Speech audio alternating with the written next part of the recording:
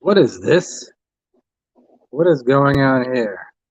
I'm almost ready. Let me play you one song and then I'll be right with you guys. Okie dokie. How's that sound? Just a moment or two. What do we think? How about this?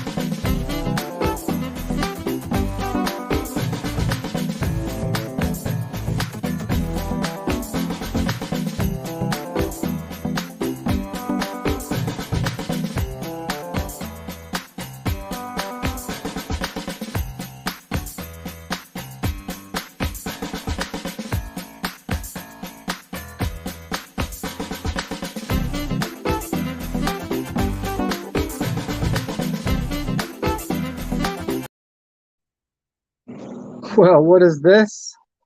There's me. Haven't seen this in a while. It's crazy. It's weird when you haven't been on camera in a couple days. Hey, I missed myself. Wait, I'm right here. How's everybody doing?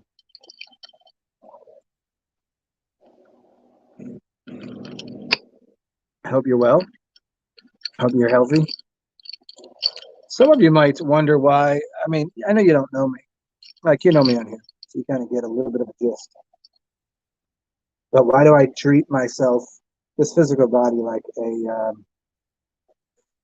off-road vehicle, like a crash test dummy? We'll talk about that. I'm not even that bad to myself. Well, not myself, my physical body, I guess. But we'll talk about that from the level of faith in what. No, it's not. It's beyond faith. It's understanding and knowledge of how the atomic bonds in the body work, and how healing works, and how reality functions, how physicality comes about. Ideas of health, wealth, sickness, death, life, talk about some of these things as soon as people show up, because I don't want to be redundant and speak about this too many times. But how's everybody doing? Who's here? I'm right now having a Health Aid Kombucha, blood orange, carrot, and ginger. And this is fantastic. We'll talk about why I haven't been on here. And yeah. And also, what did you think I wasn't going to put vodka in here? Of course there's vodka. What's up, T-Bird? What are you doing? I haven't really drank any alcohol in the past week or so. For no other reason than I didn't have any. And I just was, I was busy reintroducing a bunch of prebiotics, probiotics, and I took some actual, like, I know the evils of the pharmacia and the pharmaceutical companies. I took, had a little bit of pain that I would have dealt with myself because I had white willow bark, except for these mice got into all of my herbs, all of them, like closed, sealed bags of plastic, some aluminum. Well, not aluminum, but like whatever that shit is. Looks silvery. Anyways, so they got into my bags of spices. So they were all basically no bueno. Spices and herbs and stuff. Yeah. So I had to buy a couple of things to mediate mediate the pain. The pain's not great. Pain and pangs usually are a sign of healing, though. This is what I've noticed.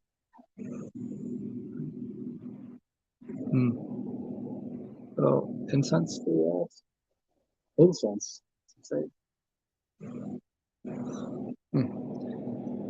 Anyways, where should we start? F10, what's up? What's the matter with you? No, I told you, I am the sickest. You have to immerse yourself into the sickness. And I'll explain it this way. I'll just get right into this kind of talk. At the beginning of your life, before you're born, what are you? You're dead. After your life, when you're not alive, you're dead. So in this life, you're sandwiched between death, Darth Vader, whatever, the blackness. So inside of death holds life inside of it. So if you immerse yourself inside of death, you are inside of life. So if you're ever having like sort of pain, you go into it. You have some sort of, if you're walking through hell, keep walking. You'll come out on the other side. Don't worry. It's that kind of thing.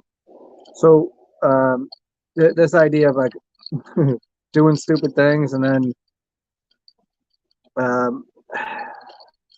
let me try to explain. So when I grew up, I like to take things apart. I was very much an engineer.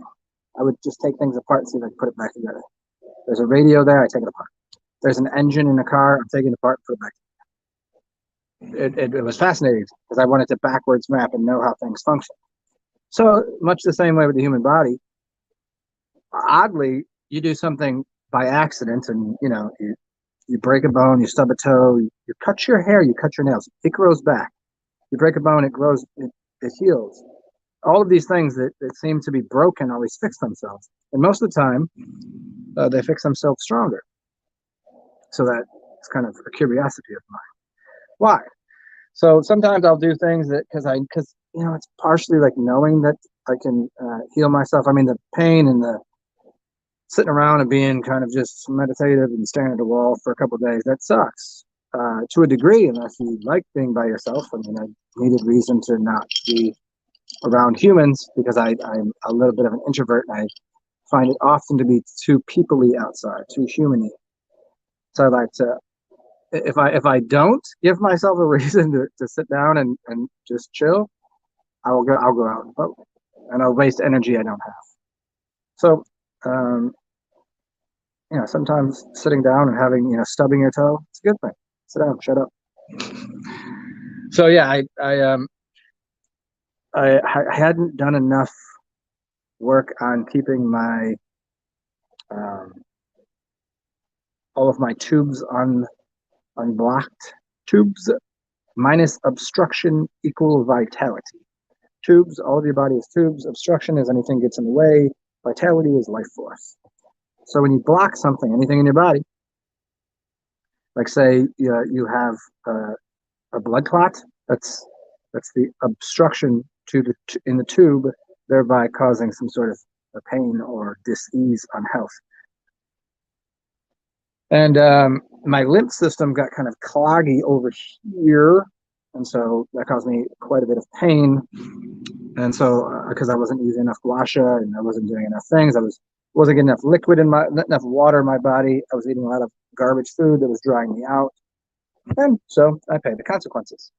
It's kind of like if you drink a lot and you have a hangover the next day. At least you had fun. You have to sometimes pay. You have to pay your tab, so you pay your tab the next day. I mean, there's ways of navigating that where you don't have a bill to pay. You know, as long as you keep hydrated and don't eat the garbage and et cetera, et cetera. But nonetheless, I there is some sort of thing where I go, okay, the body, most anything that you cause some sort of pain, trauma, harm to the body can be fixed.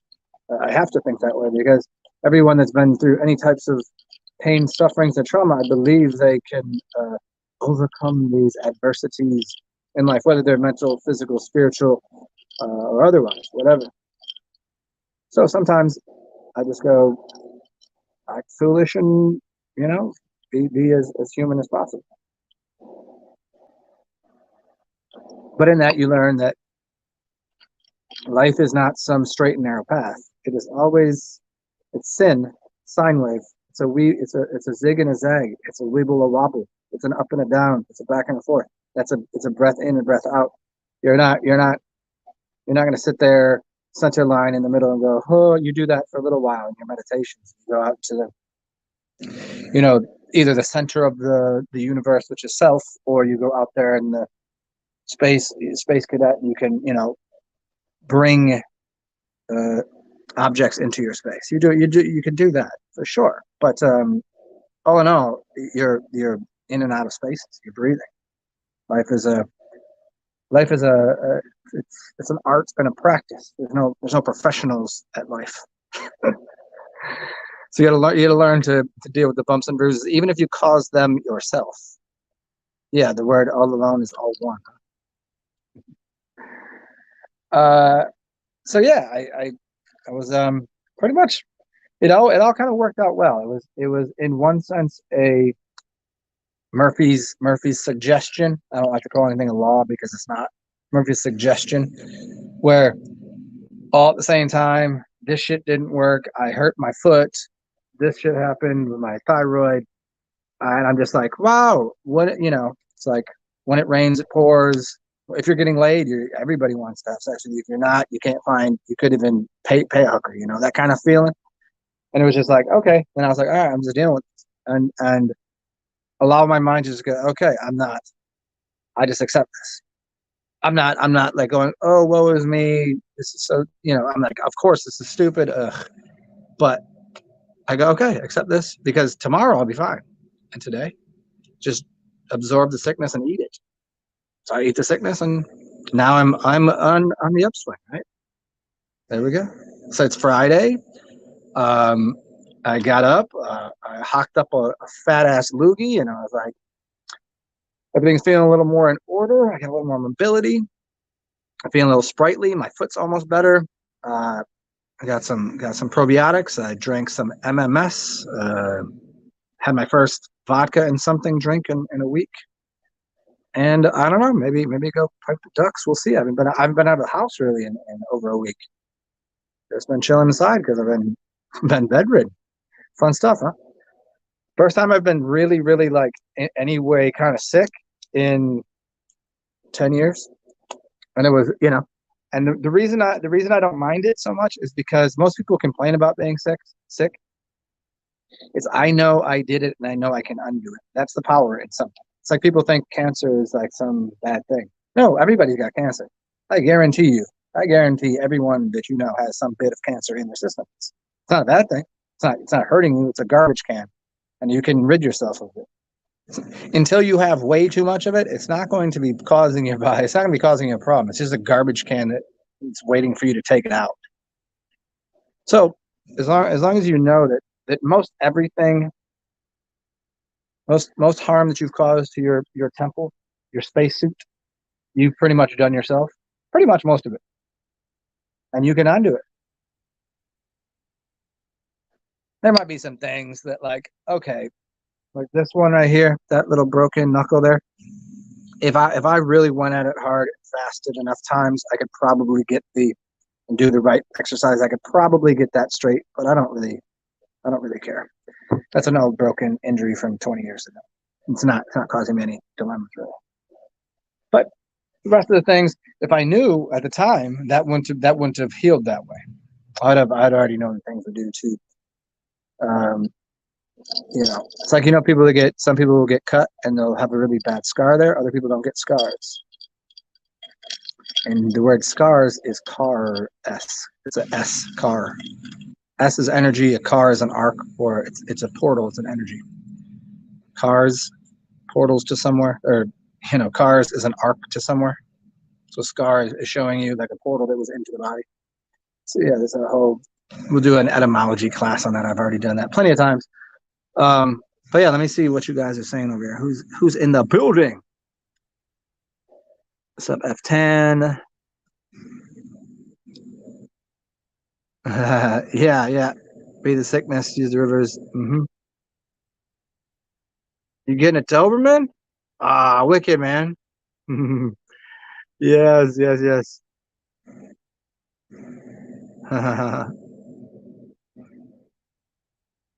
Yeah, looking forward to seeing the Ducks. For sure, I am. I haven't seen them in a little bit.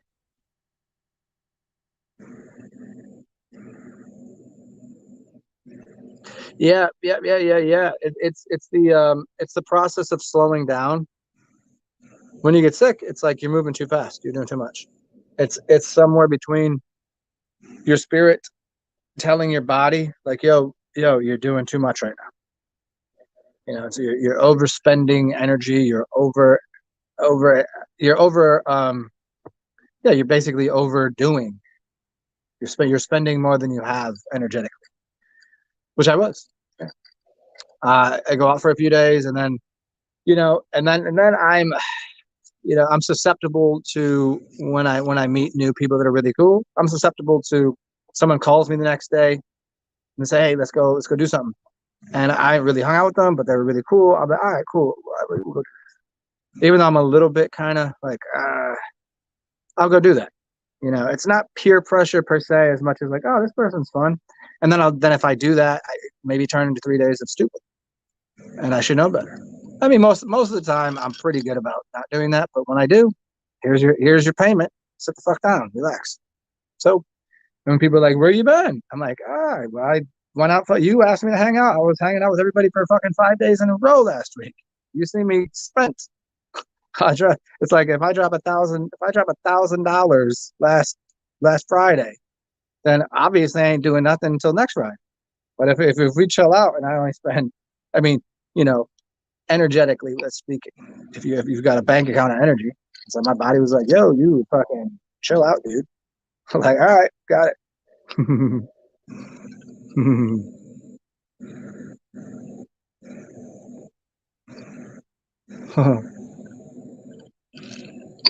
Oh, plenty of times because I've been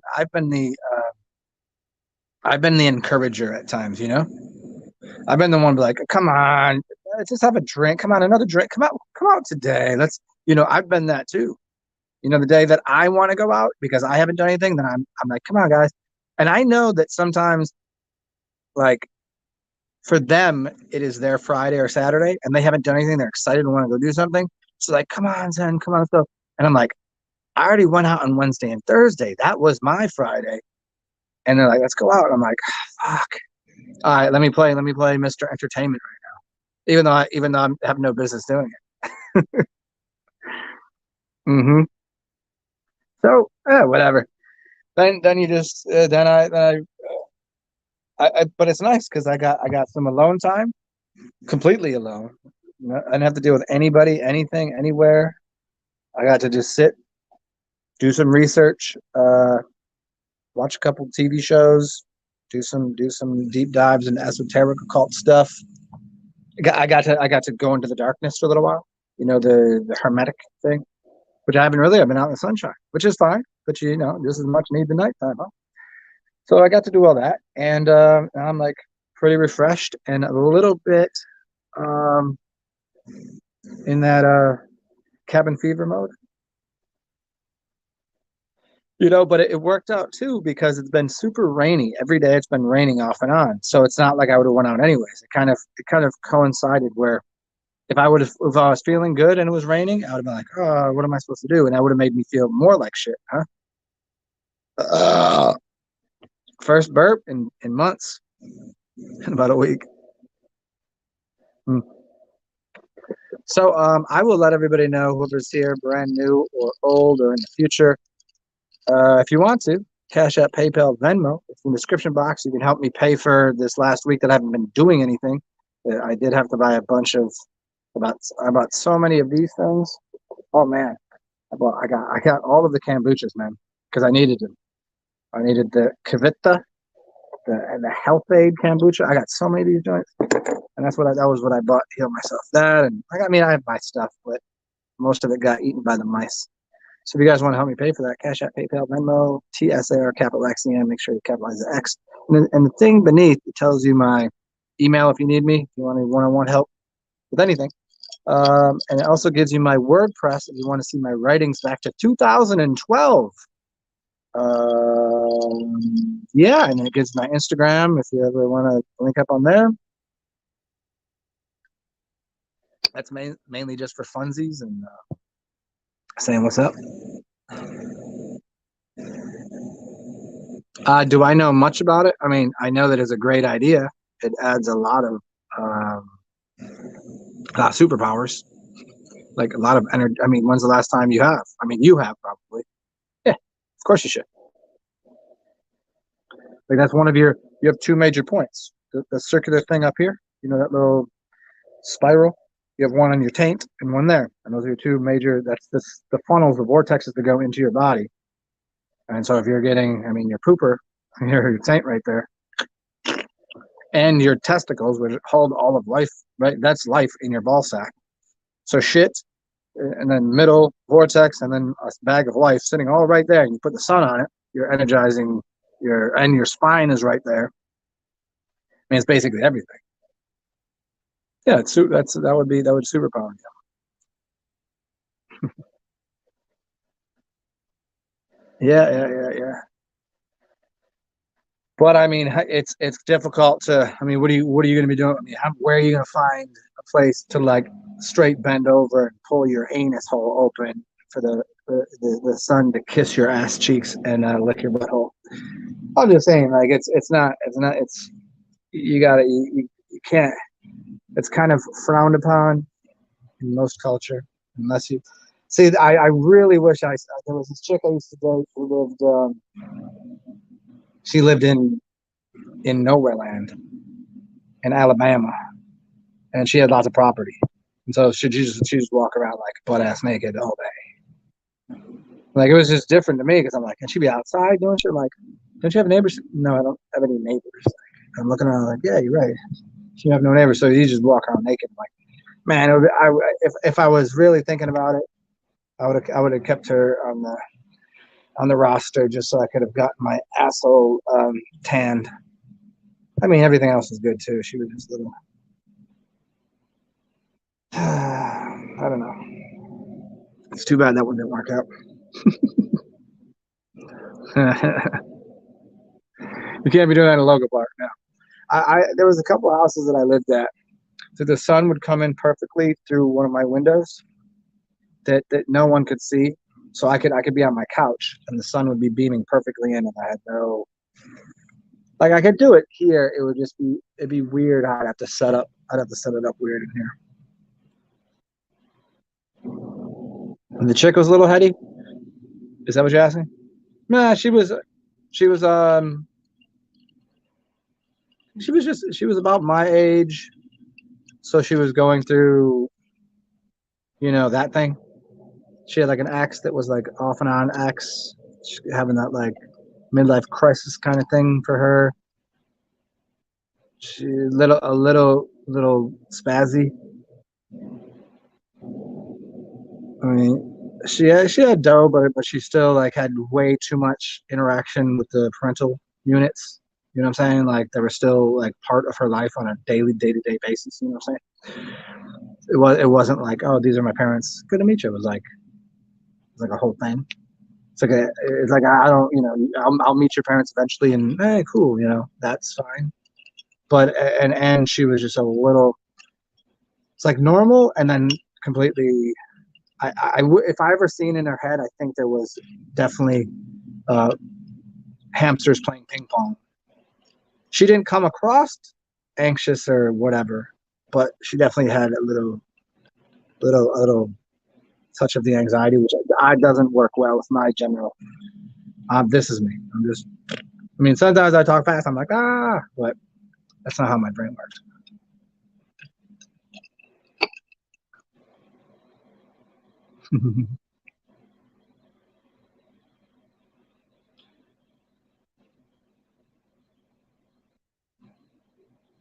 As a fuck tool. Well, no, I mean we would have got along, but she was very too many questions, too many like yeah, she couldn't really be in the moment too often.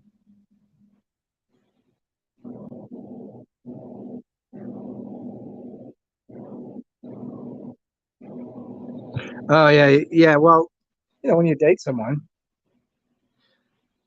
you take on all their baggage. I mean, there's no real good way around it. It's if you date a younger girl or a younger guy, you don't get baggage, but you get their inexperience and their desire to want to experience things, which goes against your knowledge and blah blah blah. You're kind of more set in your ways, perhaps.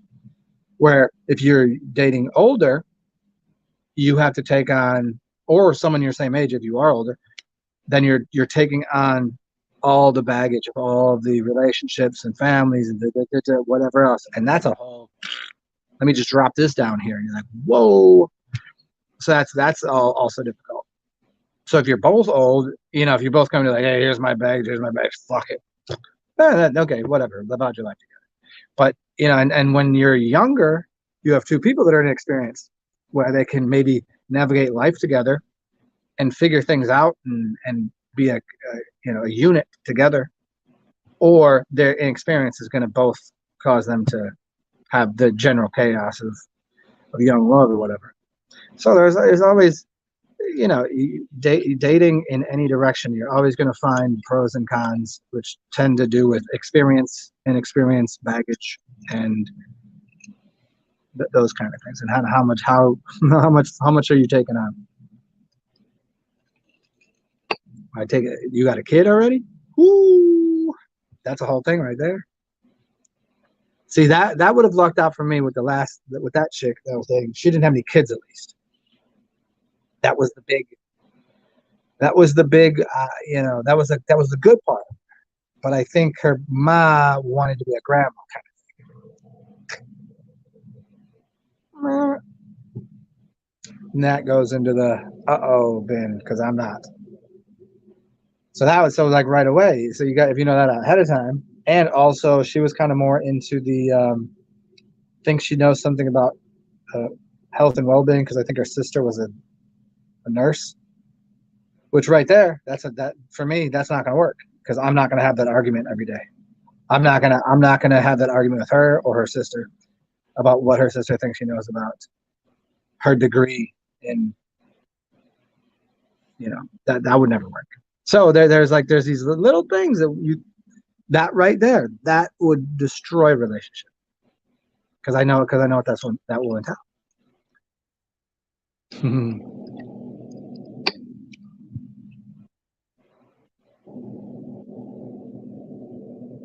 Oh yeah, yeah. After the compromises, a pure lady living in the Amazon. Well, I would enjoy that too, but A, how you gonna come across that, and B, like, would I even be capable of that kind of infinite freedom of that? What you know what I'm saying? Like,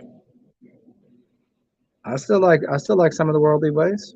I'm not against technology. I'm not against going to the drive-through at McDonald's at 2 a.m. And I mean I kind of am, but you get the gist. I mean, if I don't live in modern society, then I don't have the modern problems, and I don't need modern medicine and modern solutions. But there's, you know, the whole this whole thing that I've mentioned many a times, being part of civilization, being culture is not your friend, right? Being part of going to this non-technological era, being off the grid and all that. It's kind of a bogus Neanderthalic uh, puzzle. Like you think that I already know that 180 years ago there was higher technology. I already know there was higher technology just a little while ago. I know that the whole system is fucked. I also know that we didn't come from monkeys and caves and hit woman, wheel man, fire. Okay, that's not what we came from. Okay, that's the dilemma. And they want to go, oh, I want to build a lean-to and pick fucking and climb trees and eat spiders and like, no, you're just being idiotic. Their tools, technology are part of what humans do. We have opposable thumbs. We learn how to do things. We are fire keepers. We create. This is it. Okay.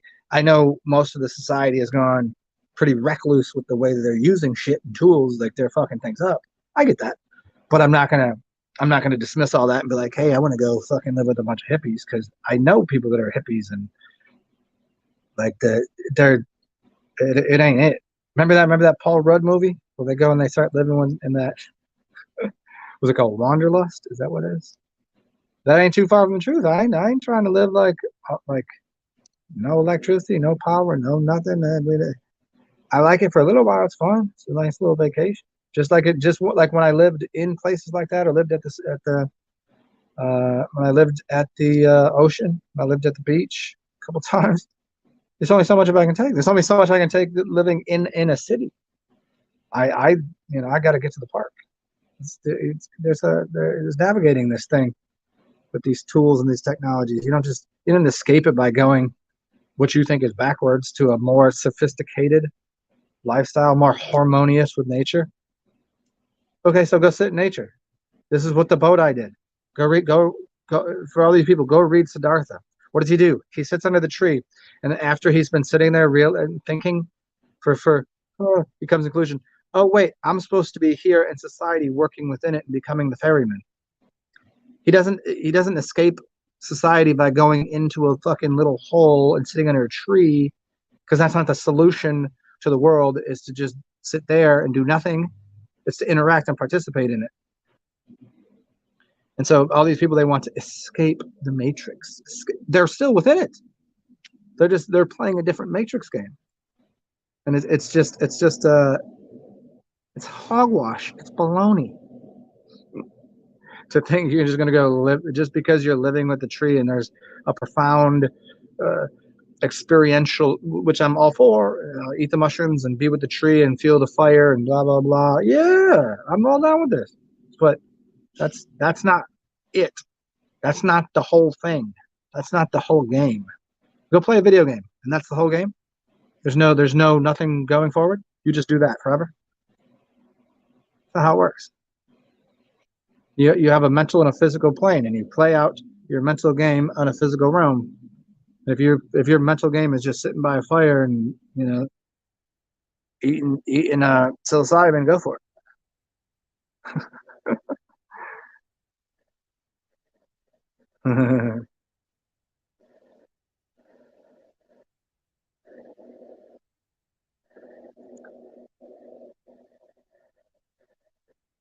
Bohemian Beach in the countryside. Nice. Yeah, yeah, yeah, yeah. I don't know where it's this is always where the conversation leads to with the people that really are all hippy flippity jippity zippity flippity nippities that they use solar panels, modern technology. They're off the grid. They use wires encased in plastic, modern technology. They use, you know what I'm saying? They're still using all of the efforts of society and culture that created tools and technology and innovation, but they're just snip themselves off from that grid system, which is fine. But don't act like you built all that from scratch. And if you did, congratulations, you're still producing tools. You're not doing it barehanded. And if you did, what is a house? What is a house but a tool? It's a tool for keeping you dry. It's a technology. It's very low. It's a lo-fi technology. It is a technology, though, is it not? Can we do better with the way that we create environments and not make them square? Of course. Can we not make them out of materials and make them out of, should we be making them out of wood anyway? Should we be cutting those trees down? You think a log cabin is better? Why? Why not just use the mud?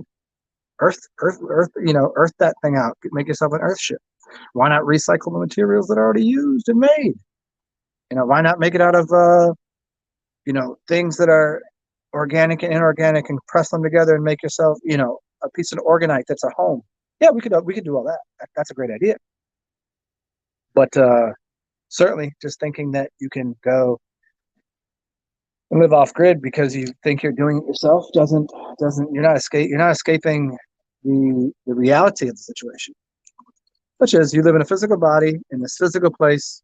This realm seems to be flat. You seem to be living wherever the hell.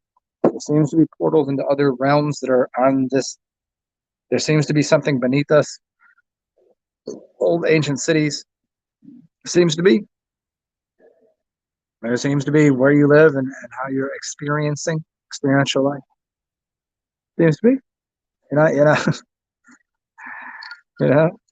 I mean, hey, you could be living on your own private little island. Like, in essence, right now, in my space here, this is my private oasis.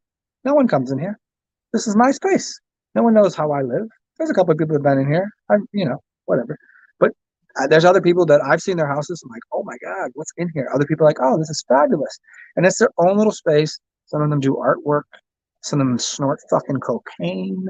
Some of them take drugs. Some of them hooked up to an IV on the wall. Some people, all sorts of different little oases of spaces.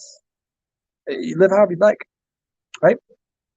But in the grand scheme of things, it doesn't really matter what you're doing. It doesn't matter what color the sky is. Can you still breathe? It doesn't matter what you think. Your thoughts are worthless here. Just imagine and explore a reality that you prefer. What's your preferences? Maybe my only if I have a fault is I haven't dreamed big enough because I'm comfortable to a pretty good degree of what I have. I feel like because I'm I feel like grateful for what I have. So I just go, this is good enough. I don't need a big something. I don't need all that. I don't need, and so maybe part of my dilemma, should I be dreaming bigger or something different? Let's go through it. I've lived in, I don't know how many different places. Lots of places that I dreamed of living. I wouldn't say specifically dreamed of living, but I was like living in a city and I was too cold and I didn't like it. I was like, I want to live in this. I want to live where it's warm. I want to live at the beach. Within a year, I'm living at the beach. I was living at the beach and I was like, oh, this town is getting, there's like, it's off season. There's no one here. This is boring. I need to be around people. 6 months later, I'm living somewhere. There's a bunch of people. Living with a bunch of people. I'm like, this isn't the kind of people I want to live around. If you want to live in a cabin, I want to be, I want to live in a treehouse. 6 months later, I'm living in a treehouse. Imagine this. And then I realized New Orleans existed. So I said, I'm going to live in New Orleans. Now, should I want something bigger or different? Should I want something bigger or better? Better is a qualitative word. It's a qualifier. You can't, what's better for me is not better for you, correct? So I would say, should I augment it and make it different? There are some things that I would do to augment my reality. One of the major things I would do is I would have a lot more money, because then I could just not have the buyer's remorse in reality, where I would just do all the, like, I have this couch that I really love, but if I get rid of it, it'd be only to serve one purpose. It would be turn this into a little studio space, but then I wouldn't have my cool ass couch. I would have a little bit of remorse about that because I would have to really dedicate that space to something. There's a few things I would do. I'd probably just take everything that I owned and give it away, and then just start from scratch and design exactly what I wanted. I mean, this is fine. So I'm very, very humbled that I have what I have. Very thankful. But what should I do? Should I alter it? For what? What more could I gain? And this is a question just for everyone else. I mean, I'm just giving you my perspective because that's what I have.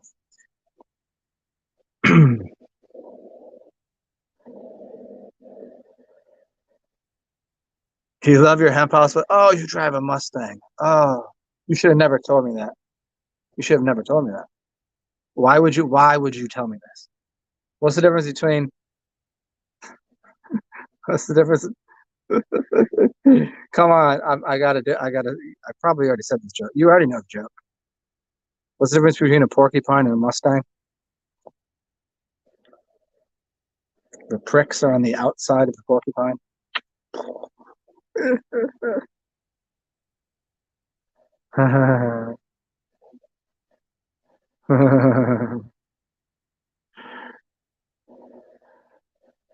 Oh, the flat screen. Oh yeah, yeah. There's a cool there's a dude that I seen. He had like a off-grid house, a tiny house off-grid, but then had a Tesla. And he's like, yeah, he's like, I just love a Tesla. I'm like, cool, man. I mean, that's your thing. But he was doing everything because he thinks the Tesla is higher technology off-grid, yet it's completely hooked into the system, and the battery's completely disgusting. And you know what I mean? It's a piece of junk car. It's not higher technology. But his belief was that was equivalent to having an off-grid house and da da da. So he's like, I have a very expensive car because I built this small house. And I was like, but his focus was correct. Let me get off the grid. Let me do this and be healthy and da. But that is funny. Yeah, yeah. 2 Teslas and a hemp house. Hey, Juniperus, what are you doing? That's not a man, buddy. That's a lady. Base and base, that's a lady, man.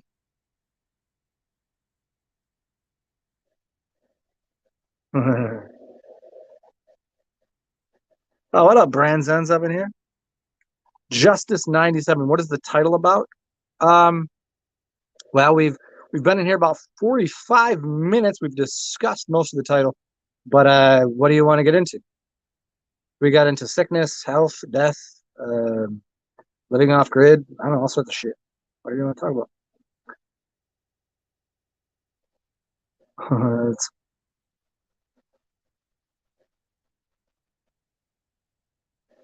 brutality. What up?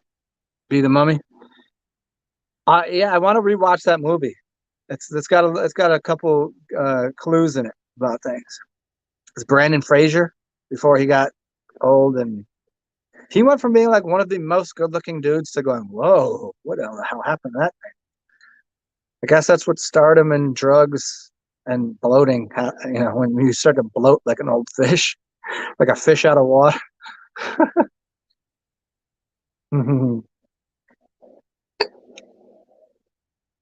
What is the organism that's taking over the human body? When you say hell or fungi, what is hell? Did you spell that wrong, or is that something I don't understand?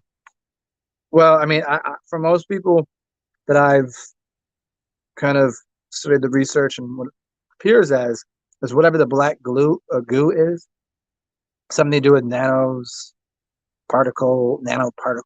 and electronic gadgets, and electronics and magnets and things that can be controlled remotely through some sort of electrical pulses. That seems to be what's taking over the human body. So I would say if we accept that as if it's a mycelium network, most of mycelium networks are healthy as a webbing or interface, like a web, like a spider's web of the network of trees. Although there can be spores that are the fungi, and it can be moldy, it can be very bad, and it can rot out a system and turn people into zombies. I would suggest it's probably the first. It's probably something to do with magnets, electricity, and being able to use frequencies to alter consciousness and things in people's bodies. So I would say the first and primary thing we need to consider doing is removing those types of things from the human body. Because no matter if you took the wabby, stabby, wabby, you know, the wounding, if you got jabbed, you probably have some sort of, you have metallics in you. You have all sorts of things in you anyway. Through the years, breathing, just being in the city and foods, you have things that you need to remove from the body. So lots of cleanses you can do, and I have plenty of videos posted about cleanses, and we'll talk about that in another show because I don't want to do that right now. Just I would feel so redundant on saying the same thing over and over again on how and why.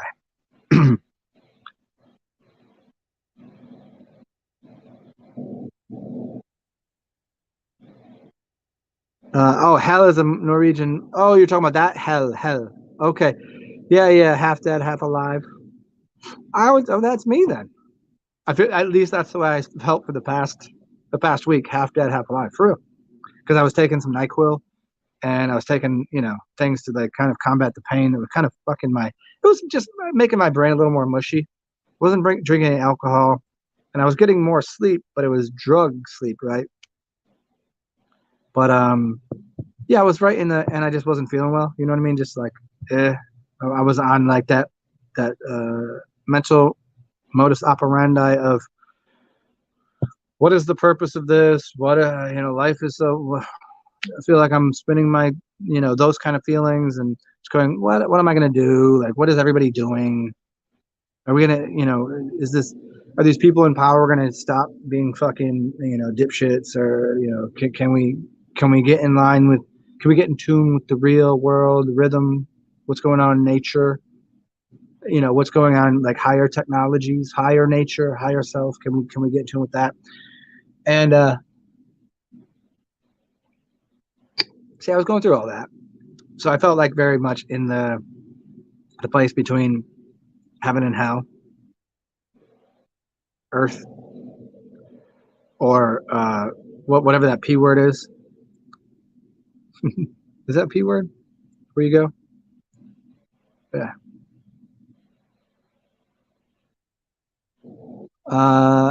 Juniperus. And anybody who doesn't know, Juniperus is bass and bass. It's the same person. Junie. Experiencing a programmed obsolete Bluetooth device issue with Apple products. Hey, why are you even using Apple? Everyone knows the Apple was poisoned. Shouldn't be buying the Apple products, dog. Oh, thank you. This is what I felt like today. It is comfortable. I got up and I was like, I'm tired of this. I can't be. I can't do this being sick thing. It's not my bag, baby. That's not my thing. I'm not the sick guy. You're the sick people. I'm the, like Lebowski. I'm the dude. You're the Lebowski. I'm the dude. You guys are sick. I'm the healthy one. I'm the one that's supposed to be here, teach you guys how to be healthy.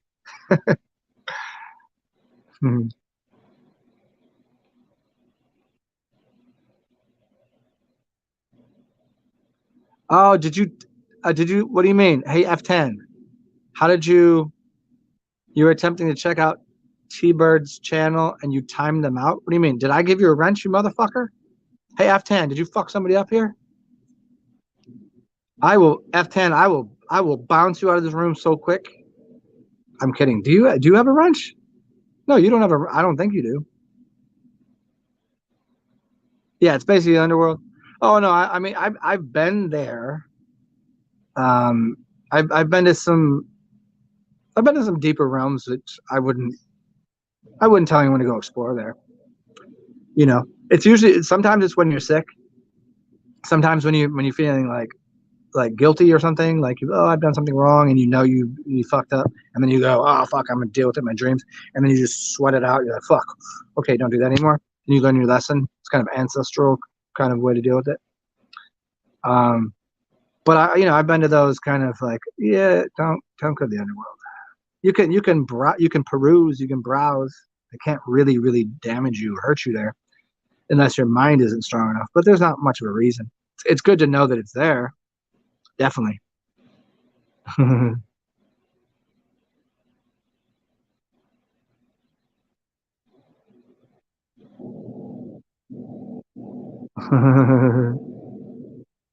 We all took a bite out that poison apple. Yeah, for sure.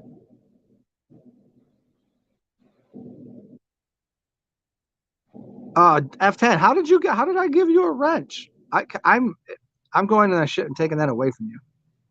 I gave you one. I mean, it doesn't show it up on here, but stop wrenching people. I thought I took it away from everybody who didn't deserve one. I thought I left like it in like 5 people's hands. I told you a long time ago I was just handing them out like candy.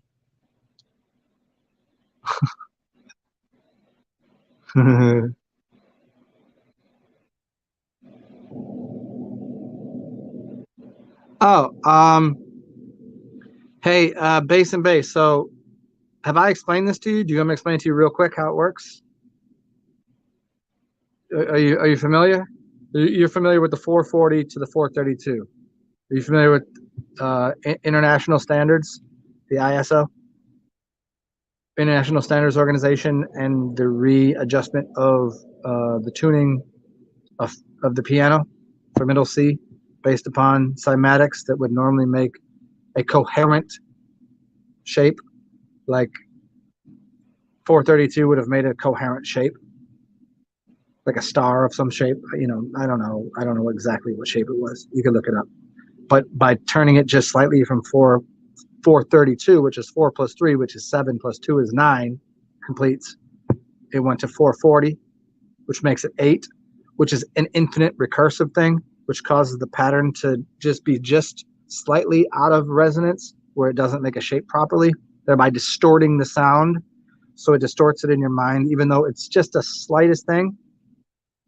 Most people are not perceptive enough to understand that it's off, but by adjusting it, people won't know that it's adjusted, but they will resonate and feel differently, and they don't even know why. If you played 432 everything all day for people in a coffee shop, if you played 440 all the time, and the next then you just started playing 432, everyone would probably stay in there longer. I'm sure they've tested this out. They would stay in there longer. They'd be more comfortably, more relaxed, more productive, et cetera, et cetera. So same music, just adjust it slightly. Yeah. So basically, all they're doing is adjusting the middle C, and you can adjust middle C to anything you want. It doesn't have to. There's no correct frequency. But if you adjust it off of what the standards would be, the standard would be 532 and 417, or 532 and 528. 528 would be middle C, or 432 are the standard two that you'd use. So if you have an electronic keyboard, you can adjust middle C for that frequency. I forget how to do it because I don't have one sitting in front of me. But pitch shift the whole thing.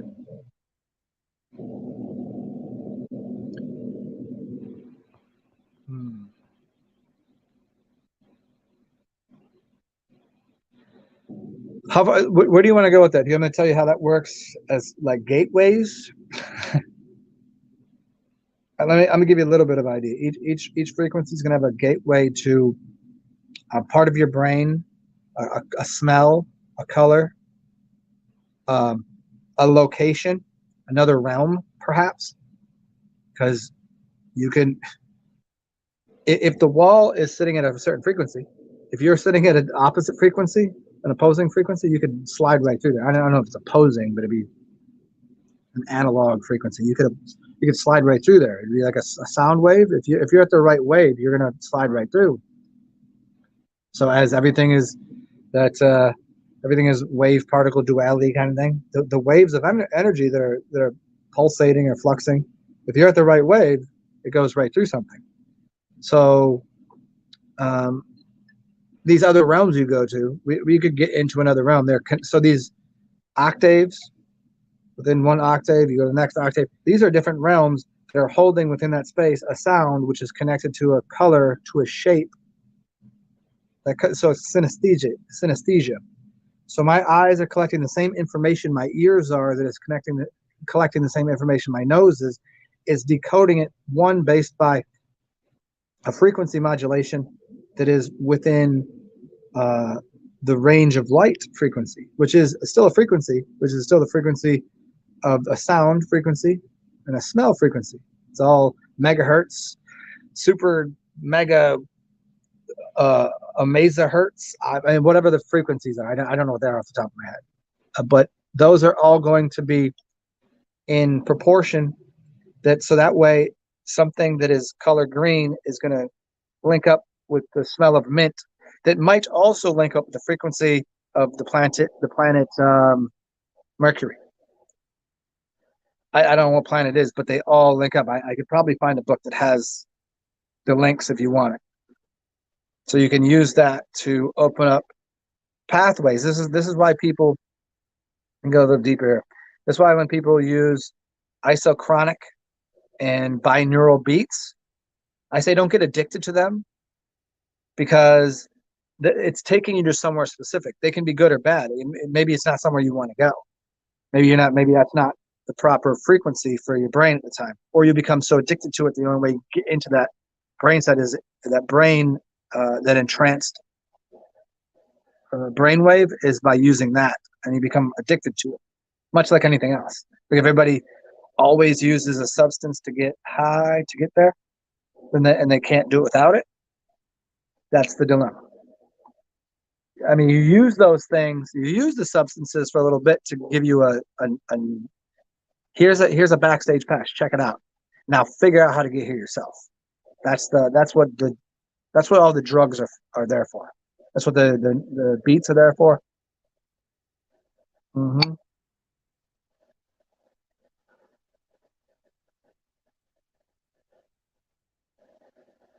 And you can see it or you feel it. Like if you're playing it on a instruments around.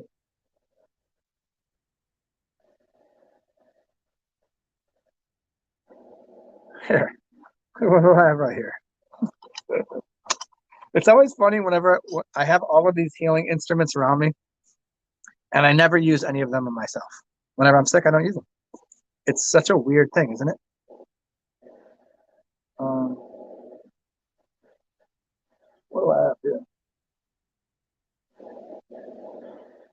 They usually have a hockey puck around here somewhere.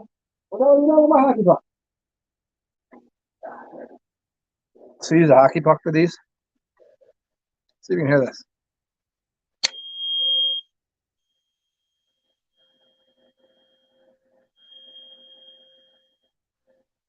It's 528. Okay, let me even turn this shit off for you.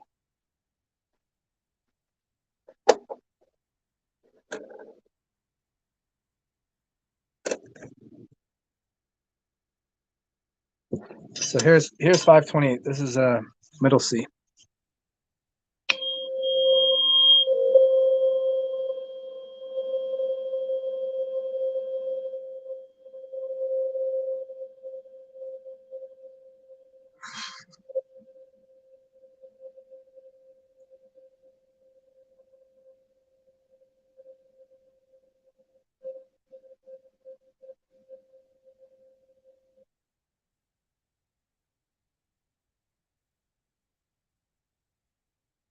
So strange how long it holds that tone for. Still holding it. You say that's not moving, but it is.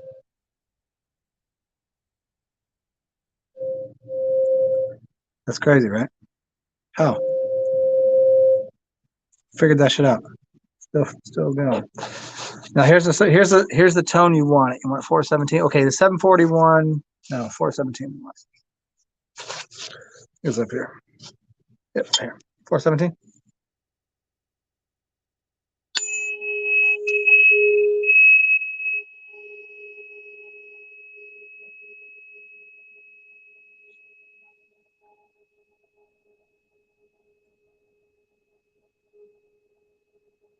And these will all line up with your organs. So as I was saying, frequencies will line up with planets. The planets are your organs. It's a that's how above and below works. So that one actually I felt this one might be right. This one I kind of felt through here, a little bit of my kidney, a little bit in here. And this will line up with the planet. So 417 will be Jupiter. Jupiter is connected to your liver. Like it's not. It might be. I don't know. I just don't know off the top of my head. But each one of your organs and your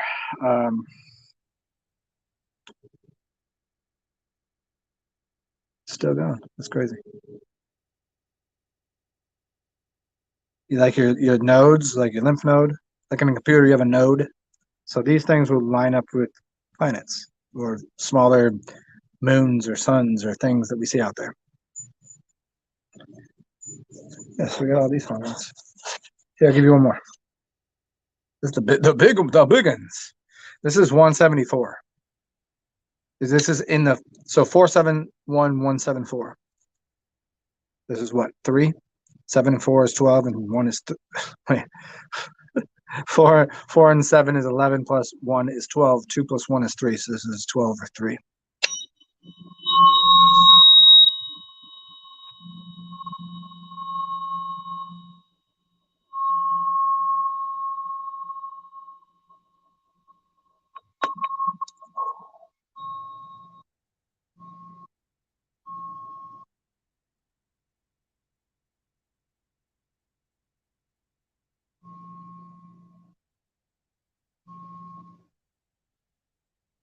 Hey, salts, organs, frequencies. Nice. You got that chart? Let me see if these line up. Hey, brutality. If you can, wait, you can't do it because I didn't allow you to. But base and base, if you want to, I don't know how busy you are, or whatever. If you want to put that on the screen, I'll grab my book and let you know if it's right. Because here's something I found on the internet. It's crazy how this works, right? And it's a lot of websites. What you'll get is really great websites put together all nice, but people didn't do their homework. Well, I want to say their homework, but they didn't redundify the information and make sure that it was right. And you'll find 20 websites that have these paragraph just cherry picked paragraph for paragraph, the same exact thing, and it's wrong information.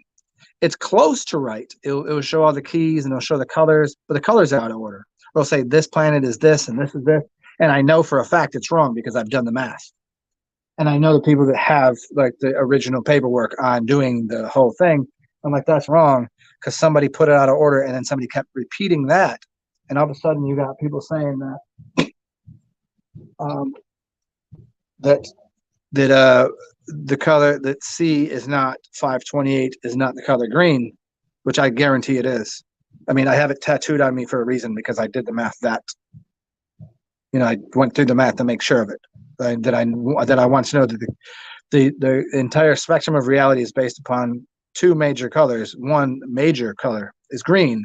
That's why all the trees are green. You go in the forest, everything's green or brown. But that's the middle of reality. So if your heart space should be like green, like the forest, green money, green is everything, right? Green is lush, it's luck, it's all of this nature, right? So middle C on a piano should line up with that. And the color green always smells like mint. And so when I went through all of the math on it, the smell and the harmonic of mint lined up with green, lined up with middle C, lined up with, so that lined up. And then I saw which would line up with a certain planet, right? And then I saw some people's work that was just, it was just like somebody's like, hey, every note on a piano has a color. And they just overlaid colors on the piano, but it was out of order. So, you know what I'm saying? So I can't see what that is, but let me go grab a book and see what this says.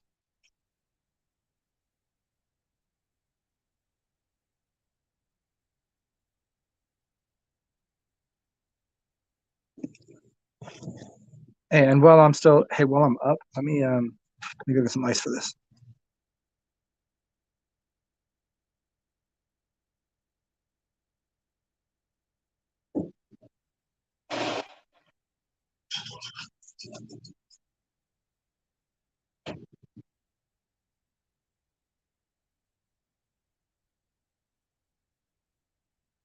Okay.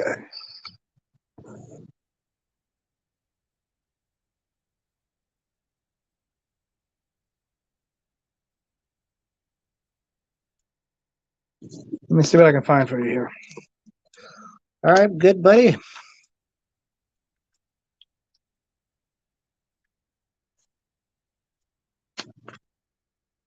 Yeah, I would there's a way to share a screen. Like I can give you the, if you want to, I can give you half the screen and you can share a screen with that on here. Let me just see if let's just see if it lines up first. I just can't do it on, I mean I can, but it would, my fingers and on a tiny little phone and do all the buttons and split screen myself so I can find the other screen. It'd be a whole goddamn thing. That's why I need. This is why I need hire myself a helpmeet, a secretary, a goddamn, you know, somebody to go just go do the shit for me.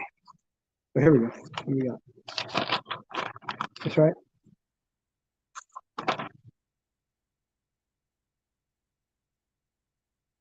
Mm-hmm. Okay, this does not give the colors on this one. I forget what that chart is. But this, okay, this link here is a chromatic halftone and a diatonic full tone scale. So it gives you 12. C major, D, okay, E flat, E, F sharp, C sharp, D, E flat, E, F sharp, G. Okay, got me here. And then it goes through the key to a sacred sound, to a Hebrew name, to a symbol, to a Christian name, to a Phoenician name, to a Phoenician symbol, to how it works in the cranial gates. Oh shit, this is heavy duty stuff right here.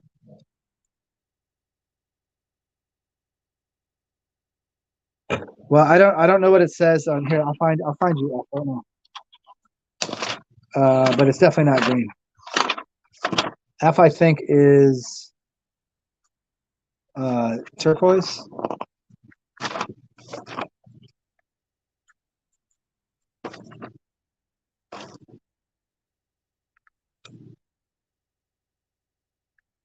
Uh,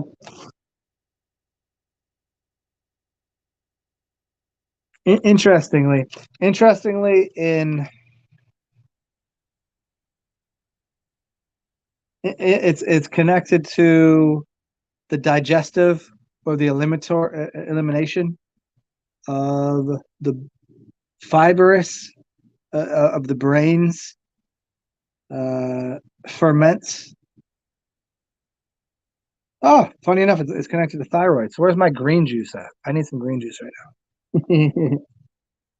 Which is connected to Wednesday.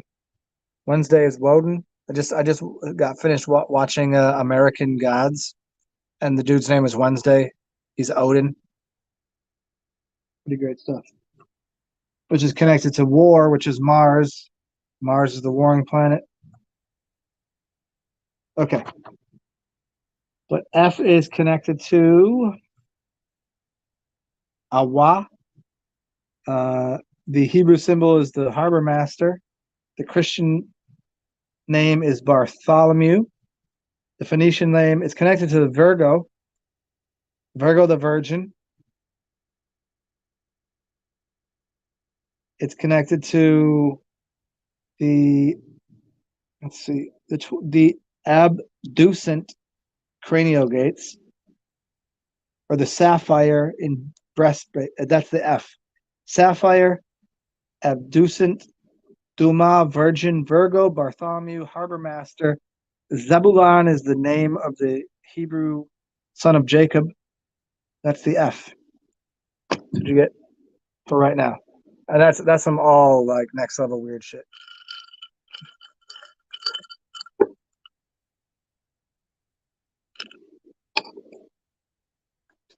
Nope. Mars is Mercury. It's red. I don't know, dude. I would have a really tough time arguing with this dude. I think you would too. This dude literally wrote a 1,400-page book called The Pharmacist's Desk Reference, and he's traveled pretty much the entire world and been to underground catacombs, and he can read at sight. Like he probably knows I don't know how many languages, and I mean I don't know. I would have a hard time saying no. You're certain it's red. I mean, you're gonna argue with this dude right here, who literally wrote and put this entire thing together from everywhere from. So here's red according to this. Your emotional, it's your emotions. So red is connected to your reproductive system, which is your lower, uh, your mucilage, your lycopene, cyanine, reproductive, nuts, trust issues, anger, confidence, gonads, sacral, coccygeal, pancreas, the liver, the note. The vowel sound is A. The hum sound is mom. It deals with reproduction. It deals with interpersonal issues. Da Vinci 7 principles is experiential. 7 gifts of intelligence. 1 is trust. The day is Sunday. The star is the sun. The churches is Ephesus. The 7 wonders of the world, it's the Giza pyramids. The 7 heroes is Adrastus. The 7 hills, there's Adventine. The 7 archangels are Michael. Michael, when you speak, it's the mic. Yeah. The kingdoms are the angels, and the crystal lattice is trigonal, and it deals mostly with your kidneys. I mean, I'm just saying. We were getting to the planet. So if the planet for this is, hold on, gotta go to this. I gotta rephrase this to.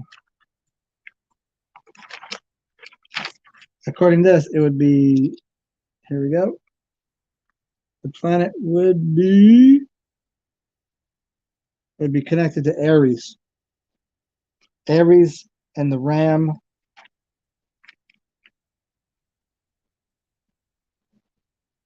Yeah, I don't know, man. I'll leave that one up for debate. You can go talk to Don Tom about that one. I want to side with him on this.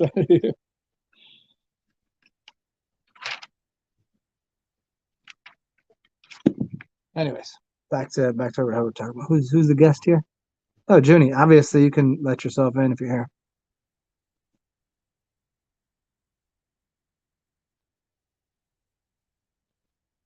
Lois on the guitar for E.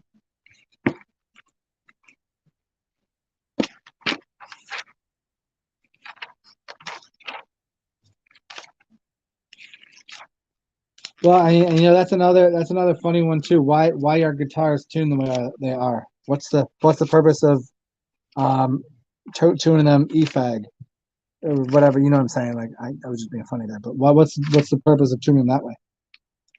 What's the purpose of a keyboard with A E I O? You know what I'm saying? Like QWERTY. Why are they QWERTY? Now there's many different theories as to why. One was that people were typing too fast, and that as the keys were striking, they had to put them out of order. They had to put them in an order that would allow for, because they were trying to figure out how often does these letters come up, so they wouldn't interfere with the other ones and hit each other.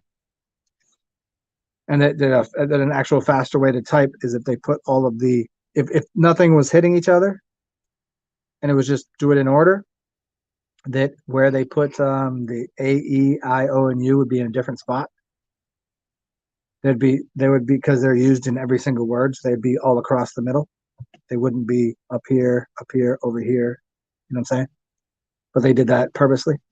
So there's a couple, I would assume though that the stringing of instruments and the way they put them together harmonically would probably have a purpose.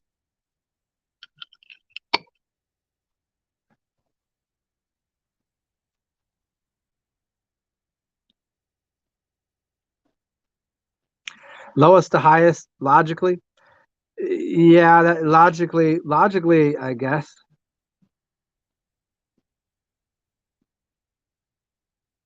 Yeah, I'm. You guys have fun with that. I wish I could be involved, but it's on my phone, so that is literally 1 inch by 1 inch. I can't see it. It's about the size of my. You think I'm Mars? I'm not very Marsy. Nah, I'm Mercurian. I'm definitely Mercurian.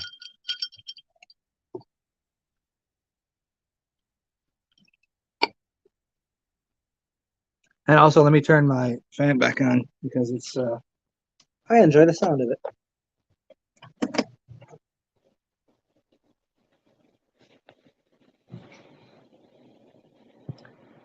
Yeah, hold on a second. I wish I could zoom in so I could see this. So red is Leo, Cancer. You put 2 for yellow, and they added pink to it. That's a weird one. See, the 7 connections was the reason. So the 7 connection was the original 7 of the planetary system, which was the alchemist used 7 plus 2 was where we get the black and white, which is 9. So now but they added two planets, unless they couldn't see them, unless they just changed it up to qualify. Yeah, that's a long wind to go on. But the Roy G. Biv and the 7 planets were about the suns and the moons of different realms. So we have our realm, and then the center sun, which is Mercury. The center sun is Mercury, which is sun and moon. That's why the Gemini is both male and female. It's the balance. So when you look at the sun, you're also looking at the moon. That's the Gemini in the middle. So that's why you get 7 or 9, not 6 or 8 or 10. And then you have the realms outside of us, which will give you the sun and moon of the 6 other. The 6 other. So the sun and moon would be the 3 other realms. So it's our realm plus the sun and moon, which are the star system from the other realms that we're looking at, which gives us the original 7. And they added 2 more to give us 9, which would be the sun and moon from another realm.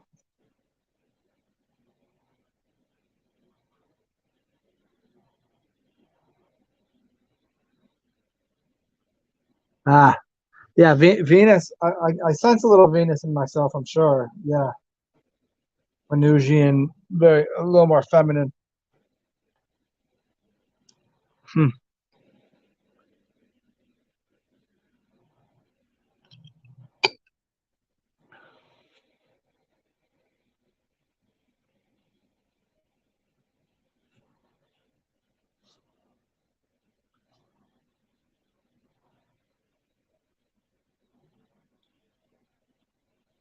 Yeah, I will. I'll try to find the closest one to what I recognize as the highest truth of the colors connected to the realms, connected to the notes, connected to those things that I can find. Because it's really tough, because you go to one website that is devoted to, say, aromacology, so smells, and then they link it up with the things that they heal and the organs. But then you go to the place that talks about organs, and that's not necessarily linking up with the correct colors, which is not, there. So the frequencies, because doing the math on the frequencies when you go up octaves, it takes a while. Like to get from what you call the frequency of sound, because it's moving much slower, and the frequency of color, the mathematics to go through the octaves is a little more work there. And it depends on where you're starting, and making sure that you know specifically what color have we stated that we're starting with. I mean, that would be the easiest. You'd have to start with the color, and then you'd have to verify the color and the frequency of the color, which would be the hardest to do. How are you verifying that color frequency? It'd be easier to verify a sound frequency, right? Because it's the slowest movement.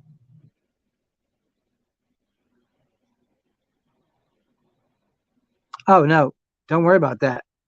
About the participation. There we go. Back to whoa. There's me again. Uh,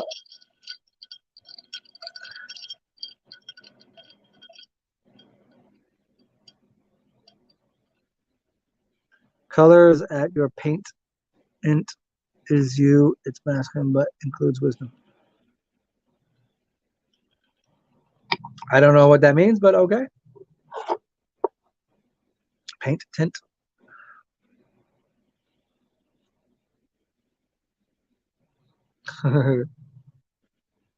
What else? What else are we going to get into here?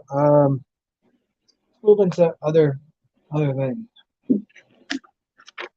It's Friday. What should I do today? Well, considering it's Friday, what should I focus on? According to all this, healing by the days of the week.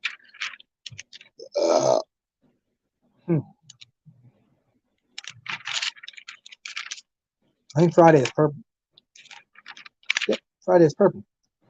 So you should work on your nervous system today, which would be pomegranates and any purple food. Lyco or violet or cyanins. The food group would be all fruits, but mostly purple ones. Primary positive emotion would be happiness. The negative would be depression. Social skill would be relatedness. Your endocrine system would be your pineal. Your nerves would be the cerebral cortex. Your diseases would be your nervous and your neuromuscular and mental. The sound is Y. The skill is imagination. And the intelligences are logical and mathematical.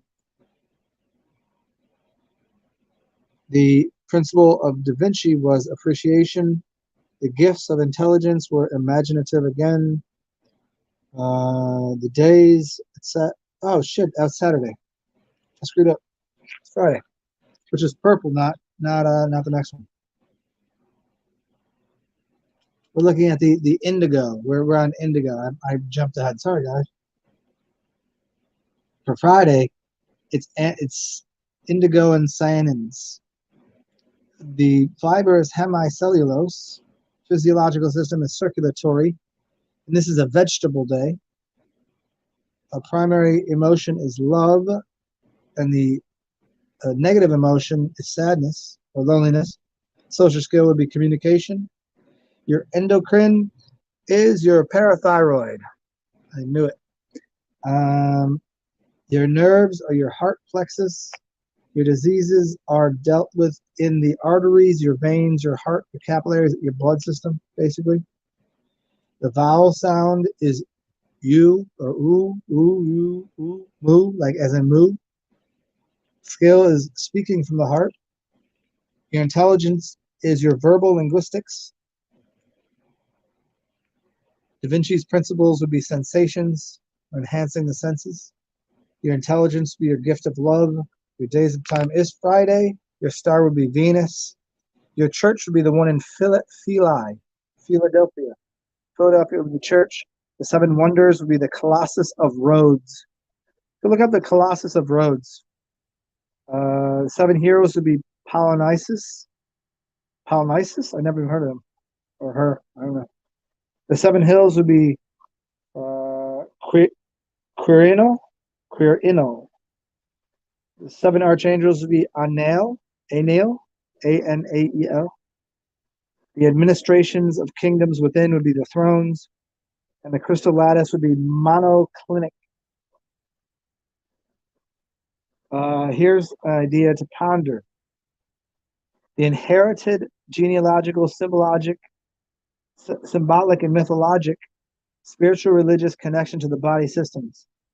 You'd have a lot of fun to learn new insights into your personal hidden strengths and weaknesses by searching and pondering these things while consuming indigo and bluish foods and focusing on your circulatory system. There you go.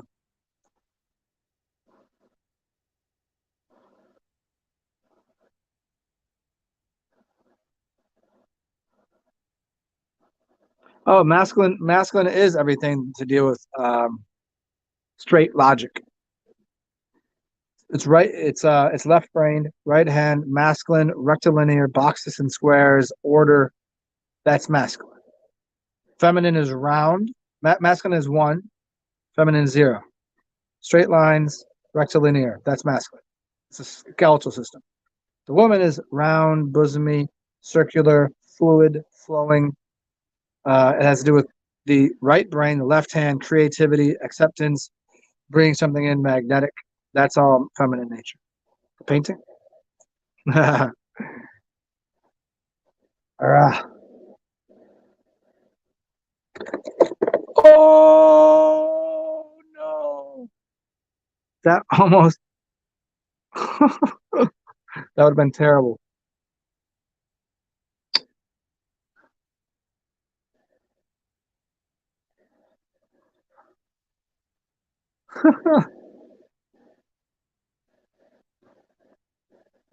Okay, well, got out of that one. I almost knocked over an entire drink on my floor. Dummy.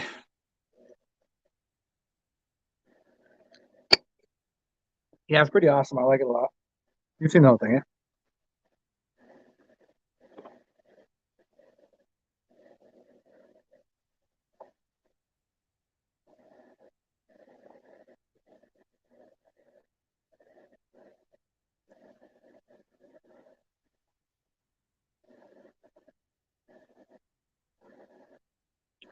That's funny because who said hell earlier? Like HEL? Interesting.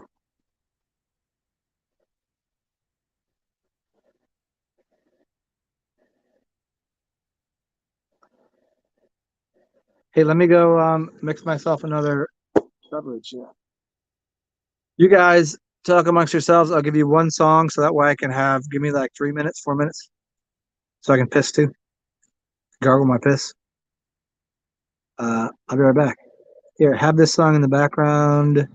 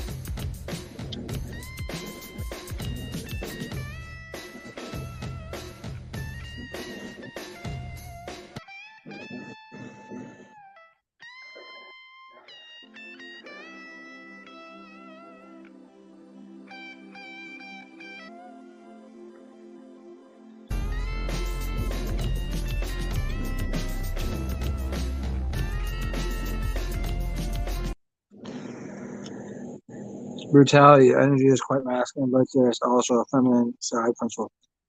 You call me a bitch? Is that what you just said to me?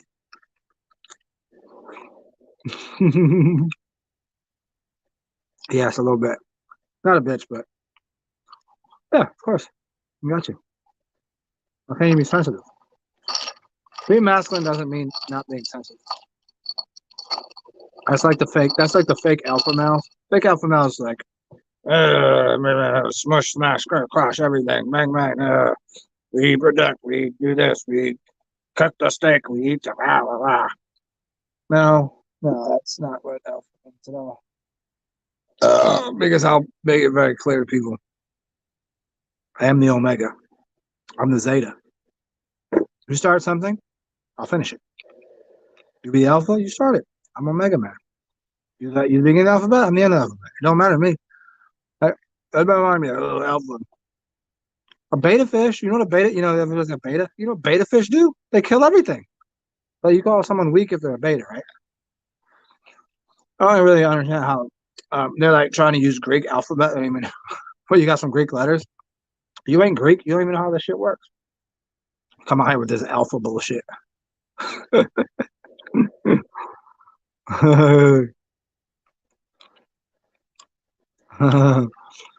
Well, full masculine is full action without thought. Yeah, that's about right. Although, if you go full feminine, then you get what's called in the what's called the paralysis by analysis. If you overthink something, you'll never do anything. I mean, there's a creative aspect that's the thoughtfulness of the feminine being. You think, and you're like, but there's never a choice made within thought because there's always 10 more thoughts you can make. So you become really paralyzed by so many options. It's like a writer that sees a blank page that can't write anything, or a painter. It's just too many options. You become it overwhelms you. It's like if you gave me an entire grocery store and said, cook me a meal, I'm like, what are you going to do here? I mean, obviously I could because I could narrow it down. Just be like, all right, I'm going to start with something. I'm using mushrooms and we're cooking mushrooms, something. But some people, when they get the whole palette, you have the capacity, it's all in front of you. It's hard to do. It's hard to work with. But some men are just like, yeah, just fucking do it. Just be Nike, right? Just do it. It's Nike.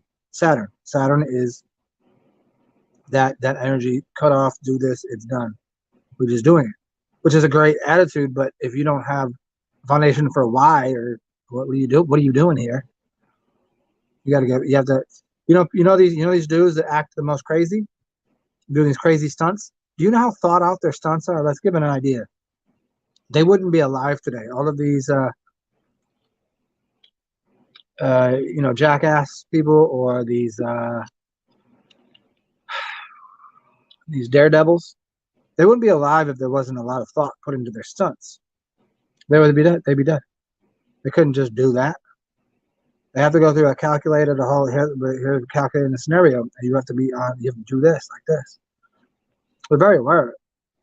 So as goofy and crazy as some things people do, like now you got people out there just going, "Oh, they did that. They're just goofing around." Like, no, they're not. That's literally trained professional.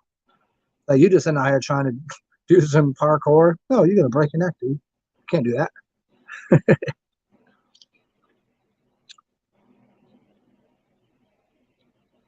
Brutality. Yeah. Oh, you noticed that? Uh huh. Mm. Oh, for sure. For sure. It's like you don't go in without being knowledgeable. Knowledgeable. You don't go off half cocked. You don't go. I remember it this way: that it's easy to be angry at someone, and see if you can unpackage this for yourself. It's easy to be angry with someone, but it's very, very difficult to be angry with the right person to the right degree for the right amount of time for the right thing. It's nearly impossible. And in the same way, it's dealing with anything. You can't. I mean, how much you can't know enough. You can't have enough. There's too many. The world is overrun with facts. There's too many opinions. There's too many facts. There's too many opinions. There's too much going on for you to even. You're trying to juggle hot fire and knives, and while cooking a meal and having a conversation, and you know what I mean, not on ice skates. You know what I'm saying? There's so much going on at any point in time that you can't possibly. You're never going to make the correct decision. You're never going to know everything. It's a matter of just going. We're all just winging it here. But some of it can be. Oh, I've seen this scenario before. I think I could probably navigate this.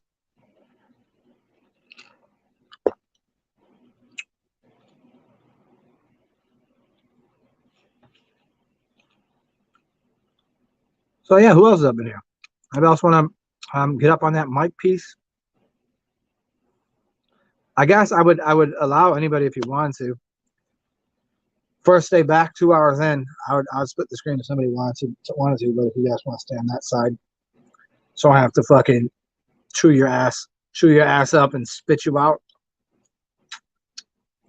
What is it? If you either be hot or cold, don't be lukewarm because I'll spit you out. Or the other one, if you're gonna if you're gonna swallow an iron ball, don't spit it up. Like a hot iron ball. How's that go? Yeah, like a hot iron ball, just swallow it. Because it hurt twice, spitting it back up, which is the opposite kind of analogy, but still two funny ones.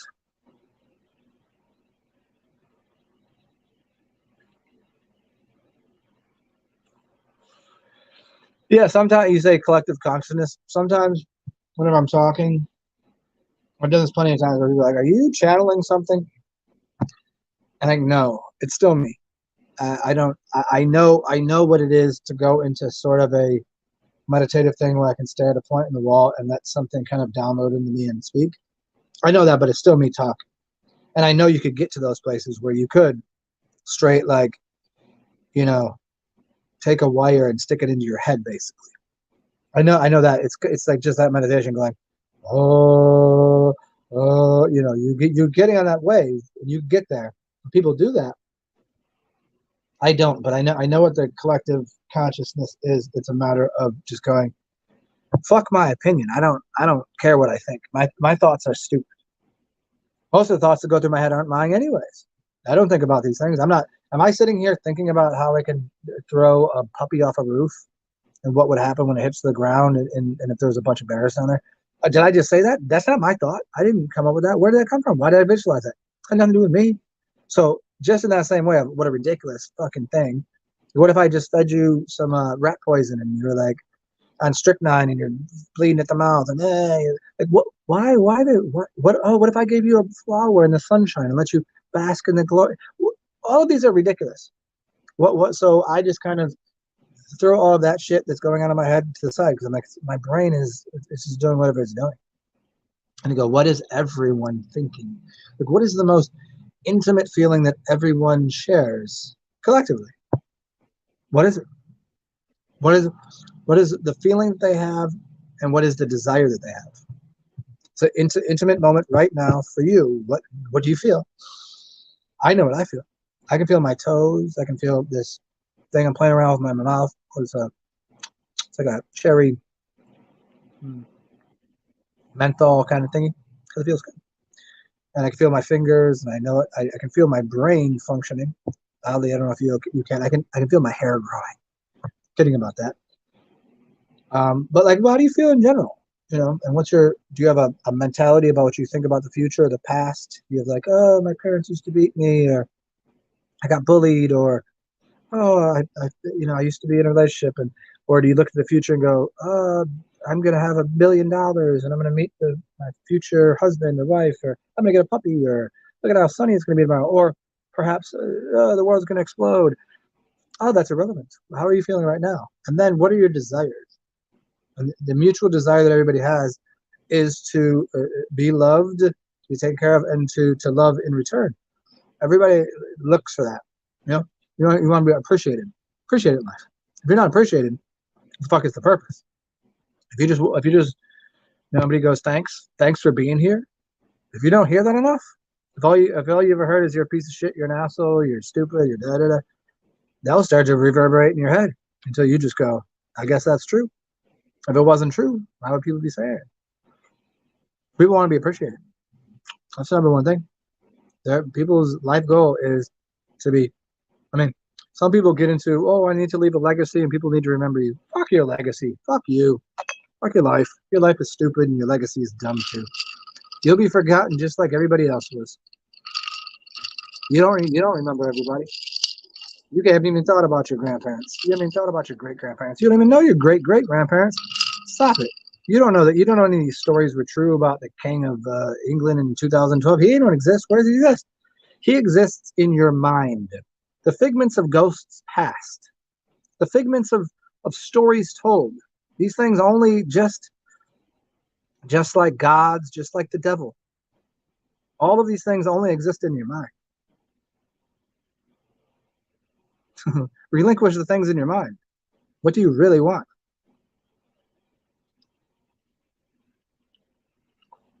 Pretty much commonplace.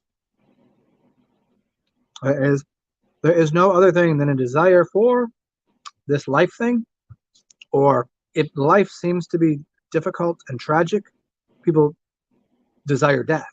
So there is no going along this guru path of going, I'm just here now in the moment. Yeah, there is that. You get that. As long as you can escape your mind, but in the mind, there is always what you consider future.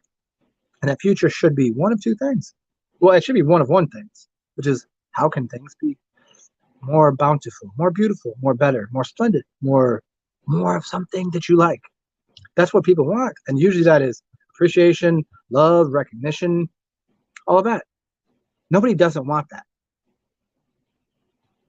So desire is what keeps this species alive. Desire, not hope. There's no hope. There's no hope for humanity. No, that's dead a long time ago. That's dead no more. Hope for what? Some people hope to rule the world. Some people hope for other people's demise. Your hope sucks. But you do have a desire. Your desire is to obtain gold, favor, love, reward, sunshine. No one's asking for pain, suffering, any of that. What do you want? So you want good things. You don't want bad things. You would hope for bad things for someone else, but you desire good things for yourself. Get rid of hope for everyone else and tell me what you desire. And then we'll play a game. And then mind your goddamn business. Don't mind mine. I can help you with yours. You can help me with mine. But don't hope less. Because I'm rubber, you're glue. Whatever you say bounces off me and sticks to you. Mm-hmm. Mm-hmm.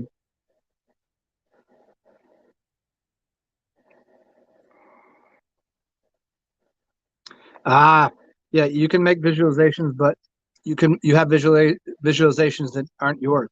Okay, it'd be like this. Go into go to an electronics store.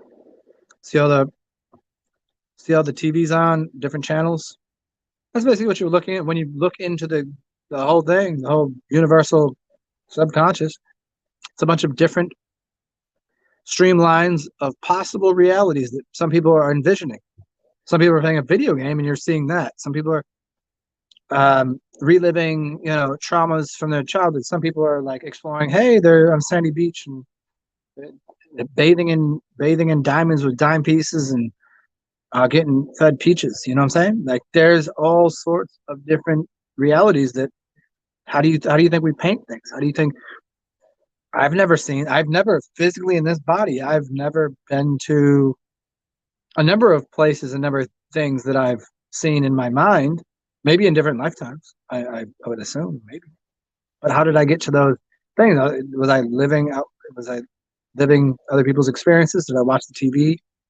Did I see how demonic realms were? But where did the vision of those places come from? Did I see how the crystalline lattices of ancient past, or maybe other realms, or what these beautiful sprites and fairies look like? You know what I mean? To some extent, I've seen both of these things, but to the grand extent, have I been there? No, but yet they go through my mind. Where did they come from? Did I come up with that wacky thing? You ever see those? You draw a creature. You ever see people that are good at drawing? They surely didn't see that in nature. Where did it come from? What are the visualizations you want? The dilemma, I think, the dilemma with the being God. Let's just use that. God. So you're in control right now. You stop time and you like design it out. There's that Alan Watts bit where he says there was a long time ago that you were God. And you would design out. You'd walk in a casino. You win every time you wanted to. You talk to every fine man, woman you wanted. You have all the orgies. You eat all the delicious foods. You would always feel like you're on cloud nine. You would always just be fabulous. You didn't age. You just looked like this, and people gravitated to you, and you had anything you wanted. And after a while, a few million millennia or whatever, you're like, it's kind of weird, kind of boring. I don't lose. There's no like, because they're losing. If I'm playing ping pong and I win, they lose. What is that like? And you hit a surprise me button. Surprise me. Oh, you lose. You're like, oh, that's weird. Then one day you lengthen that journey out. So surprise me. And you ended up here. And here you are as God playing like you forgot that you were God, that you could win anytime you wanted, that you could have everything you wanted. You're just going, well, I won so much. Maybe I should not win anymore. Maybe I should lose. Maybe I should see what it feels like to not. And what does that feel like? And that becomes the limit. People get trapped into that little division of like, oh, I don't deserve it. I shouldn't win. I shouldn't have anything. And they should continue to suffer. Well, in reality, they could just go, oh, fuck that. I'm done with all that. I'll be fine. I'm good. In fact, I'm splendid. I'm spectacular. I'm amazing. Superb. Tremendous. Outstanding. Magnanimous. What else would I be? How else should I act? I don't care what you think you look like. I don't care what you have in your pocket. I don't care how you dress. Inside, you're the same organism as I am. You have a heart. You have some liver, some kidneys. Skeletal system made a bunch of cells. It might have organized a little different to begin with, but you can start to reorganize those things anytime you want. You can become as fantastic as you like. Maybe not in this lifetime, if you don't think so. You could, I suppose. How do you think people reorganize themselves? You ever seen someone grow old and they decay? Maybe seen somebody get to an age and they're kind of sloppy, out of shape, they're looking decrepit. And then you thought, screw this. I'm gonna do something good. and they go outside, they get some sunshine, they start working out, whatever. It doesn't mean you got to do these things. They start treating themselves right, they eat good, and they feel better, like get a different job, I don't know, change something in life, and all of a sudden you see their face starts to rearrange. Their body, their posture changes, the structure of their face, they glow differently. You've seen people that 2 weeks prior, you'd be like, who the fuck is that? Like, sometimes you know them because they work to you. Is that you, Jane? Is that you, Bobo? What the fuck? Because they're just different. Because they decided, fuck this. I'm going to allow, what is it? My body to sing, sing electric. What's the name of that book? Sing the body electric. How's that one? Which one is that? But you know what I'm saying? Like, people just start vibrating differently, and you can anti-age. You've seen it happen. I've seen it happen to people. I've seen it happen to me. I've seen it happen plenty of times in a small period of time. You can do all sorts of things to change the structure of your jaw, your face, your hands. I'm not saying if you're 5 foot tall, you can be a 6 foot tall person in a year. I'm not saying that. But there are microcosmic things that happen within the cellular structure of your body that can change the health of every single cell. It's based upon the single ultimate immortal cell that it reverberates and causes a mirroring image within your body and then outside of you into your auric field, into your environment. I mean, yeah, of course you're impressing upon the rest of the environment that might be a little filthy, and it might affect you in some ways, but all in all, you can at least make your body more outstanding, your being.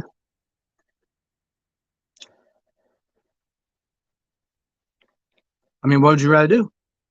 Would you just want to you want to continue a journey where you age and get decrepit and get weaker? Because why is it as I'm growing up I get bigger and stronger, and then I reach a certain point I become smaller and weaker? I mean, not me, because I find a fluctuation all the time. I go like this, but most people go like this, because they give up. They give up on whatever they think life is. They get bored.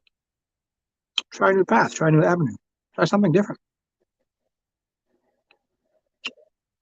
You can reinvent yourself anytime you want.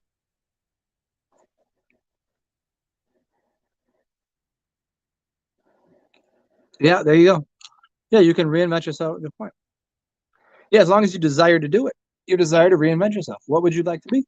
I mean, there's a lot of things that I ask myself that often. Like, what would you like if you had, if I was given, if money was no object and I could do anything I want, what do I do? It's pretty close to what I'm doing now. Pretty close. I would have a business front. It'd be an apothecary. I'd have a couple of rooms that I could do healing work. I would have, in the front there would be kind of like a bar slash. It would be more herbal remedy medicine, but it'd still be, we get drunk.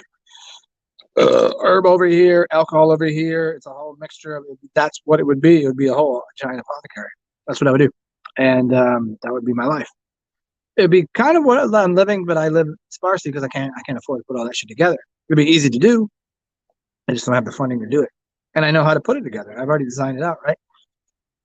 So, I mean, for me, like doing something different, I already know I'm already in the healing arts. I'd like to share it more, but yeah, finance is the same time right now. So we're working on it. We're working on it. Would I change my life completely? I mean, do I want to put the effort in to becoming really good at like could I professionally do something in the next 5 years? Like, if I could get into shape and put 100% into it, I could professionally play soccer somewhere at 43. I'm certain of it. There's enough leagues everywhere that if I just put 100% effort into it, I probably won't be starting nothing, but I could probably make it on a team somewhere. But I don't want to do that. I ain't trying to do that. I already know it. I'm not into, just kicking the fucking. I'm just trying to play games. But anything else? I like cooking. Oh, part of the apothecary would be a kitchen. So yeah, I mean, there's lots of things. But most people, I think, are pretty far. I think a lot of people are a long distance from what they would really desire. I think they're far from where they want to live. I think they're far from the actual work they'd like to be doing.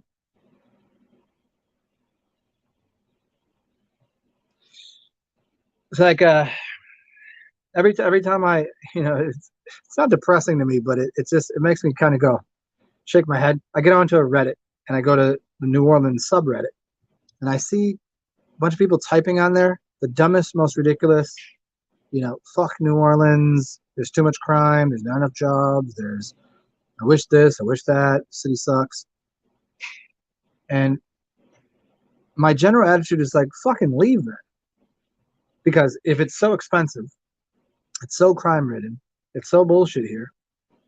It's all solvable to go somewhere that's cheaper. It will be cheaper anywhere to live, but here, according to them, there's not enough jobs according to them. So go live where there are jobs, and go live somewhere you like where it's not so crime ridden, right? But it's funny because when I go into public, which I do all the time, and I associate with quite a number of people, I interact with, usually dozens of people on a daily basis, different people, and they seem to be all really happy to be here. The only people that I ever hear talking mad shit is on Reddit. And I'm like, because you're sitting at a fucking computer typing away your life. You're gonna argue with me on here about how shitty New Orleans is. Well, I'm sitting out here living in the city, like out there in the thing. And you're gonna tell me how bad it is. Like, I don't even believe you're out there. Well, how come I haven't seen you out there? Because I don't hear anybody complaining out there. I see everybody enjoying their time and saying what's up to the neighbor, helping out each other. I see that. I'm where I want to be. These people don't seem to be. So I would assume most people are not where they want to be. Go where the fuck you want to be and do what the fuck you want to do. Because at least you'll be doing what you want rather than bitching and complaining about what you don't want. You ever hear me? Have you ever heard me say a bad word about living here? I bet you haven't, because it wouldn't be possible. Because this is where I want to be. What's up, gentlemen?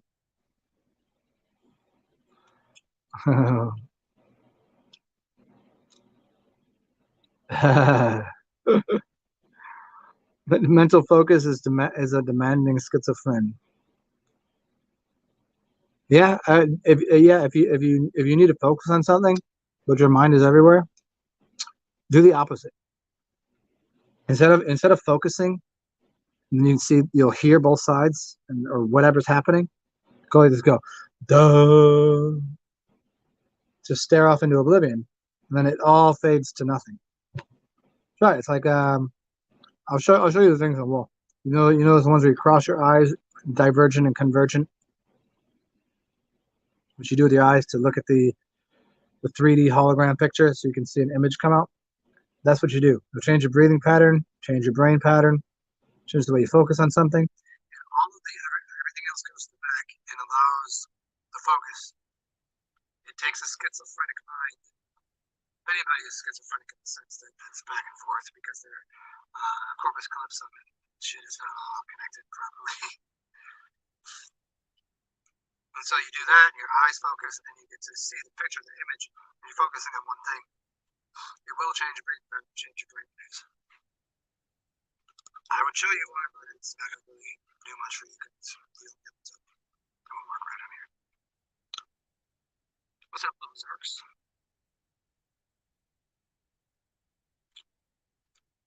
Yeah, yeah. To quote a bit, hey, no, to quote a bit of the Volfolk, quite a bit, yeah. You know what I love about the Ozarks is looking at them from above. If you look at it on a map, those surely are not man-made lakes. You can tell because if you look at lakes or ponds or whatever how you call them, look at the rest of the map, and you'll see rivers and lakes and things, and there's a fluidness. If you look at those, it looks like a Christmas tree, and it goes up.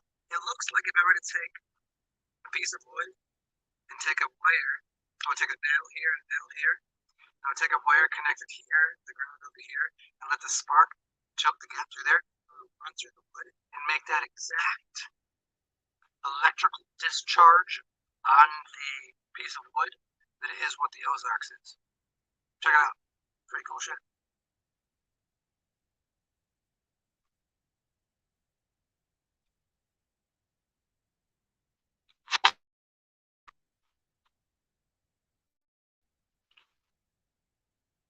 Oh man, how bad was the audio? Oh fuck. Is it better now?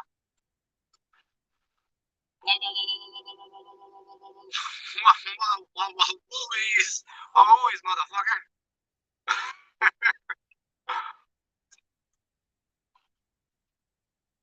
Yeah, there's something weird. What is the deal with the? I wish I knew how that works, man. Is that better?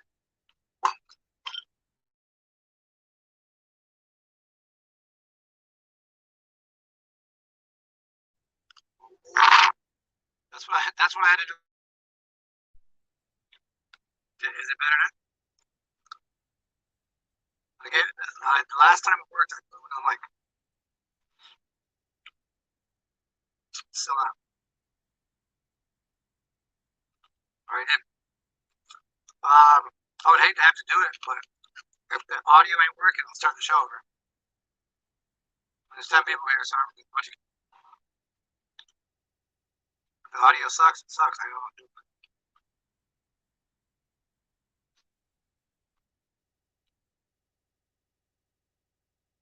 Still not. Let me try something. Hey Junie, I'm gonna just let you in the room and then take myself out and let myself back in. Yeah? Yeah. I got you. I'm gonna let you in the room first, yeah?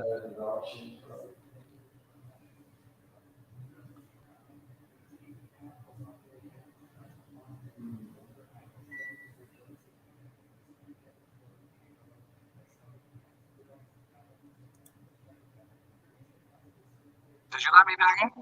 That wasn't working?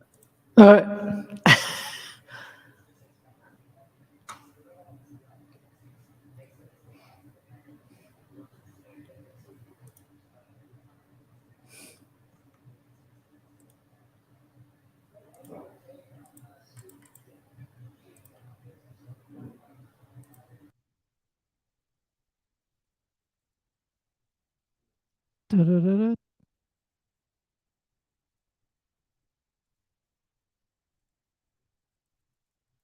God damn you.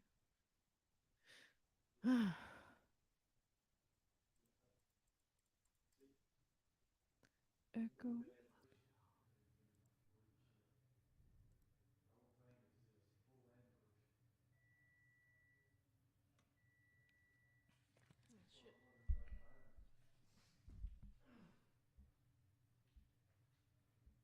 How about now?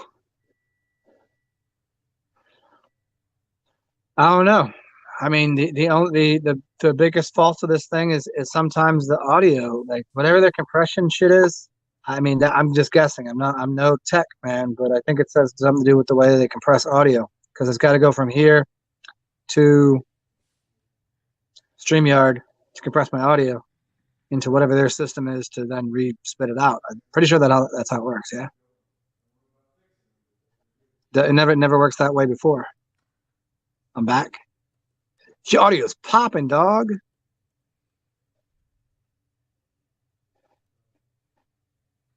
So it's good now. Is it good?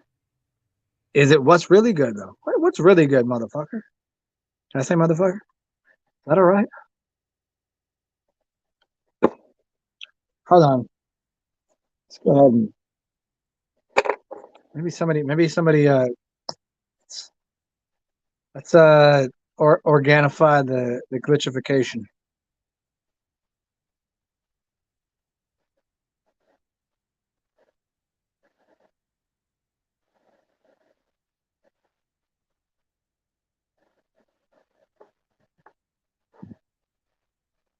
We good?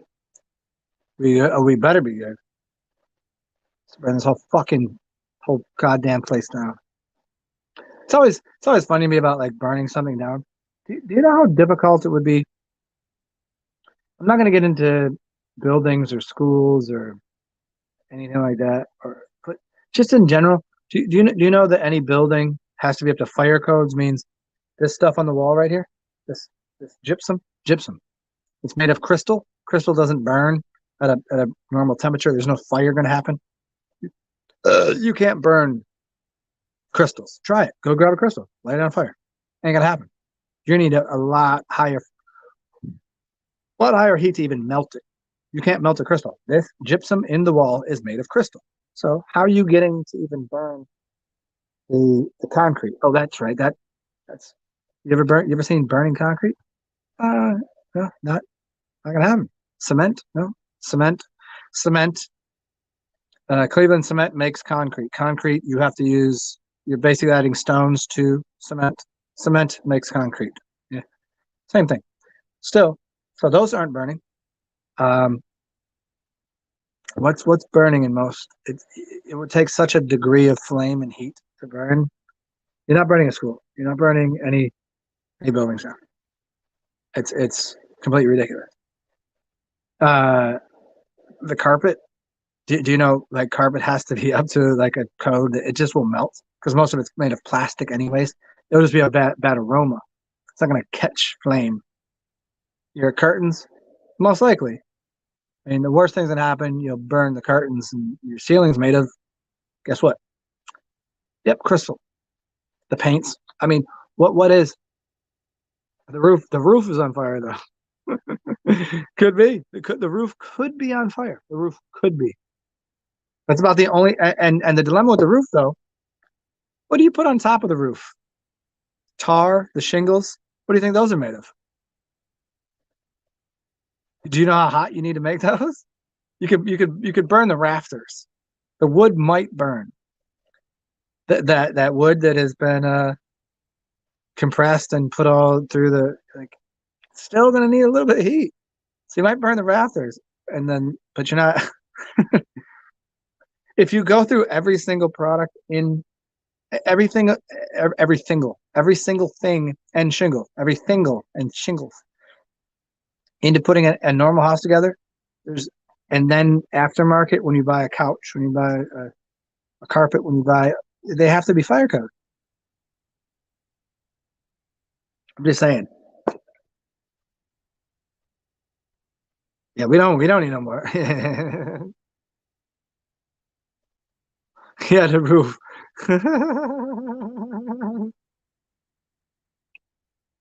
Yeah. Hey, anybody that wants to, my buddy always said the next tattoo you get, and I want to do it, but I'm not left-handed, and I would be terrible at it. I need a gas can here, and I need a match right here, because he's always like, and this is a dude who is like into heavy metal. He's a complete maniac. He's a comedian, makes loud music. And he's like, dude, everywhere you go, he's like, basically, you're gasoline and a match.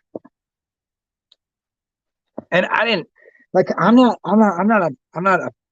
like that. I mean, I'm like this. Hey, we good. But yeah, I get it. I can be kind of. He's like, that's what you need to get tattooed. So that's my next move. I think it's pretty funny because even gasoline would not burn down. It burned down old houses that were not fire coated. They were made out of wood, and the even that depends. It depends on what they're making um, depending on what they're putting on the wall. But most of it's gonna be a difficult task. You can buy on some old house, old one ones. Yeah.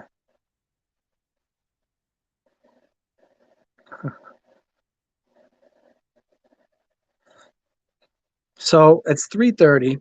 I really want to go out today, but like I'm right at that precipice where I know that if I just wait till tomorrow, it's a better idea. Because my foot is okay. You know what I mean? So in one sense, going outside would get stop making me such a like I'm being sensitive about it. Like I'm being very sensitive about how I walk. But I know if I just walk, it will loosen up and I'll stop being like, like, oh, I know I've been injured and I'll just stop doing that. but then I might go too hard with it. You know that feeling too? If I just wait till tomorrow, but I'm really feeling kind of stuck inside, like right in there.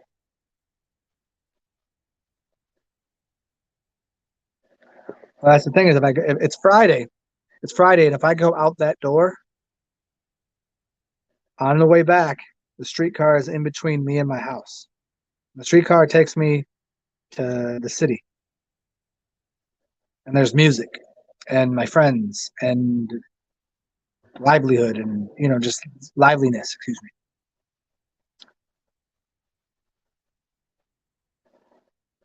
Maybe avoid people for a day. Get that. Yeah, I mean, I could. You know what I'm saying? Like, even if I go over to see the Ducks, I still got to deal with people a little bit. I'll say hi and I'll have to have some sort of conversation. It has nothing to do with the people as much as like just like also my clothes. Like I'd have to wear this because all my clothes are stank, dude. I've been in the house since you guys have seen me last.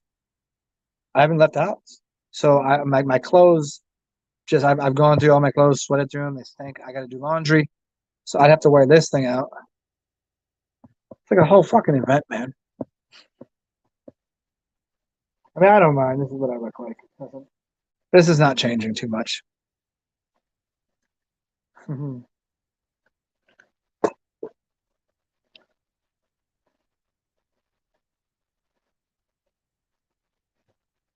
F10. Zen is the only substance that can burn down its crystal walls. It's not right. It's not right. I agree with this here.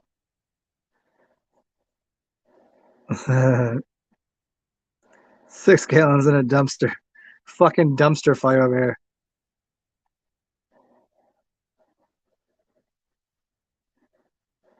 You're gonna eat cheesy Doritos and watch Vice docs? I agree with the cheesy Dorito part. The Vice docs, I'm so okay with that. At first they were really doing some cool shit. They're really finding the little nooks and crannies of, hey, let's go explore some stuff and find some really interesting, goofy stories. And then I feel like they started to realize that, okay, the first stories they were making were real deal crazy shit. Like, oh my God, there's a whole culture in um, the in the in South America, in the middle part of South America, where the coming to age story was a dude fucking a sheep or a goat or something. Maybe it was right, maybe it was wrong, maybe they took over and I don't know if that was a tribe or if it was true. Maybe they took over the Wikipedia and made a page about it. I have fucking no idea. But it seemed like right before then they were doing some really cool stories. And then they realized they could just say some wild shit and then maybe even just make up stuff and just like do the whole like clickbait over the top. This guy eats a fucking bag of fucking horse manure for breakfast. And it was like just a complete made up, like that. I kind of got bored of what they were doing. Used to be good. Now I'm kind of like, and also I think maybe the reason for being bored with that is that like I can just turn on any page right now and that shit's really happening. Like I every day I go, okay, there can't be anything stupider going on. There can't be dumber people. This can't be real. This entire um whatever this thing is, like this is crazy weird. I like weird. I like weird things. I'm not into weird stuff. I don't have like a fucking jar of somebody's toenails over here. Like that's not my thing. Like I'm not. Yeah, that's interesting. Everybody's got their little spice of life. They got their little thing they do. But it's at the point where people just are weird for weird's sake, and so they're trying to out weird each other. And they're just doing the most grotesque, like non, like really. That's what's up. You can just turn on, just go to YouTube, just go push a button. All of a sudden, you're like find somebody farting into their grandmother's air purifier, so she chokes on it and almost dies. That's real. And that's just normal everyday Chad sitting over there doing a big one for the TikToks, getting them views.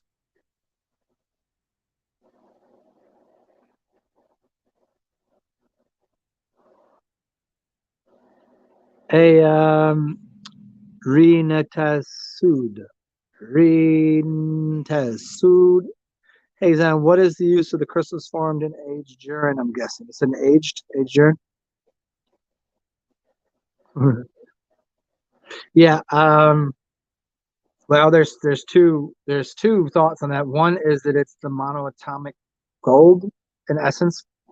I've seen some videos of people that have dried those out and used them, either by mixing it, just dry them out, put them in water, drink it, or some people say they smoked it. I'm not qualifying that whatsoever. I have fucking no idea.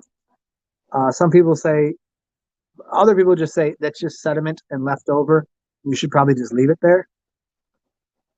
I'm in the middle on just because I haven't really explored it, but a couple people that I do trust, they have said that they use the dried up crystal on the bottom, and it's basically like monoatomic of the body.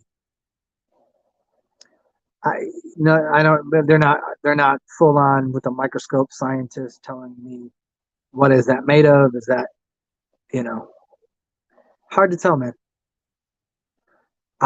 For me, I would probably keep it aside and until I give it a go, dry some out, see what happens. If you think that you got into the dream world or it helped you out, see what happens. I don't think it's going to kill you. I mean, the worst thing is you're just going to re-ingest something that was already in your body. Have I consumed some? Yes. I didn't really have this way or that way on it. You know what I mean? Like I didn't. There wasn't a benefit or a negative to it. But it would seem like if it got weighted down, it's either it would just be because obviously filters in your system are going to let through things that heavy metals and blah blah blah, maybe drugs, maybe whatever. You can let that through, definitely. Your assumption is as good as mine because there's not really much quality scientific literature or otherwise people out there saying they've even attempted to use it. Because obviously we know what urine does, and obviously you know what aged urine can do. Cleanly of outside the body, inside the temple. I that's just a hard. If you can get some, dry it out and look under a microscope and see what kind of crystalline lattice it forms. That would let you know right away, even if you don't know what it is. If it's forming some sort of cymatics, probably good. Probably some sort of monoatomic. That's what I got for you on that.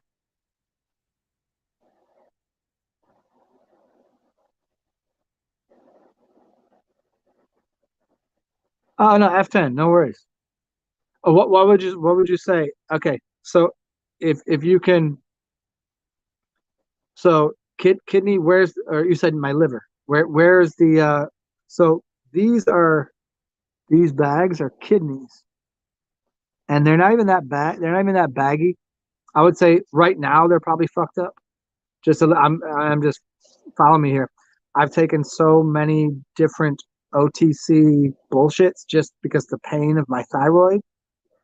So I've taken like I'm telling you, Nyquil, um, naproxen, and some aspirin, which I know you shouldn't really take together because Nyquil has what the fuck is it called? So you got a naproxen, like Advil, which has what's the other one?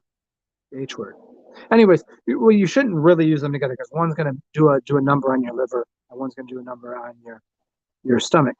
And I know, but the pain was really fucking getting to me with the thyroid. So I had to get rid of the pain so that I could deal with the infection because there was something kind of infection. So I had to cut the pain down so that I could put probiotics and other antibacterials and antifungals and antivirals in there. But yeah, I hear you. So it's definitely doing a number on that. Yeah, yeah. Oh, no worries. I don't mind. Yeah, and the fact that I haven't because I fucked up my ankle, I haven't got any sunlight, so I'm a little pale. This is yeah, I'm a little. I would say a little. It could be just I in the mirror. It's the lighting a little bit, but yeah, I'm whitish, yellowish. There's a little red and a little purple. I get you. It's more. It's less from the sickness and more from the drugs that I've taken to quell the pain of the thyroid, so I could deal with the underlining issue of the bacteria. You know. Oh, ibuprofen. Yeah, ibuprofen. Yeah, I mean, you wouldn't. None of these things. I don't even have these on hand. I had to buy all these the same day. I was like, all right.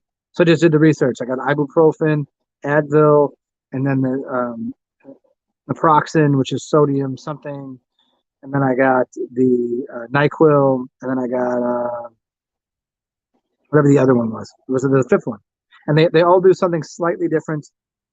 And but I didn't. It's not like a nasal or there's just one issue. It wasn't like I had the flu. It was a flu in an essence. Anything that you flew, just open up portals to get something out of your body. So I needed to flu something. So I had a backup. So by that backup, you get a little bit of bacteria in that backup, and then there's a fucking issue. So you kill the pain, and then remove all of the bacterial, and then run a lot of fluids through the system, clean that out, and then start working on getting the lymph nodes open back up.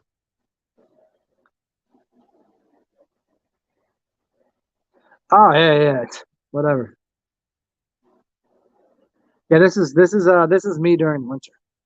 I mean, it's my general color during the winter because if you're not, I mean, not during the winter because I'll get a little sunlight, but I've been straight inside for the last week and a half.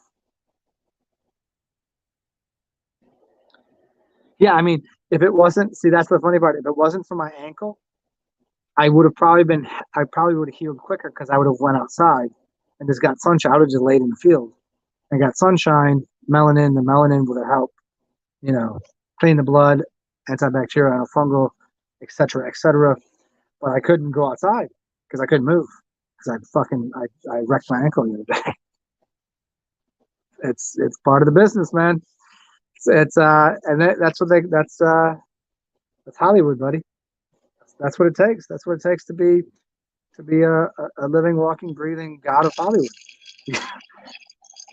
Them's is the breaks, dude. Ah, Christ. Here comes Fire Drake, vitamin D jokes.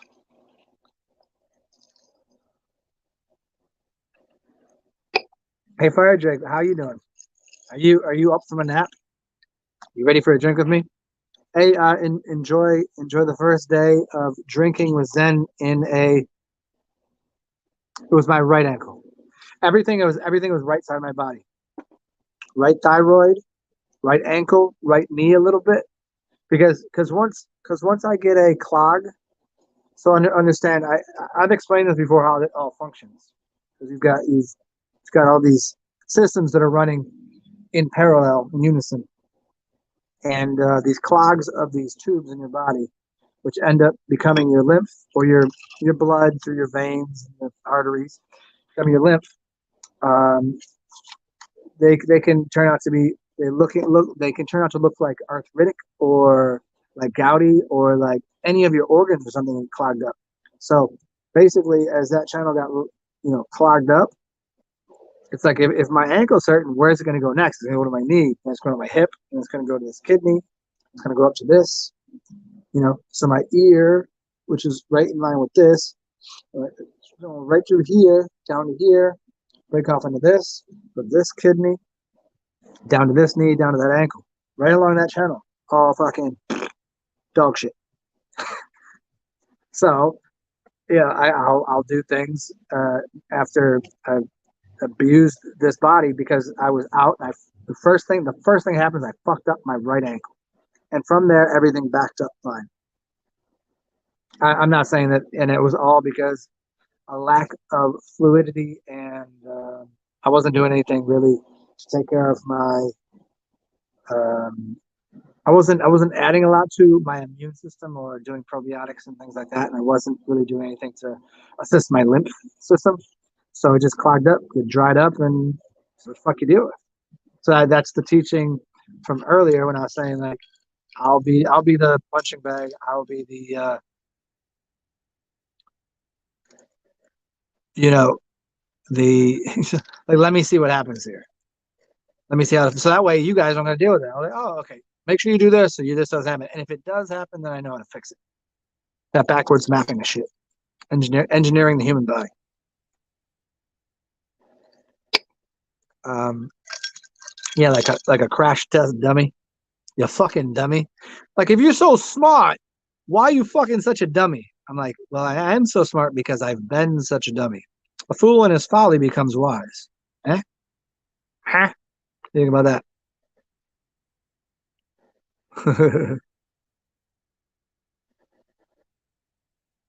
Mhm.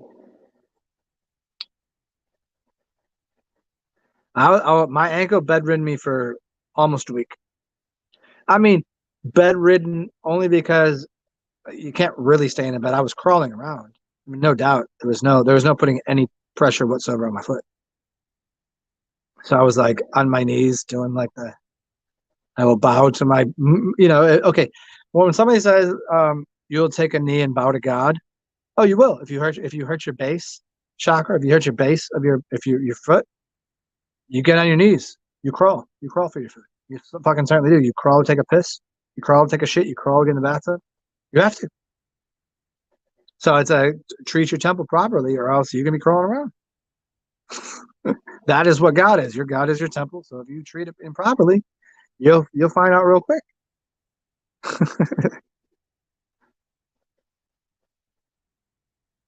Up from a nap after drinking. Okay.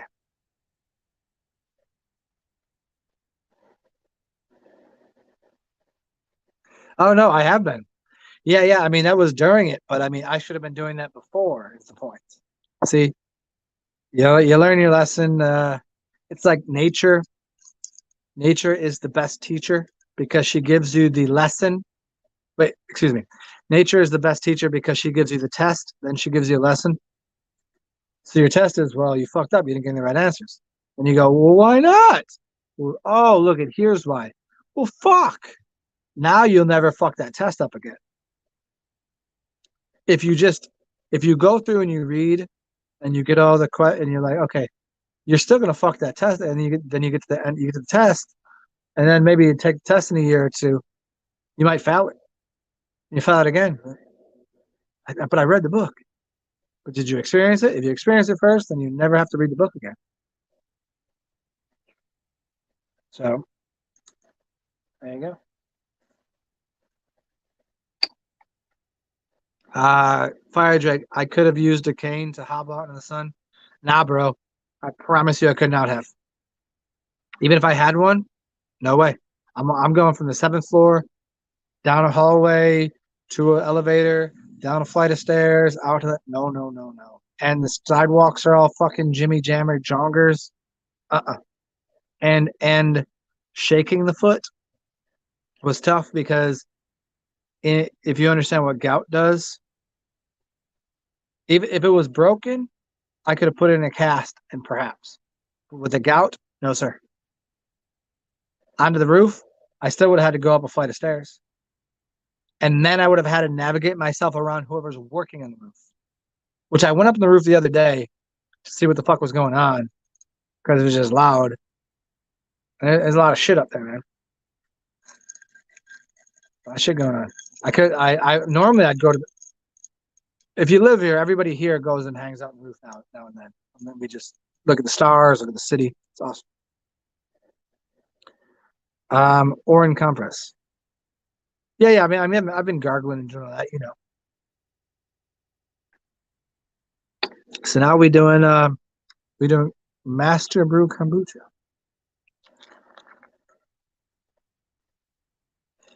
The only solid food that I've had, the only solid food I've had is carrots, a couple potatoes, like carrots and potatoes in a soup, so they're soft. and some gummies, like a gummy bear, Twizzlers kind of shit. But I was like the gummies. It was like these really good gummies.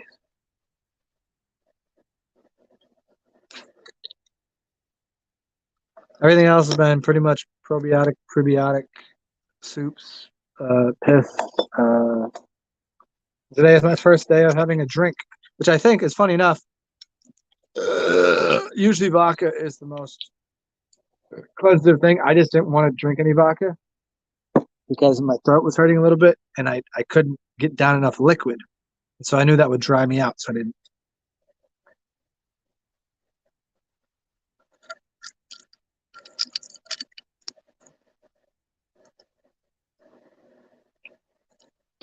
I was doing lots of hot and cold compresses back and forth to, compress the whole thing. Let it breathe, compress it. Which, you know, without the assistance of um, some sort of pain diminisher, couldn't have done. I would have just been sitting there going, drooling. It was pretty tough. I told you I had a bunch of herbs that would have solved that problem, but the mice ate all. They got all of my fucking herbs, man. I had hundreds and hundreds, if not thousands, of dollars of herbs in my closet. Fucking mice, dude. From last year when the hurricane happened, mice got in here. I didn't. It's just I hadn't looked in there, and all of a sudden I looked at my boxes of stuff. Mice ate all that shit, yo. Like ate me out of my fucking herbs, dude. Like years of collecting anything you could think of. Pretty pissed about it, but what you can do. Hopefully they're healthier for it.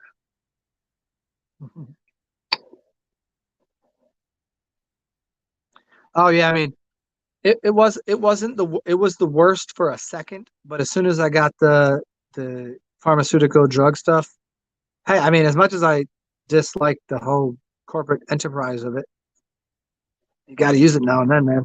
Not again, tools, technology, and shit. I wish they didn't put all the extra sodium, da da da, and didn't make it fake. But Ozarks, what's up? Ooh, broke your crystals. Well, broken crystals still can be, you know, reused.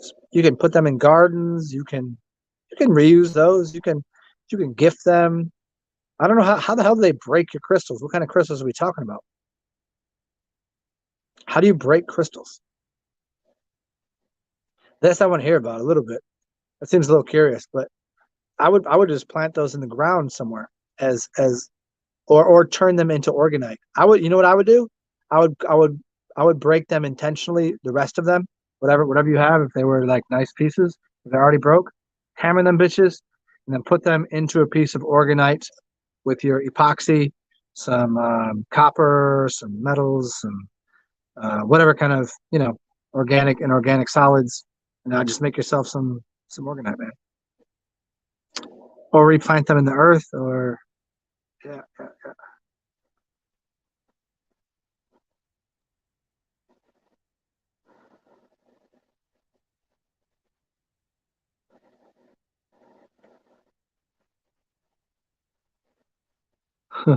F10, you got a cat pregnant? Do you mean that like a literal cat or like a cat?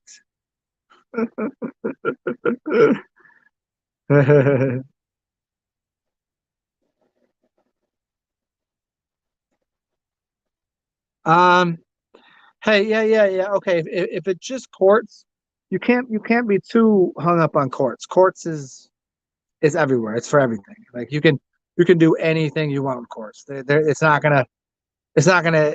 upset. Quartz get thrown around. They get put in watches, computers, put all over the place. I got some quartz sitting right here. You want to see my quartz? You see?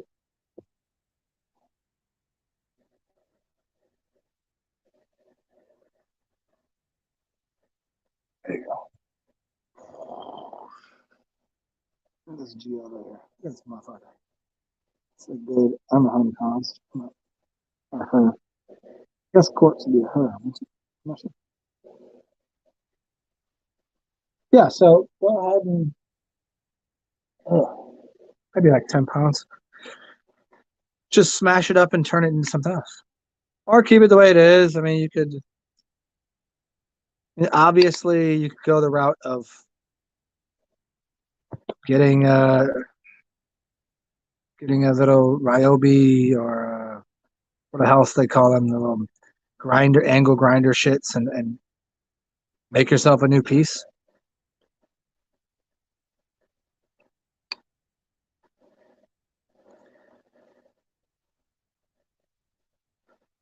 Yeah, yes, yeah, yes, Fire Drake. I stick my dick into a sharp, tiny little hole here. Yeah, that's gonna really feel real good on my cock that wouldn't even fit in there. But you know, a really soft place that my mouth would fit, that my cock would fit perfectly and to be soft, be your fucking mouth, your little pussy mouth that you got there, your little tight little pussy lips that you got in your face. I'd like to stick my cock in there. How about that, Fire Drake?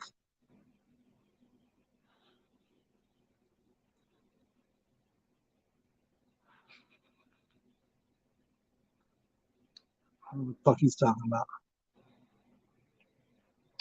Yeah, I'll spit butter on your lips first. Call you fucking popcorn jaw. Fucking suck on my nuts until you fucking make goddamn popcorn out of me.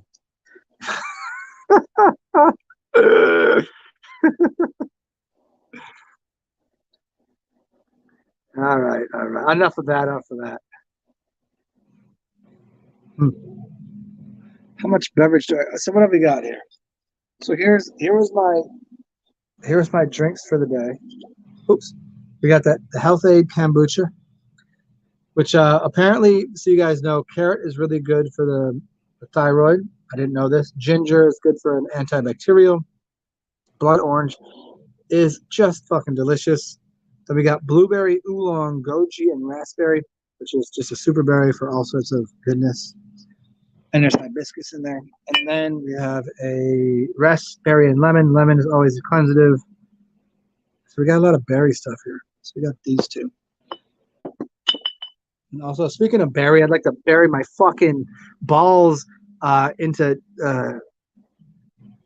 in a fire drake's mouth hole so you can suck on them. Fucking you fucking cockhound. You know what? If you were a dog, you'd be a cockhound. I know this. What? The GT brand. Oh, let me. Hey, I might. Hey, fire strike. Let me see. I might have one. Hold on. I think I ordered some from the store because I got like 10 of them the other day, and they were out of them. But let me see. Let me go check my fridge because I need one. I need a new one anyways.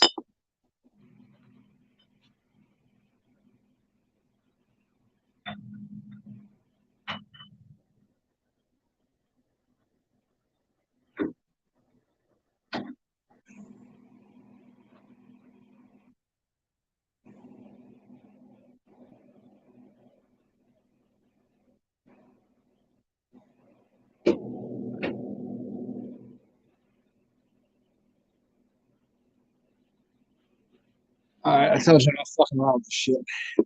I did not get GT, but I got this. So I got a ginger lemon from Organic Brew Doctor. I'll add this to the mix. I'm sure there's so many different probiotics. That's why I'm perfect so much right now. And then I got this as a mixer, and then I was going to use the elderberry. It's an elderberry for immunity and shit. And I was going to use this is not a kombucha. I was using this as a base to do a starter for whatever kombucha I have left over, and make a tea with that because I have some lemon. So it'll be like a lemon, ginger, elderberry tea that I'm making. And here's a local brand that is really, really good. It's called Big Easy Kombucha. This is another berry because this is what they had. This is strawberry and honeysuckle. And this brand right here is fucking dope. One of my favorites. It's this. It has the most sweetness, and it tastes most like what I would make, the stuff that I made in my kitchen before. So that's what we got right now. And there's a couple more in the fridge. Yeah, elderberry. Somehow I lucked out, and that was on sale or something. I got that for like under $4. So normally like elderberry, dude. I was at this one store. It was $18 for I think an elderberry this time. $18.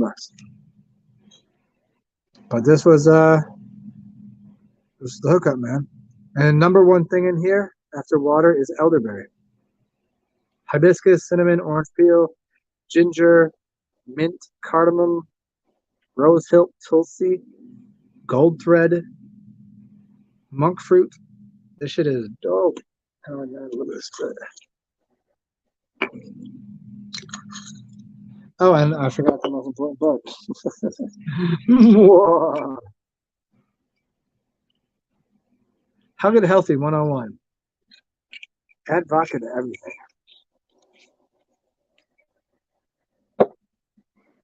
Where are we at here? Are you taking a dump, or you're saying I'm going to take a? I probably won't take a dump anytime soon because I haven't eaten anything really, except for carrots, really, in the past week.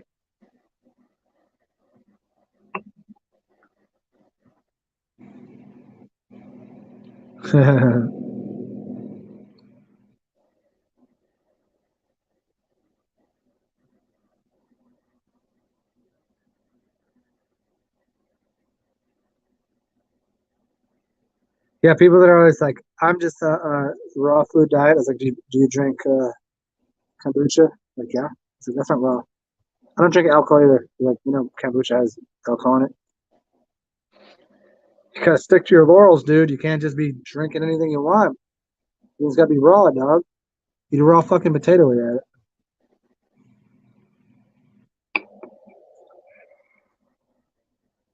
Where are we at? Who's here?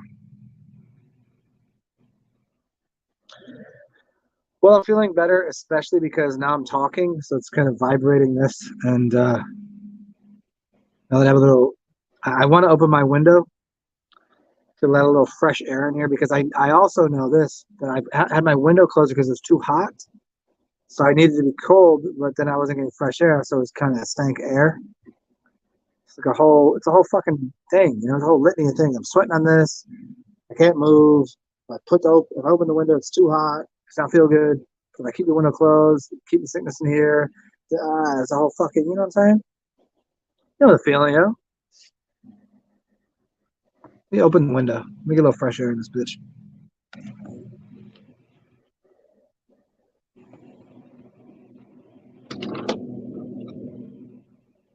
Oh, I got it.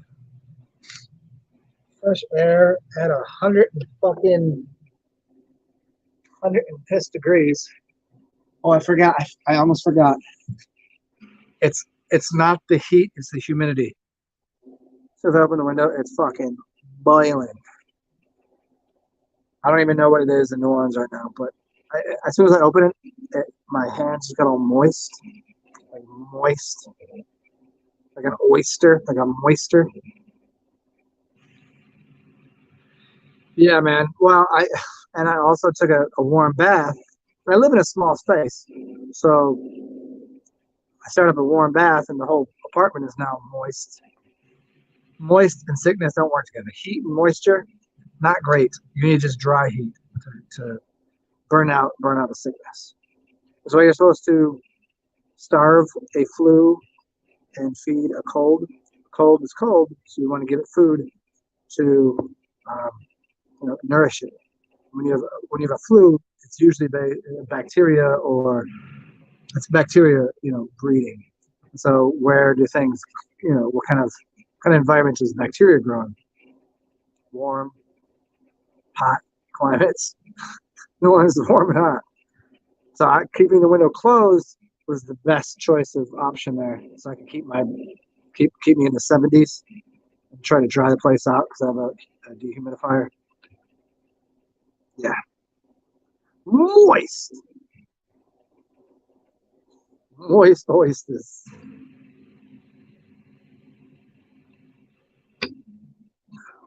Oh, then I got this cool shit here. We got some mango. Some mango. Let's add this. Mighty mango.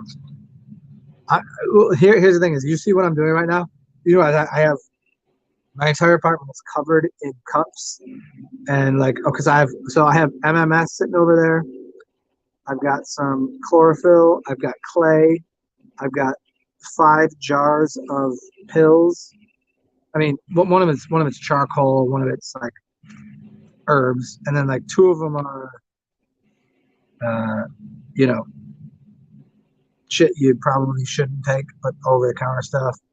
I got NyQuil, and I got my water that I have mixed with lime juice, and there, so you can figure out how this works. Lime juice, um, and negatively ionized hydrogen, which is called megahydrate, and then also in that mixture is,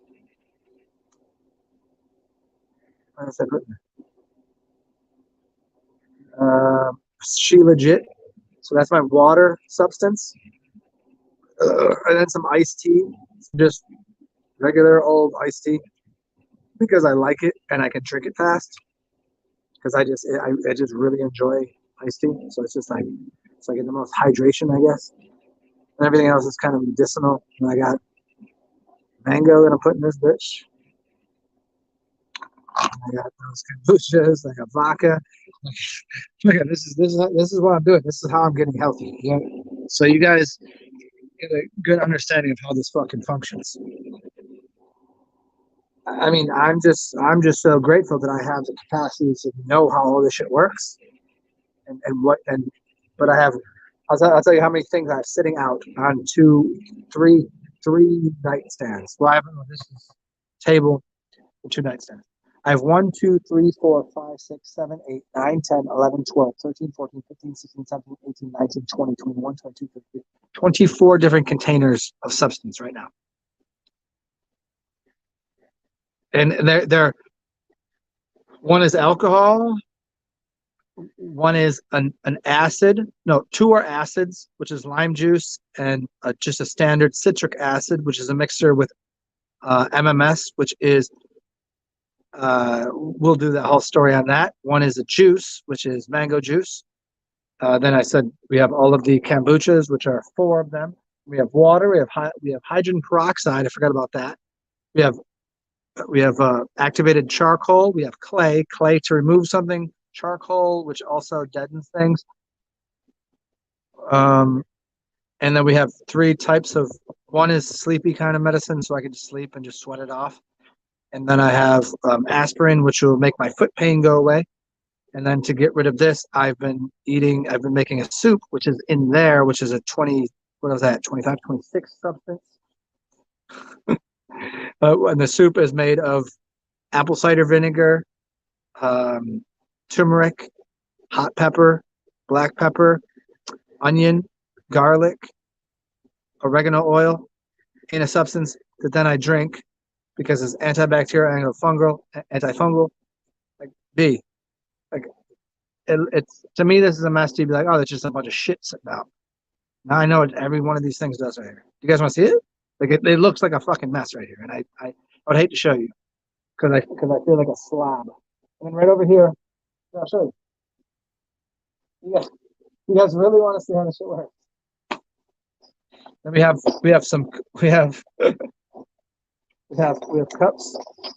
cups which I was using. I'll show you. So my throat was hurting, so I was using a gua sha tool to scrape this spot right here, because my right there it's a little swollen and tender because there's bacteria in there that are reproducing that I'm trying to fight with all of the blood cells and bring things to service. I'll put this here, and I'll give myself that right there, and that will stick there, and we'll work on that. Yeah. I'll keep that on there. I can't talk with an on because it'll drop off. Got that going. Eat garlic? Yeah, man. Raw garlic, you gotta let sit. Remember, you gotta let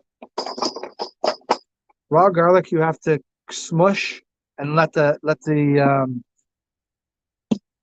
air hit it for 5 seconds or so before you put it in your mouth because it's gonna be way too hot. It will burn. Oregano oil and garlic oil will burn the fuck out of you.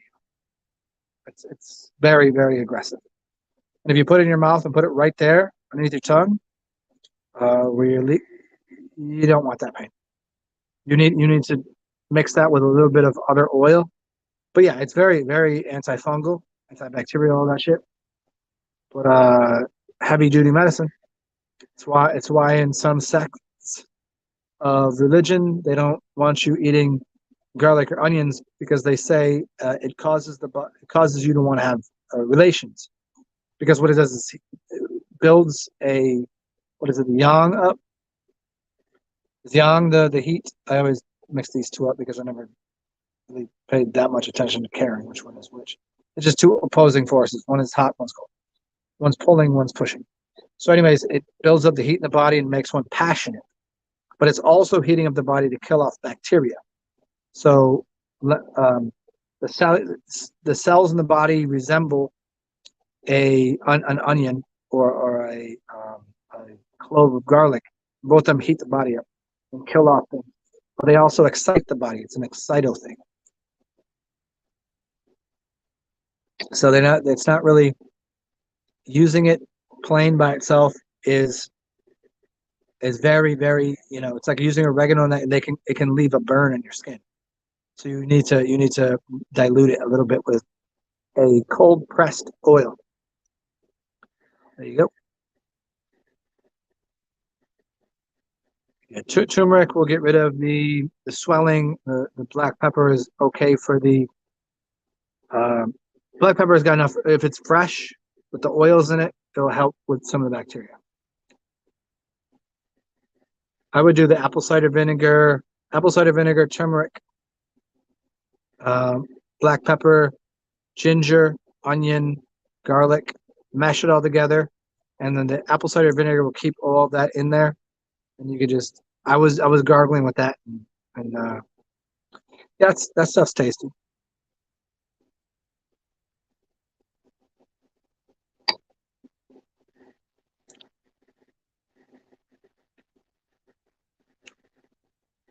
Do you want me to go get everything and bring it over here and show you exactly what things do? You want to do that? Anybody can ask. I don't mind. I'll go grab the shit, put it in some sort of order.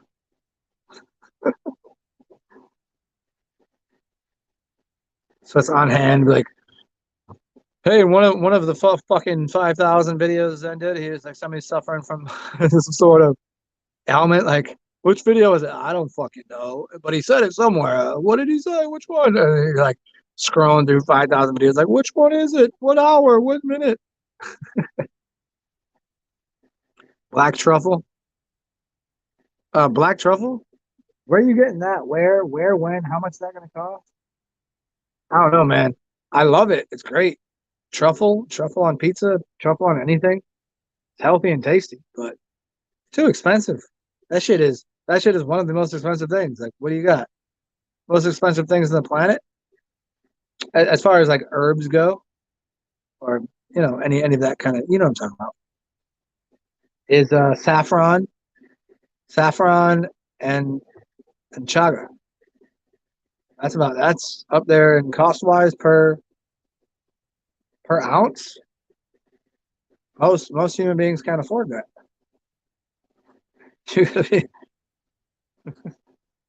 Or you gotta have a dog. You gotta live in the north. You gotta hunt. Well, now here's how intelligent the universe is. Let me explain something. If you live in the south, chaga doesn't grow because you don't have coniferous or redwoods, or which trees specifically, Frederick, do they grow on? Because it's coniferous, right? Or am I wrong here? Anyways, it's trees that grow in the north. I'm giving an example of how intelligent the universe is. If you live in the south, what you get is the sun, and the sun gives you melanin, gives you directly to your person melanin into your eyeballs. You get brown eyes, and it goes into your system and gives you brown skin, perhaps. It gives you neuromelanin in your brain, gives you the black thought. It gives you a black beard and black hair and gives you melanation. And it doesn't give you anything to eat that is melanated because you become melanated yourself. You are the thing. But if you go to the north where it's cold, where you're not getting sun because it's too far away and you're not going to be outside because it's cold and it's snowing, you can still find the trees that produce the mushroom, which is the chaga, that is the melanin that the tree is then providing to you as a mushroom. And you eat that mushroom and it's the melanin in a physical format that you can consume. That is the buildup of the tree, the buildup of the sun onto the tree as nourishment that you can make a tea out of, that you can consume. Same thing with truffles, I'm assuming. Yeah. Elm. Elm is for morals. Is the birch. The birch. Yeah, it's the birch tree. That makes more sense. Yeah, that would make sense. Birch is also usually with like birch beer. There's probably a connection of birch beer, mushrooms, and mint and birch. But so even when people had to flee to the northern regions for that's a whole fucking you know a whole treasure trove of stories and lore of things. When people went to the Caucasian mountains and became lighter of skin, but the sun still nourished them through the trees by giving them melanin. You understand why the trees were still like the ringing cedars. We can even get into that and some things, but I haven't read the whole book, but fucking fantastic. I found who because Fire Drake's always telling me to read it, and I finally because I can't read all that. That's just way too much, man. I can't. That would take me way too long. I'm not a reader guy, but I found somebody that reads the entire book, the whole thing, the whole collection, whatever the fuck. It's like 18 hours. Some Russian chick that does the whole thing. I found it online. It's pretty awesome. There's two chicks that do it. One of them I can't really handle the voice. I would have to alter the voice. But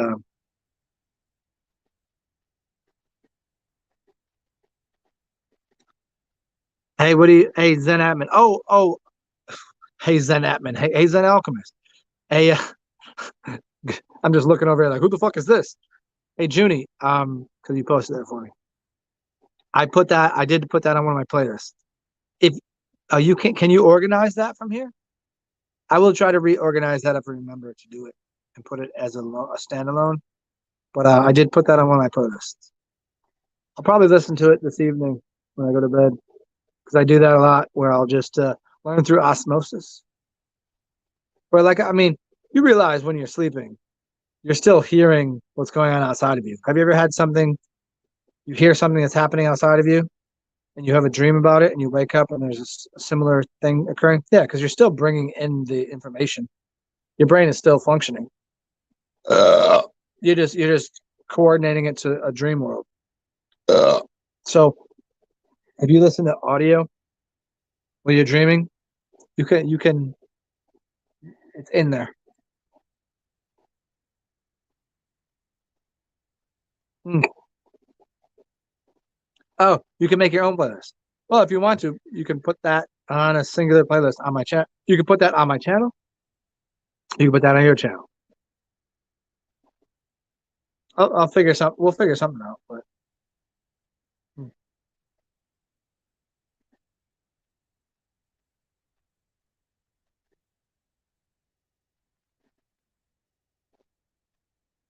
Hey, does anybody here have a less painful way of getting dread knots out your hair? Okay, because I've been sick, so I didn't really go the route of hey, I gotta go to the bathroom and comb my hair and take a shower and all this, right?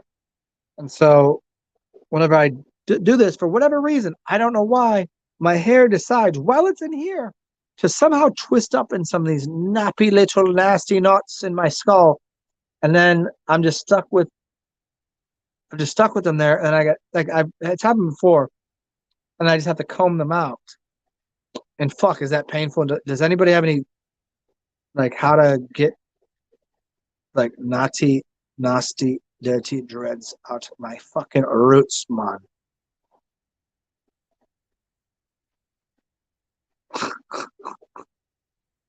Like, I mean, I get them. A lot of people are like, just let your hair dread out. Like, no, no, no, no, no, no, no, no, no, no. I'm a high functioning. I'm of high society. I'm a classy individual. I comb my hair. I like my hair combed out. I mean, I don't mind being dirty. I don't mind getting a little, knot here and there, but like, not letting it go that way. Black seed oil and patience. Okay, well, I got black seed oil, but I do not have patience. I just want my hair back to where it was, and I have three knots that are just fucking. I think they're see. I bet if I looked at a phrenology, anybody in phrenology, it's a great album by the Roots. Look up the Roots phrenology, and the phrenology is a study of where these little spots are in the skull and the brain. I bet if you looked it up where mine are, it's probably connected to something that's fucked up in my system or that has got knotted up. So that knots up. Like in one way, knotting something up can be really rooting. Another way, it can fuck up a channel. You know what I'm saying?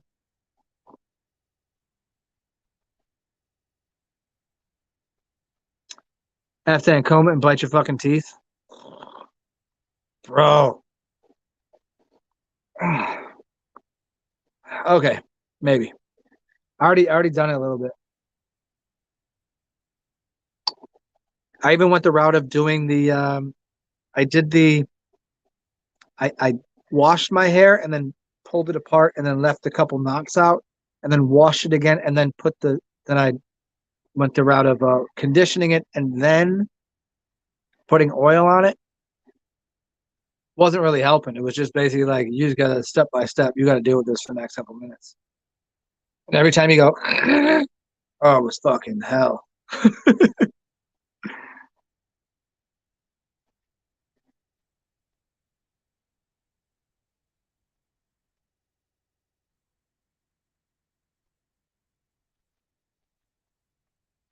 Well, black seed oil is nice because it also gives you that it gives you that like numbing effect. Black seed oil gives you a numbing quality. It's like tingly but numbing. It's the weirdest thing because in one sense it tingle. It's kind of like black seed is like a um somewhere in between like a mint and an oregano and a menthol. It's like a menthol where it not only it numbs but it heightens. It makes no sense. Does that make sense to anybody? Anybody ever, black seed is menthol.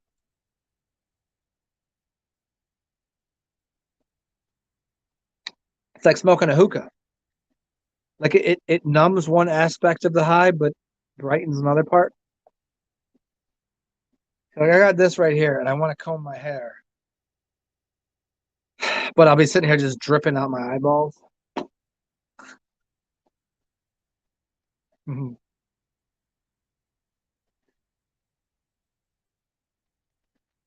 Oh yeah, I've used it on the skin too. Yeah, the only thing the upgrades to that is add a couple of drops of oregano and mint. So if you're having any skin disorders or issues, there's five things you could use. Um, Black seed oil, and you can add or ad hoc these any way you want. Turpentine, oregano, tea tree, and any kind of like aloe vera and mint will cool it down. But yeah, the tea tree, the oregano, and turpentine, those oils work well if you have any skin issues. There you go. But make sure you break those down. You can't just put those right on your body. You'll burn yourself.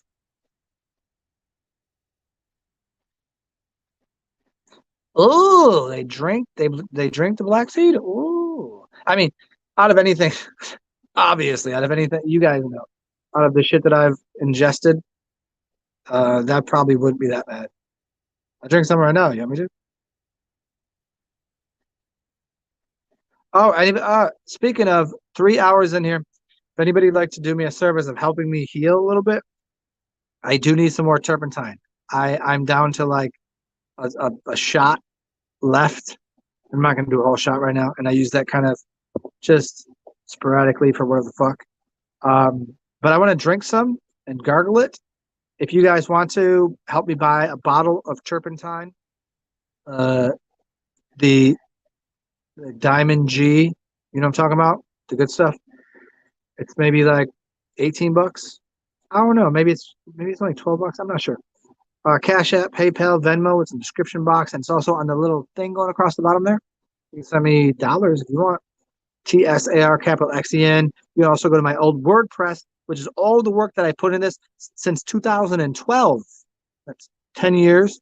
And assuming at 2012, I already knew the shit that I know, that I put a lot of work in before that. So this the writings then were only due course of me knowing the shit since probably 2006.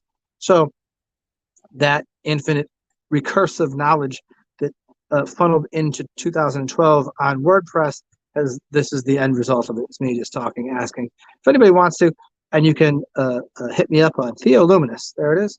That's my Gmail, and you can also find me on Instagram, and that's just for funsies, and we just talk stuff. And I can, if you got like just like, hey, what's up, man? Here's a stupid picture of a dog, biting a baby's face off. I'm happy to see it. That's what I'm about. That's life right there.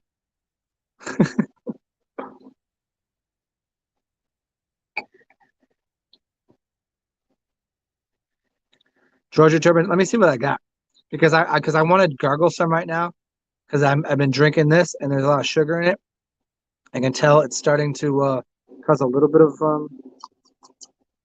my mouth to be sticky. That's not good. Look at, if you have an infection, here's why you don't give your body any food during an infection. Everything is eventually kind of turns into, everything is sugary. Your body runs on glucose, glycogen. So these glycogen feed your body, but they also can feed candida, bacteria, and viruses, and whatever the hell else is in your body. Whatever you want to call these things, and how they put them into categorically, this is what's happening.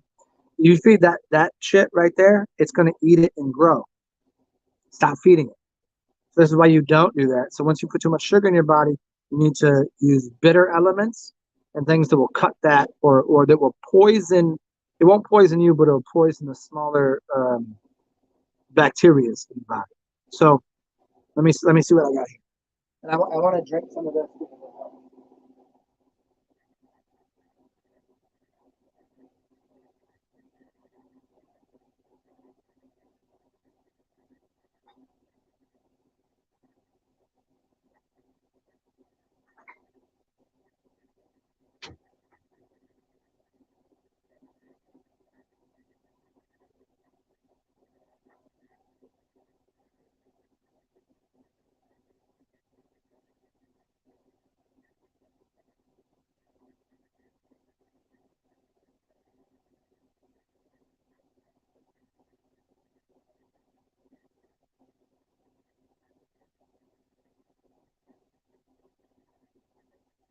There we go. There you go. We don't play around here. There you go. There's the bottle. Yeah, it's Georgia Pine Gum Spirits of Turpentine, Diamond G Forest Products. Diamond G. The shit right here. That's what I got left. And it's looking a little fucking spent. I don't know. This is not the color it should be. I think probably because I drank out of the bottle while I was drinking other shit. This is what a retard am. I know, I get it. But I can smell it still fine. I think I put some, you know what I did? I put mint crystals in here. I have menthol and mint crystals that I put in here that probably mixed up and caused this. You know, people that huff paint fumes or turpentine or whatever. It doesn't do anything. I don't know what it is. It's not. It doesn't really hire me. It's not changing it. But it's I like how it's at one of the first places says going green. Well, this is pretty old. before the green was the thing. Solvent for removing pains. I can't really read this because solvent for removing paints and waxes. As I said, paint and waxes, but this is the kind that is considered to be you can conceal it.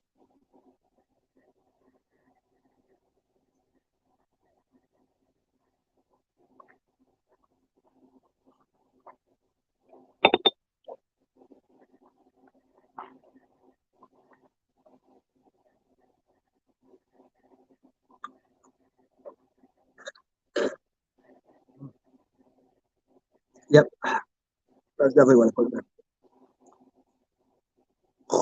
And it's thick. So let's use an idea here. If that is removing paint, thickness, coagulation. Paint is coagulated something, right? Paint is at first fluid, viscous, and as it dries, it becomes solid. So it's coagulating. So this removes coagulation. What do you think it's doing to your blood? Allowing for blood flow to occur. Oh man, that's heavy. I could feel that it's got into my right there. So it's releasing a little bit of the.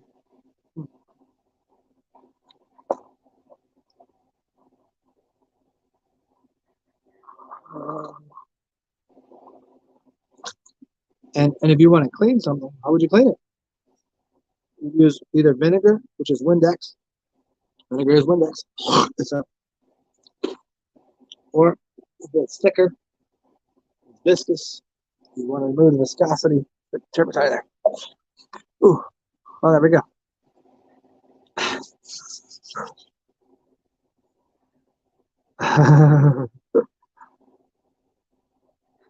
my gin has done it live.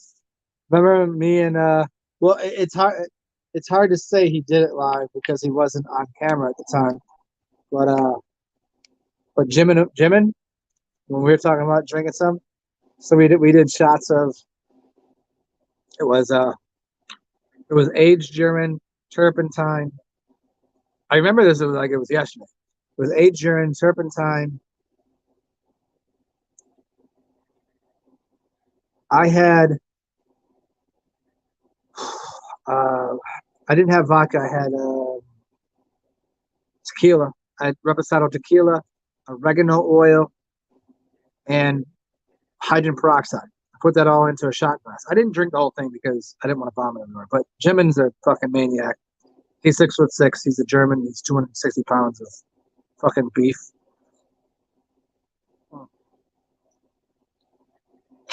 And he took all that. I drank the whole thing, and it just what it did was I could just feel like my whole body got flushed hot, warm, and it just pushed things out of me. Small amounts of things can be very helpful. I mean, don't drink fucking bleach. That's just stupid. But there are some things that when it comes from a natural source in a very simple way, like turpentine comes from a pine tree. It's just the oil of the pine tree. It's basic. I mean, what's the a little bit your face? Like all I'm doing is just like it's drawing and pulling something out. Like clay, you don't want to eat clay every day, but clay will remove and draw poison from you. Terpenes are not. Yeah, terpenes. Yeah, sorry if you guys find this disgusting. That's just me getting an infection of it. You get to watch it happen real fast.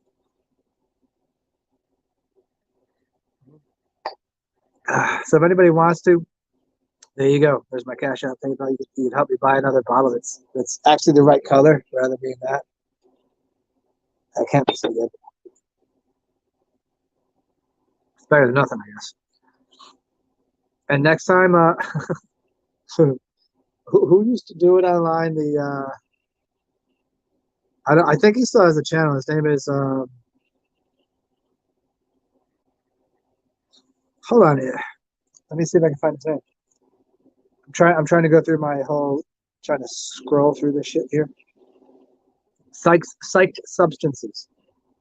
And I don't know how he was able to keep his show or talk about it or even do it. I don't know. Like I think he was like pre-med or I think it was pre-med or PhD or something. I don't know how he did it, but he had done more substances than anybody I think ever on the planet. He'd be like, okay, here's this thing. He would take it. He would do a whole review of the substance. All of them, which were probably scheduled, like beyond scheduled one, like where you can't really do it or talk about it. But he's sitting there doing videos on it. I don't know how you get that past, but cool channel because he gave you really a good inlet to psychologically how that looks while you're on it, and then afterwards what the come. It was he was kind of like a real life living errrywid. You know what errrywid is if you ever want to know how certain substances work in the body. Very important information because people are going to do what they want to do.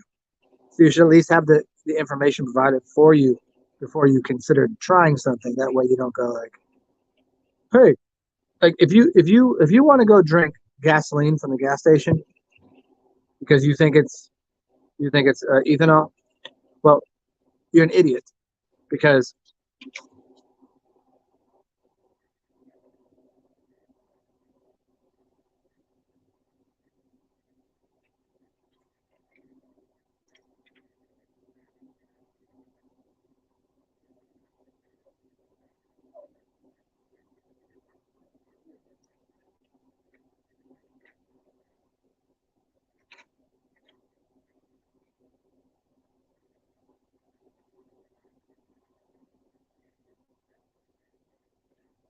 sorry, somebody's at my door. I thought, well, he was, but he was not. He had the wrong apartments. Okay, so yeah, so if you're going to consume alcohol because you think it's ethanol from a pump, which is basically just fire water. What they do is they add a chemical. This goes back into Prohibition. I'll give you a short story of Prohibition. Prohibition did not happen because they didn't want people to not drink liquor.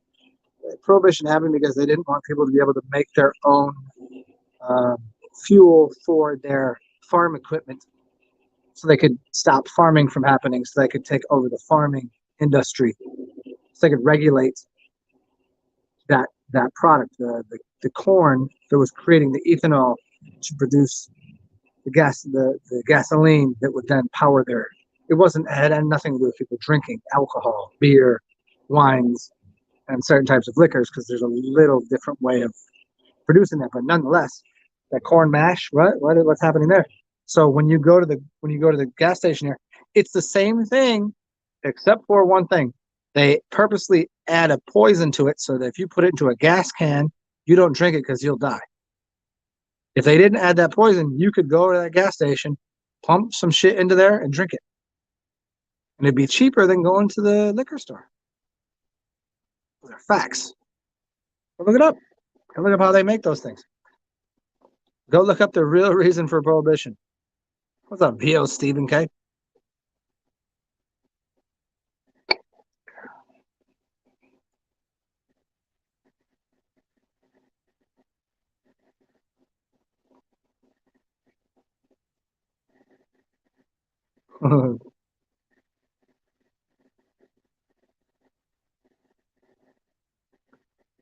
What else should we get into here?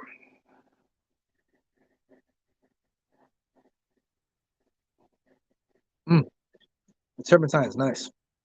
I said that when you drink some turpentine, you get the terp burps. Luckily, I won't have the terp burps so much. It will definitely get into my blood because it did. It did get down there. I can tell that. So it's like if you look into the history of the use of turpentine, as a little side note here, as we get into ethanols and terpenes and turpentine, and even dimethyl sulfur oxide, which comes from trees and the breakdown into things. But turpentine, it's a cleansative, it's a cleanser. It's it's an anti. I wouldn't say anticoagulant. I don't know if it's anti. Well, I guess it is. I mean, if it's sitting there, you can't coagulate something in it. It will not allow bonding to occur, break things apart, make it more fluid. If you spray turpentine in any old painting, it would just go. Oil paintings? You think they put oil in a house because it won't? Because water is not going to do anything to it. Hmm. Where do you want to go with this one? I know where I'm going to go to the kitchen to make myself another beverage. What's up, Jamie Hiller? Jamie Hiller, Rubus. What up, Rubus Cubus? I'm making myself a echinacea kombucha with elderberry and a few other substances, some vodka, and a bit. I need some ice cubes, so I'll be right back.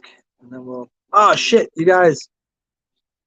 If you want to, Cash App, PayPal, Venmo, all that. I've been sick as fuck, and now I'm getting healthy, and I need to pay for the drugs that I just bought to make sure I didn't die because I was in so much fucking pain. And I need ice cubes. So if you want to, Cash App, PayPal, Venmo, description box, $ TSAR, capital XEN. And I'll be right back to answer any of all your questions.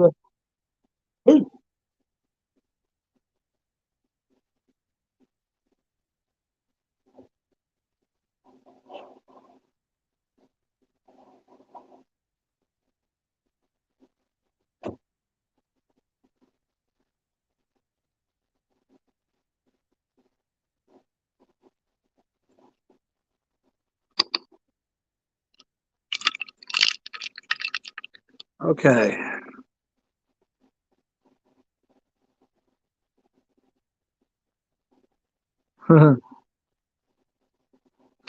Yes, yes, yes. Yes. Irish word that there is no Ellen.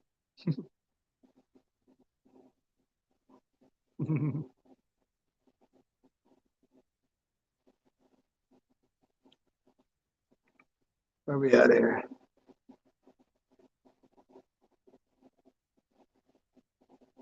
Pain is a blessing eventually. Yeah, in the sense of in hindsight, everything is. Yeah, but I mean, life should not be functioning on what used to be and how much pain we've been through. Because, yeah, of course, without the pain, how great could be the glories of the pleasure, but then we'd be living in a dual world. But yeah, I mean, I hear what you're saying. I'm done with both of them in the sense I'm just trying to be pleasant and happy and joyous and wondrous and all of that shit right now. I'm just not like fuck all the highs and fuck the lows. I ain't trying to deal with pain. I ain't trying to fuck your pleasure. You ain't got no pleasure for me. You ain't got no pain for me. Like, you know what I'm saying? I think too many people that it's yes, of course. I always say there is an idea that people um, have a desire. Desire can be anything. Desire isn't pain, isn't pleasure. It is this or that or the next thing. It's anything you want. But there is not this supposed escapism. People essentially they want to escape normalized reality or pain to find pleasure as an escapism as a tool. But in reality, you should be looking for rather than happiness or escaping pain, but to be living in joy, whatever joy is. And that's the point is you don't know, uh, unless you're in it, whatever that is. Some people find pain in things that I find pleasure in. Some people find pleasure in some things I find pain in. Some people love the color green. Some people hate the color green. It's just getting in where you fit in and finding that the pain is yes. You can't. These people go, pain is the same as pleasure. Fuck you. No, it's not. Stop it. I felt pleasure. I felt a chick stick her tongue. She was beautiful. Stuck her tongue in my asshole and gave me a rusty trombone. You know what I'm saying? And then I was squeezing some fat titties. And you tell me that's not pleasure? That's pleasure. And I've also been punched in the face and got hit in the knee with a skateboard, or in the shin with a skateboard, and all that shit. You're telling me that's pleasure? No, that's pain. There's definitely a differentiation What I'm trying to do is avoid both of those things. Just go, whatever this is right now, I like this. This is fucking fantastic.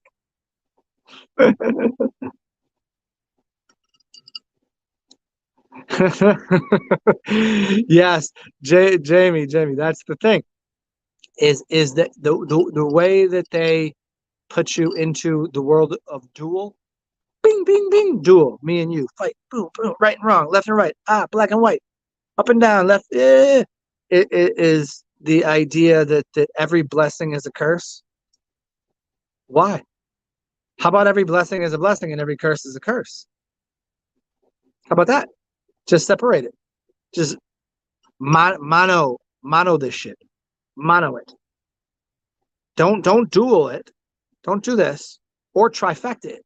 If you want a binary computer, you want to binary the shit, go binary it. I'm gonna trinary it.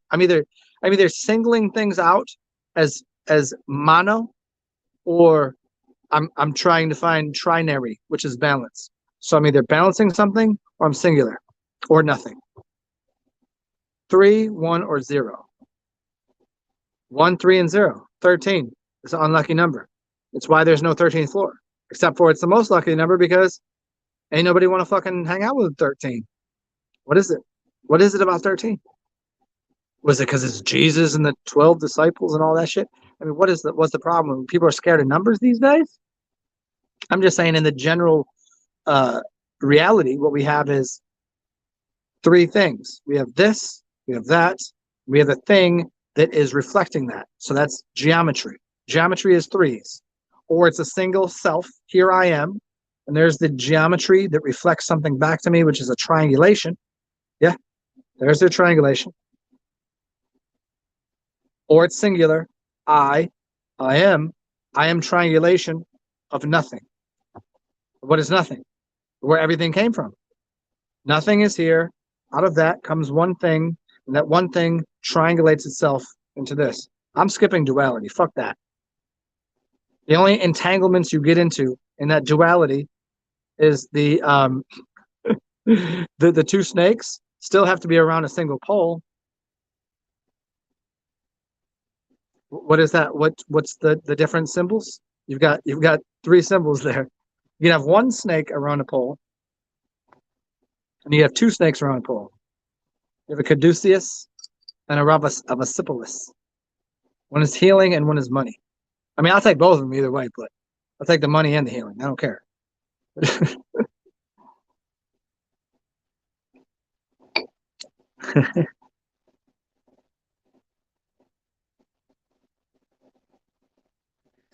Vio Stephen K, this is correct answer. You'd rather have your balls licked than kicked. That's a correct answer.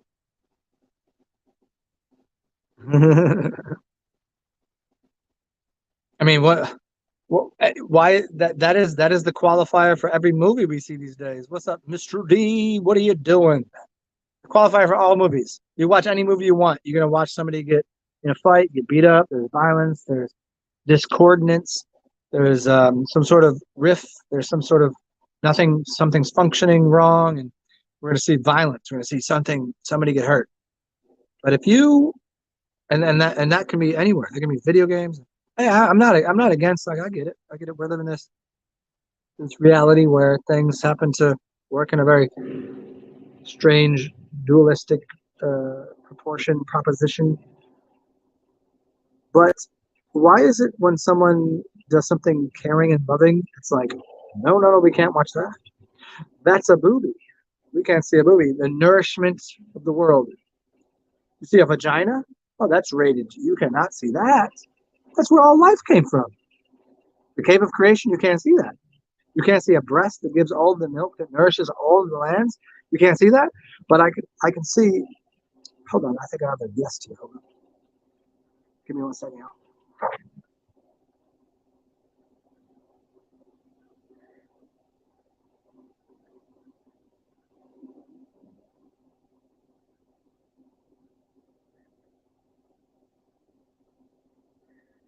No, apparently, I guess we have little children just running up and down the hall, just knocking on doors and shit. I guess Halloween or something. So what is that about that we're as a species, they can influence us through that television with all the most violent, obscene, ridiculous acts of non-reflective and uh, like everything that goes against nature. You ever watch nature just happen? It's not very violent. Some people say, "Oh, yeah, sometimes a tiger will kill an antelope or whatever." Yeah, but a general rule, if I go walk outside and go to my local, I'll watch ducks play with. I've watched ducks play with all sorts of like rats and pigeons and seagulls, and I see a crow over here, and I see humans here, and I see a dog. They all play. There seems to be no violence. Hey, every once in a while, a duck will fight another goose or something. Who cares? It's a little pecking order. But not a lot of violence going on. But I try to see there's violence everywhere. Anything that's considered even slightly towards how humans would like to feel, coddled, nourished, cordial, comfortable. That's not okay. You can't show people that because they might mimic it, and everybody might just happen to get along and like each other. What a goofy shit that is, isn't it? Is that weird? Isn't that weird? You wake up and you get your shit snipped, and then your other shit snipped, which is fucking criminal, if you ask me. And then you have your parents say you know about everything, and then you get off and you go to the school system to tell you nothing about the truth, and then all of a sudden you're just completely bombarded with inane bullshit, hierarchy, like bullshit. I can't stress how much bullshit you've been given your entire, like you're just eating, like shoveling bullshit in your mouth on a daily basis. But that's okay.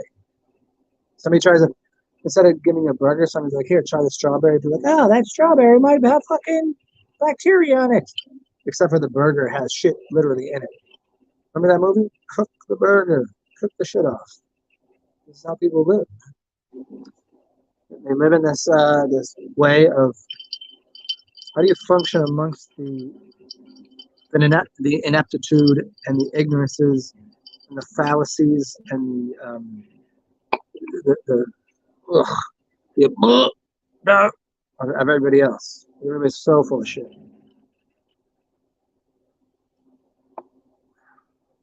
I wonder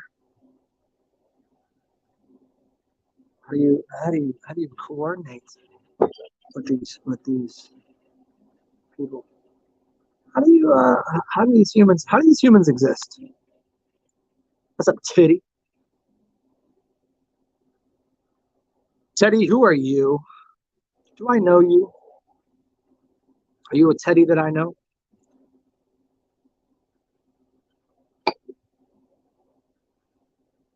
Welcome. If I don't know you, welcome. We are 3 hours and 35 minutes into this nonsense. First, I have been back on here a little bit. Feels kind of nice because I did. It feels better because I had a little throat issue, and sometimes talking allows that vibration to clean out all sorts of problems that might be somewhere. Sometimes thinking will clean up problems here. Sometimes taking a shit might clean out things here. Sometimes,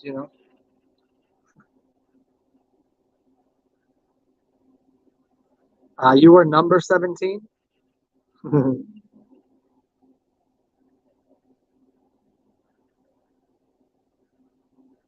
Hey, son, so do you get anything from New Orleans Apothecary? Is that the one on Magazine Street? You gotta help me with this because I think I know which place you're talking about. I haven't been there a while because I used to live over near there. If you're talking about the same place, there's three places that I know of that are really good. I just happen not to know their names. Uh, um, that place is really cool. I think that's the one. Hey, it's 4:55 here, Teddy. So that means you must be East Coast. You East Coast?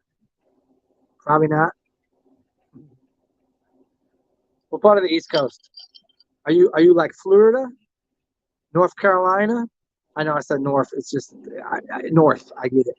New York, Philly. You ain't from Maine. I'm gonna go with right away. I'm going when you're from North Carolina because you would have a little more attitude. And Santo, which go back to this. What was it on? Wait, is it on St. Charles? St. Charles or magazine?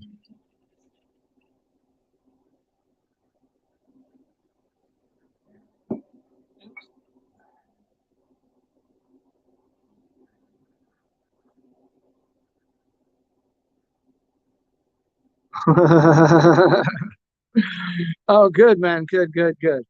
The bullshit. Hey, I just talk it. I did. I mean, I talk bullshit with anybody, but I'm not saying. I'm just saying it to, you know how it works. Florida, Florida. Okay, I was gonna go with Florida first, and I went to North Carolina. Florida. Okay. Are you inland or on the coast? I would go. I would go. Are you on Florida? You ain't Fort Lauderdale. You ain't in Miami, definitely. No, no, no, no. You'd have a little more attitude in Miami. Are you on the inside? Are you on the Gulf? You're in the Gulf Shore area? Let's go. I'm gonna go. I'm gonna go with your Gulf Shore area of Florida. So somewhere between Fort Lauderdale, and Saint Pete's. Saint Pete's. Come on.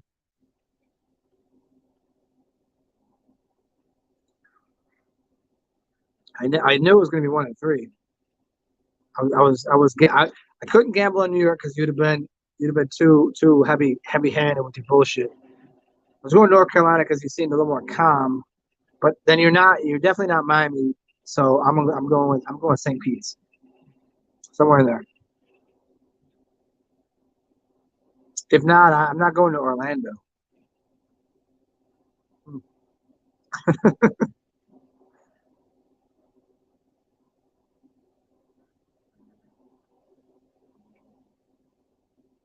And also all the shit that I'm Mandarin. So the inside Mandarin Bay, is that Mandarin Bay? Isn't that on the big lake right there? You gotta help me with this. I've never been there. I just have very minimal overview of the state. I've lived on I've lived in Florida, and I've been to Florida a couple times, but I don't really know it like that. So is that on the big lake right there in the middle? Mandarin Bay. Hmm. You mean inside of the state or inside on the Gulf? Yeah, yeah. Come on, man. The fuck do you think I am?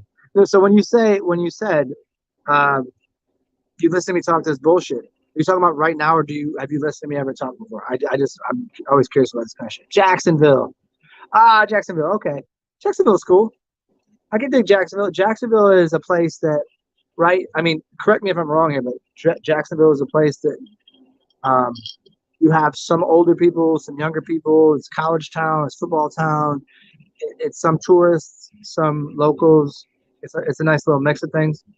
It's not like it's not like Florida where wrestling gators, and it's not like Florida where fucking in Miami like fake tits, and it's not like Florida like in Mickey Mouse land. But it's yeah.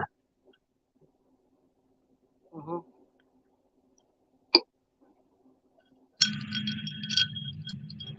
So what? So what? So you are you off the co- this is summer. You going to college? You going to college next year?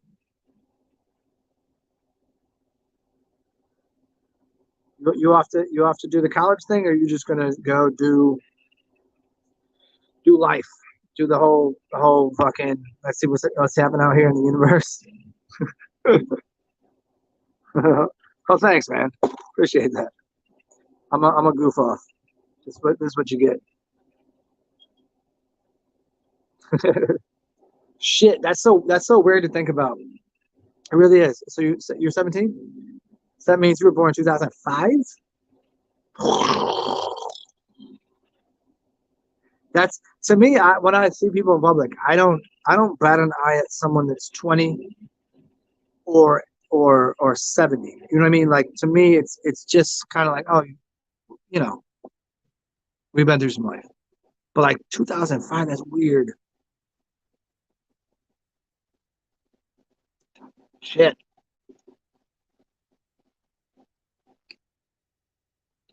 Yeah. It's like for me, like so somebody there was a meme the other day. It said like, when in the 20th century, we'd be like, hey, somebody was born in the 1890s, like they're from last century. And now saying if someone was born in, let's just say somebody was born in the 90s, for people that are born in the 2000s and beyond, like, oh, that person was born in like last century, in the 1990s. Like, holy shit, even for you, 1990 is so far away from 2005. The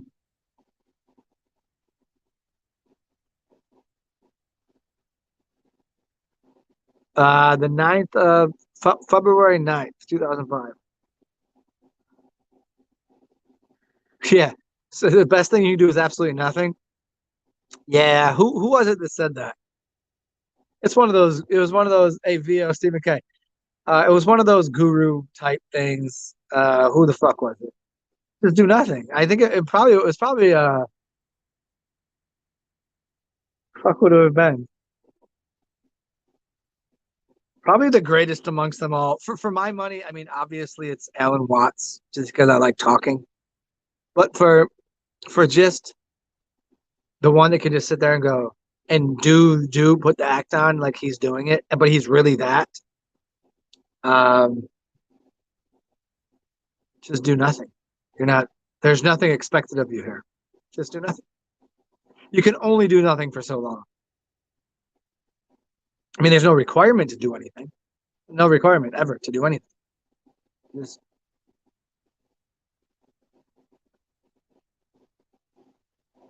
that feels very Sufi-esque, like a Sufi-esque teaching. It wouldn't be so much. It's somewhat maybe in the Zen Buddhist philosophies, but like Gujarat maybe might have said that, or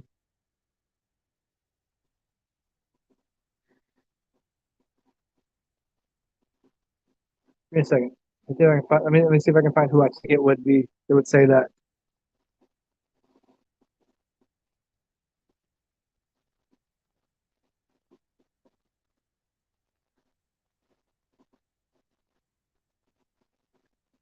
Not, it's not quite roomy poetry.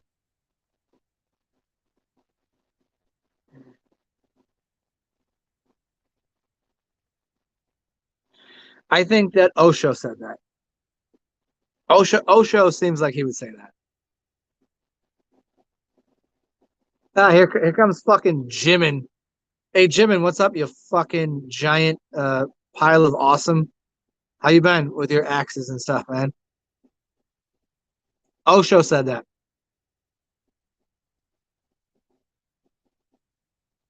What's up, Divine? Yeah, I think it was Osho that said just there's nothing that's expected of you. But once there's nothing expected of you in reality, and once you know that, then you can do anything you want.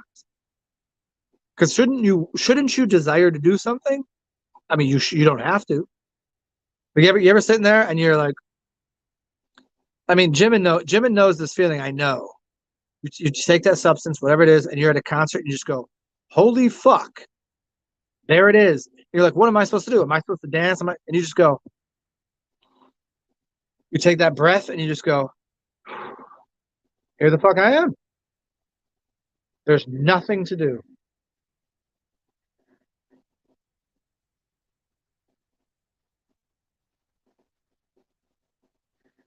And there it is. And you're just radiating it, you're involved in it, and you're doing nothing.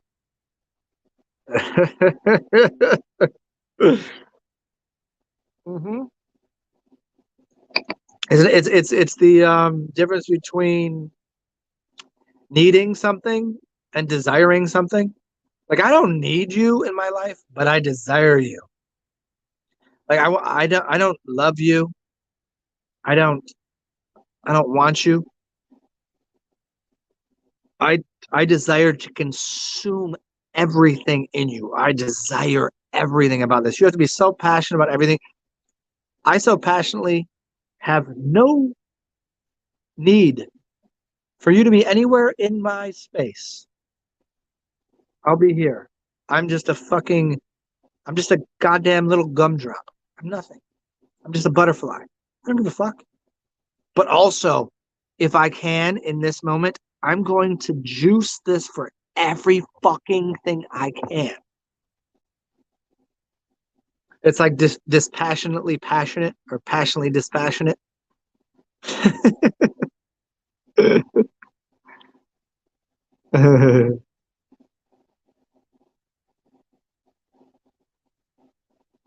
Divine, have I ever seen someone with just a mustache and thought that guy's a douche?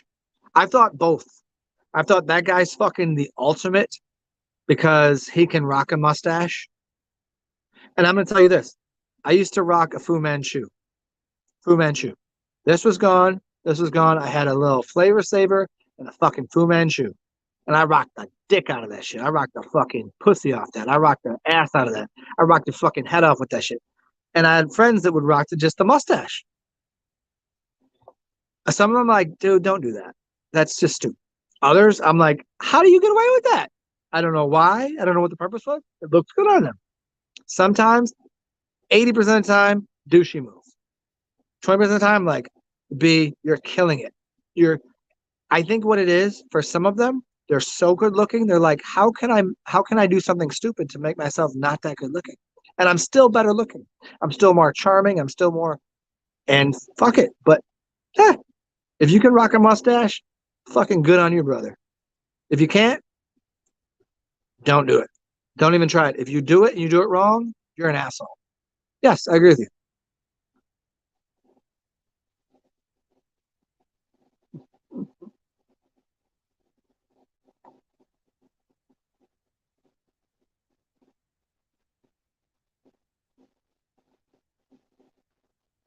Okay, let me put this on the screen here.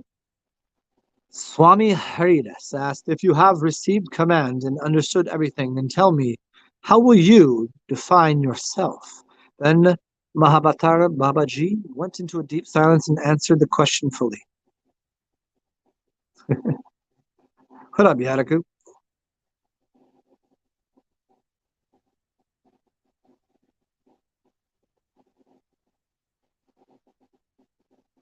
Well, here's the thing with questions. Questions are always bound to nothing. A problem, on the other hand, is bound to a solution. If there's a problem legitimately, the solution is there. But a question doesn't always deserve an answer. People ask me dumb questions all the time. My answer is,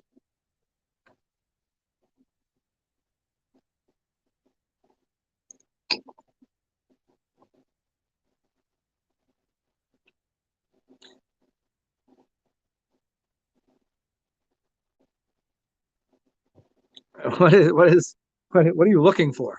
You know, when people often query, if you ask the wrong question, you're going to get the wrong answer. There's no such thing as a stupid question, but there are some fucking wrong ones. Yeah, it's kind of like trying to figure out how to bake a cake. It's wildly different than just cooking a steak. The cake is chemistry. There's got to be, you got to put that shit together right, or it's not going to come out. You make a flan, you're going to make, so, like, how do you do these things? A little alchemy and chemistry in there. Don't, you want to chef with me? You want to be an alchemist? You want to be a baker? There's, there's, you ever talk to people to just ask questions because that's their nature to ask questions? If you want to be a good conversationalist, here's the key questions you need to ask to be a good conversationalist. Here's my key answer. Fuck you. Your questions suck. I read these on fucking pop media dot suck my goddamn asshole, you retard dot fuck yourself .com. What does this have to do? You're not really curious. If you're really curious, you'd go, what is that? You would ask, what is that? How does that work? You don't just go, I think I need to understand people and how things work and function. How is it? No. If you don't want to know about how a car works, you won't ask the question and you won't. Some people are into cars. Some people aren't into baking. So who the fuck cares? Don't learn that. That's not for you. Figure out what it is you're interested in.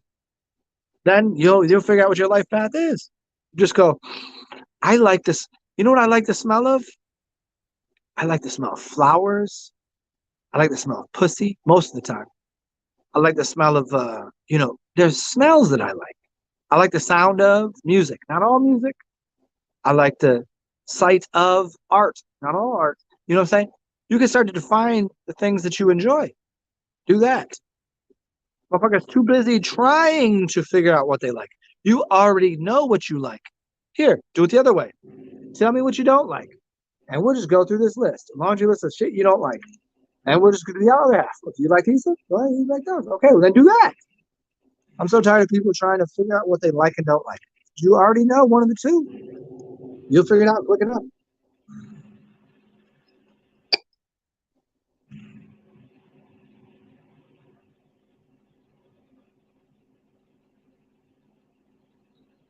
Where are we at here? The most unsettling song I've ever listened to? I can't answer that because no song really unsettles me. Like, there's some music I just don't like. You know, like it's funny to not like country music, but I love a lot of country music. You know what I'm saying? I love hip hop, but there's some rap music that is just stupid. Rock music, I'm good with, and some of it just like there's not too much. I mean, like that super duper like death metal, get in the mosh pit shit. I could do without, but I get it if you're really angry and got to get some aggression out. There's no song that I've really. There's no singular. Nah, I don't have that. I can't equate a song to like the smell of rotting hot garbage with fish and diarrhea and puke. You know what I'm saying? If you put that smell together, I don't know what that song is. I'm sure it's out there.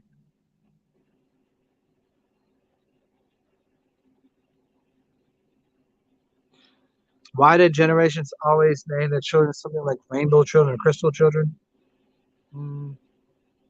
I think it's because it's all the things they desire that they never seen.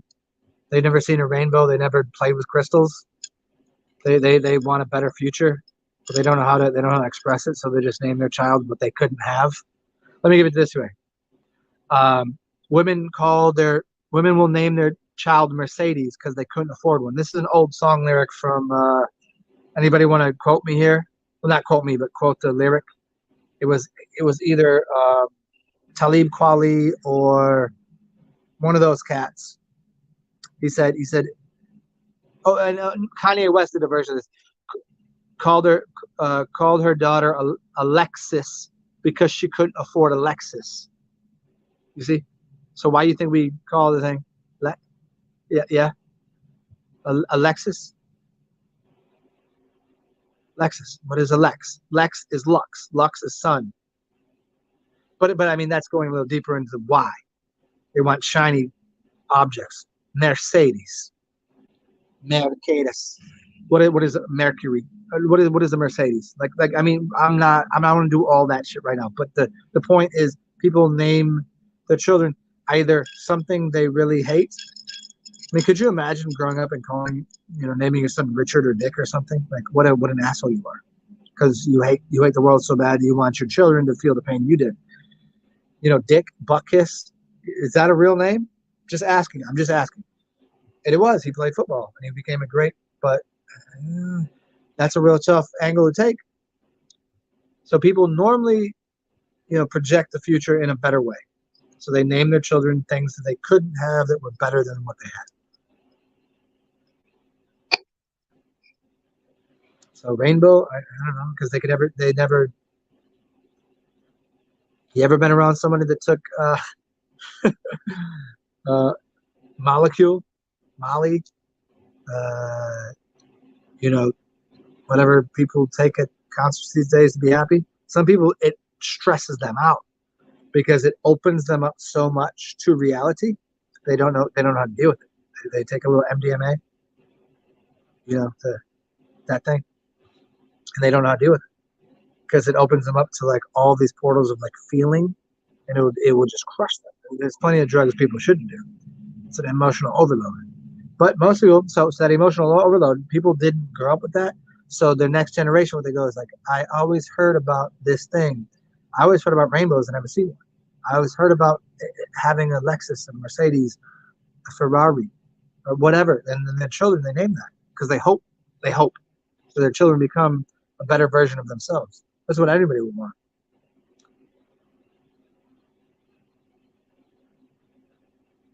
Haha, life isn't cliff notes. I'm giving y'all the cliff notes right now. You could stand at the cliff, jump off if you want to, but I wouldn't suggest it.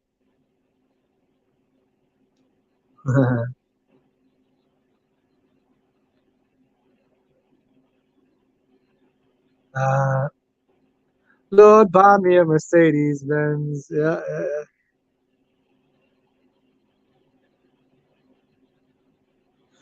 Well, shallow, I mean, what do you expect from people that could never get into the depths of soul? Like they're superficial. They were bred to be superficial. They want everything everything that glitters isn't gold. Everything on the surface is not diamonds. What's diamonds might be just like broken glass, that kind of thing. Well, I mean yeah, the fool is the fool is all of us. Speaking of, here I got a piss, and you guys get this as the here's what you get for this right now. Didn't you put one on here that was the fool? No, you put the justice on here. Which one? Did you get rid of one? You did. I thought you had it. I thought you put another one on here. Here, have some music while I piss. Is that okay, guys? I'm gonna close my eyes and just hit something here. Let's see.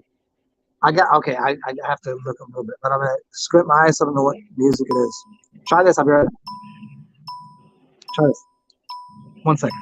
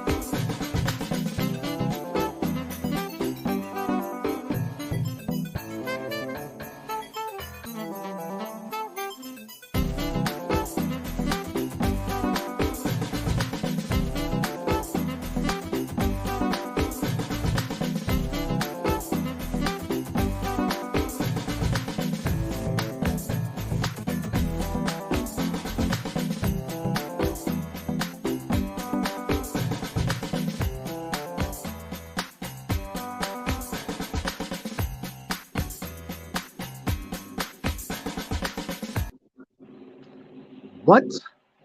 What are you talking about here? I'm too goofy for Nola and should go to San Francisco. I don't know what the purpose of that would be. San Francisco is hills that I don't like. It's the West Coast, which I don't think I like. It's a little too.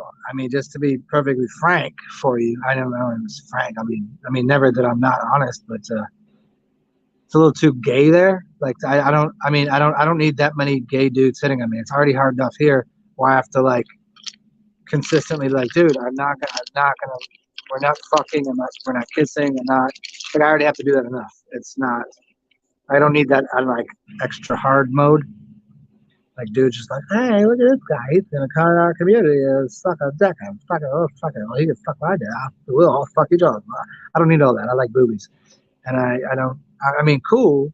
I'm not that. I just, and also I like the heat, and I like the river, and I don't like the hills. It's just weird. I like flatland. I'm at the swamps. I'm too dirty. I'm too dirty. I'm a dirty dog for San Francisco. Um,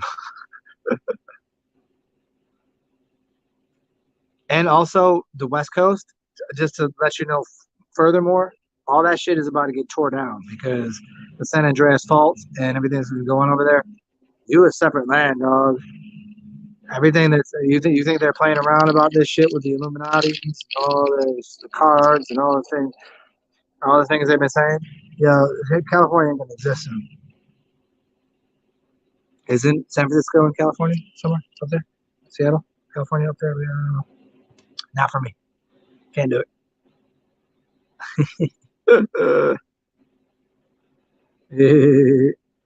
Okay, where are we at? Okay, my mic's on, my camera's on. I got this on. Hey, back to reality here. 4 hours of this amazing broadcast of me educating you on the ways of the spiritual life, this world, the next, and another. Wherever you go, wherever you are, if you are or feel blessed and have currency running through your hand, send me a little energy for some healing.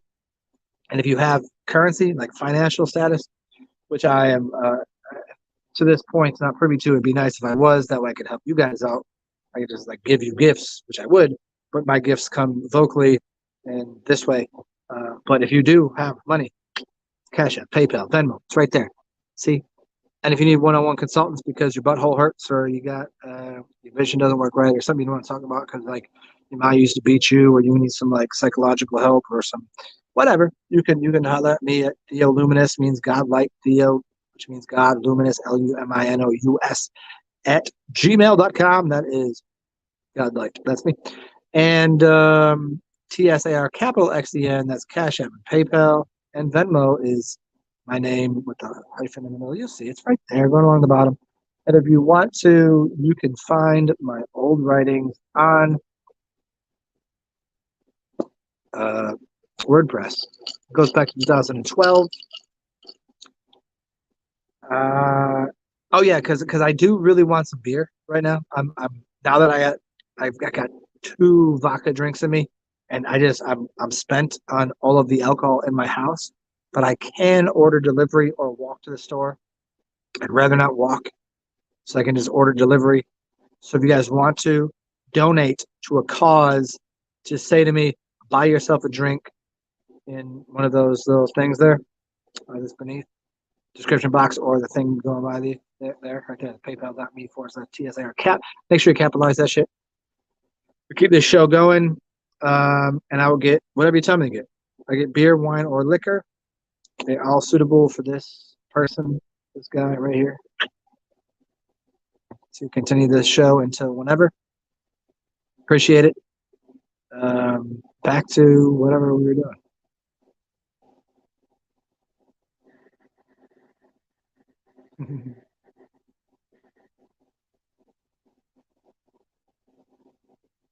Which is a subtoke. That's Kanye. Was that earlier reference when I was talking about? Yeah, well, Kanye did that. Kanye did that Mercedes line, right? But that was that his workout video? Which one do you do that? No, but some other rappers have done a very the Lexus was another one. Uh, uh, it's odd that let's use an idea. Let's use an idea here. Why is it that melanated or Native American? I'm going to just say it like it is. Melanated black people in America, most of you are Native American Indian. Okay, you have a tribe. You just don't know where you came from. You're not from Africa. Okay, we'll just start there. But all of you, you name your next generation something better. You tend to. You go that way. You go, okay, how can we change up some names because this one didn't work and whatever. White people, the people, the Slavic, the slaves are Slavic, and the white people that came from underground and whatever the fuck else they are. I don't know. I mean, obviously I might look a little white, but I get pretty good tan. Everybody knows it. Um, why is it that they try to name their children after their grandmother, who was a piece of shit, probably, or their aunt or something? They're not, or they change their name to something really weird. Like I don't know, like Brenton instead of Brandon or Brenton or like I don't know what they do with their names. They just go back a generation. They do something weird. It doesn't even make any sense. It's just like, hey, let's just throw a word. They just started throwing a letter in there where melanated people would just throw a bunch of letters in there and just come up with a fucking name, a whole new name, like a whole new way to speak the language, which I find fucking impressive. That's that you. Do you know how many letter? Do you know how many words are in the English vernacular because of one person who just created words? Do you know who it was? He also wrote the Bible. Yeah, check it out. Do you know who it is? Oh, what's his name? William Shakespeare. Shakespeare. 42 years old when he wrote the Bible. Go look it up. King James Version. 42 years old. And it was a bunch of other poets too. You can look into Psalms 42, 6, 6 down from the top, 42, 42, 6 from the bottom. You'll find his name, Shakespeare. Okay, so he wrote the Bible, and he also, well, he didn't write the Bible. He took the pages and put it in the iambic pentameter, so that way there was a poetry and a fluidness to the way that the words were being spoken and coded things in there. Yeah. And he also made up words that are now part of the way that we speak English. It came from him. There's thousands of words that he just came up with. And now melanated people are doing that. White people just go, just take a dumb word, like the word Brent means like what? What is that? What is that? Is that oh, he's a golf course? Brenton Ridges go. I mean, I'm using this example, but like think about it really, like really deep. How many melanated friends do you know that like they start with they're using a different construct of the English language. We go back to the 1990s. You say ebonics, nobody uses that word anymore. But the way that people speak, their linguistics, based on where they're born, what area, what state, what town, what area code, like all of this, the way that you might speak one syllable will change the entire dynamic of the way that people hear you. And this occurs everywhere. So why is it that what you call white people, they speak in a certain way and they're trying to find their way out of this speaking language this way so properly and they don't even speak like the English people that apparently created the language. Language is a very powerful, it is the number one technology and tool of human invention. We used to do what all of the other animals did. Apparently, we used telekinesis and we spoke through this. That's the listen to Bobby McFerrin. What do you think? What the fuck do you think he's doing? What do you think these animals are doing? They're not communicating? Of course they are. Now we've taken that, we've constructed it down to letters and numbers and made a coding and key system. Language is a technology, my people. It's called the gauge of your lungs. The lung gauge. And we took that, we started fractioning it into angles or angels or angles of our speaking pattern or light fractions. Fractionated versions of how we speak things into reality to create matrices. I'm not going to go that far down that right now. I'm just saying there seems to be a strange way that we go about naming things. Because in the Bible, what was that first guy given the capacity to do? Go out there, look into the world, and start naming everything. Name, N-A-M-E, is the word A-M-E-N. Amen means abracadabra. If I say abracadabra, it means amen. It means I name something. Name is amen. It means as so I say, it will come forth. So when I'm done speaking, it says so it will come forth. I've named it. You're given the capacity to name something. So you name something powerful. How do you name something powerful? You know exactly what the letters mean because the letters are sounds that can uh, convey an image through using. As I speak something, if I go oh, e, all of those sounds are creating a different pattern in your brain. It's a cymatic, and those shapes are creating an object in your mind. Maybe not an object, but a symbol that then you can create forth as an object. So if I continually call my son or my daughter or someone by a name, amen, name, abracadabra, I'm producing them by what I speak forth. It's why I can. If you said, uh, what's the movie? Beetlejuice. You say that three times. So you've taken and you reformed that Beetlejuice, Beetlejuice, Beetlejuice. And it comes because now you formed that and it becomes, you're producing a physical object in reality. It comes forth. That spirit comes forth for what those letters and sounds means. So everything else you're doing is doing the same thing. So why wouldn't you call your next of kin, your next generation, something better than what you are? The best thing you can think of.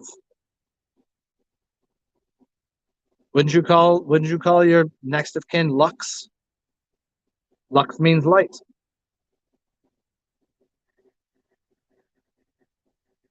How about Nux? Nux mean nut.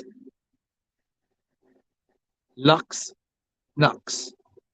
I mean, we could Nux if you want to see some lights, but the idea is these.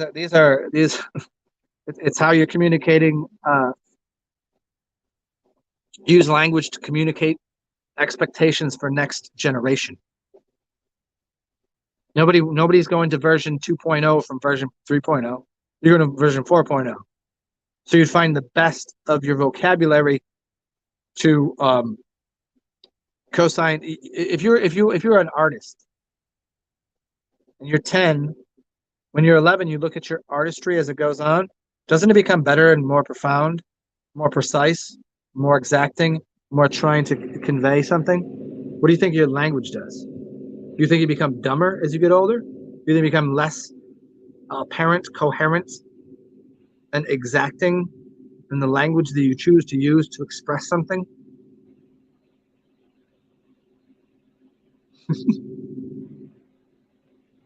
Anyways, a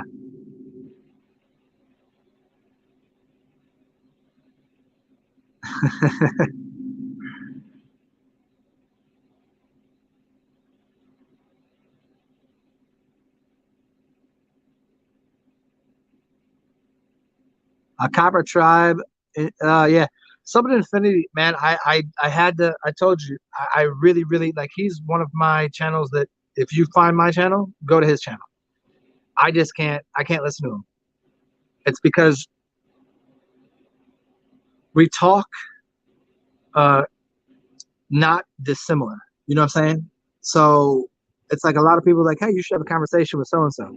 Like we're saying the same thing. We're just using a slightly different vernacular. We're using a different way of explaining a very similar subject matter. That it would just be like, I mean, I could hang out with the father. I could hang out with this dude. I would have a great conversation. But I don't know that we'd do a show, and I can't listen to him because I don't have 2 hours to. I already know what he's gonna say. I know he's gonna. There's some great videos that I've seen of him, but I can't really, man. There's so many things online. So I try to find little one-offs that are like 10 minutes of people.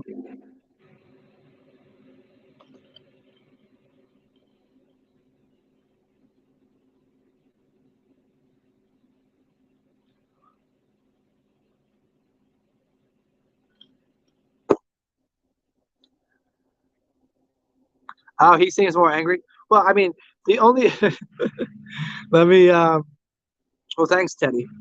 What's up, Christopher Lee? Good to see you. He seems more angry.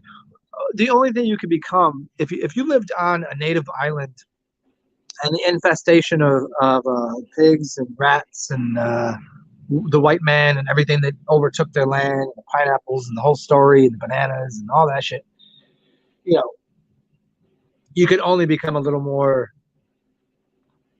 jaded, I guess. I couldn't imagine him becoming more comfortable with the way that the world seems to be producing like uh, gift shops and a runway on a pristine beach. You know what I'm saying? If you had a pristine beach and you had a small little helicopter pad for people to come in and out of, and somebody came through and was like, let's put a runway in here to get a bunch of people in and out of here because they want to see how beautiful this is. Eventually, we go, dude, this is too much. Like it was beautiful, now you fucking it up. You're fucking up the scenery. What is he going to be? Is he going to become happier? My suggestion for that cat is move out of Hawaii. I don't know where else he's been. I really don't know. I would say come see go see Austin, go see San Diego. Maybe go check out San Diego. It's already been overrun. See what happens. See what the end result is. Come to New Orleans. Come see New Orleans. I think it's pretty fucking awesome. I don't think I'd like Hawaii, honestly.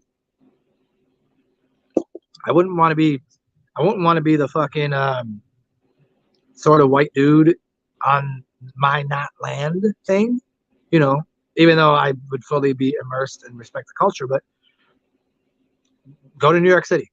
You want to really? I think his subject. I think what he should do: go to Chicago, go to New York City, go to Denver, and go to. I had this conversation with somebody the other day, yesterday, in fact. Go to Cleveland.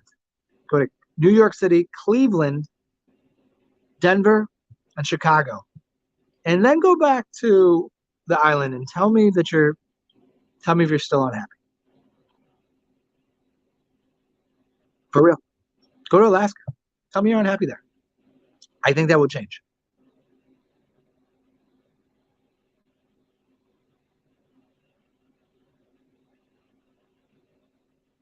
Do you understand what I'm saying? So I made this comment about Tennessee Williams. And here was my comment earlier. There's some Jack Dick knows nothing on Reddit because that's all they are. It's a fucking bunch of retards. Can't help it. That's just what they are. And I said, Tennessee Williams said, and the quote is, there's only 3 cities in the United States. It's New York, San Francisco, and New Orleans. Those are 3 cities. Everywhere else is just Cleveland. And the comments afterwards were like, well, I think that's really giving Cleveland a bad name. As if. Oh, did he say as if? Yes. So this person's from New Orleans because it's a New Orleans sub, so I'm assuming he's from there. And I said, well, why don't you go to Cleveland and go live there? And then tell me about how shitty New Orleans is. Because obviously his what he was explaining was New Orleans sucks because we don't fix the streets, the infrastructure is failing, the government sucks, these people don't do shit, it costs too much for this, they can't find jobs, the crime is too much, the pay is too low. Everything that is solvable by just going to Cleveland. Rent is low, you know what I mean? Not a lot of crime, go in suburbs, go live in Cleveland. And then tell me you're not going to be fucking just itching to come back to New Orleans. I can't find it within my to do anything but go like just scowl at these people like for my money. I am in the greatest place on earth without question. New Orleans is the greatest place, at least in the country.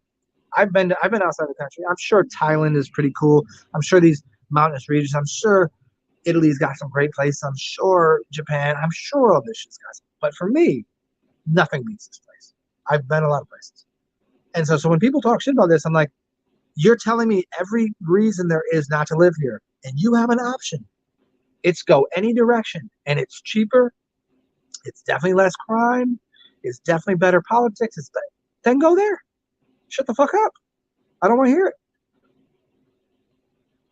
So if you live in Hawaii and you have a problem, I would suggest go to Cleveland. Or go to New York. Try New York. Even though it's one of the best cities, I don't think you want it.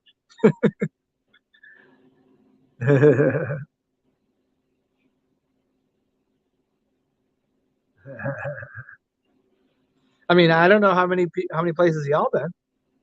How many cities, how many states have you lived in or visited? And tell me, where would you choose to live?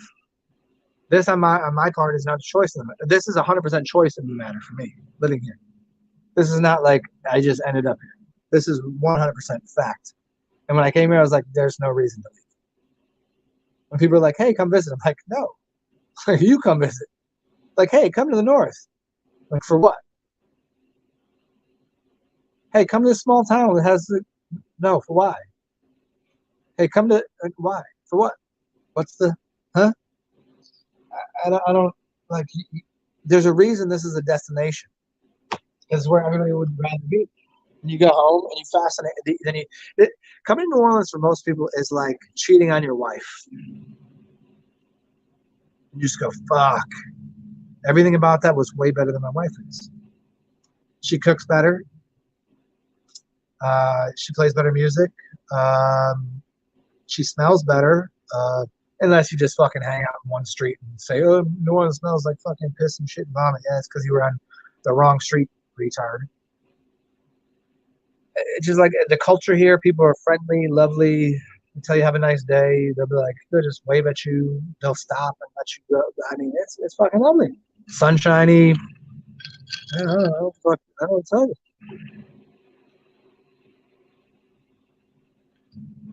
Everybody got this fascination with it's greener on the other side. It's greener on the other side. I'm on the other side. How's that? It's fucking green over here. It's lovely.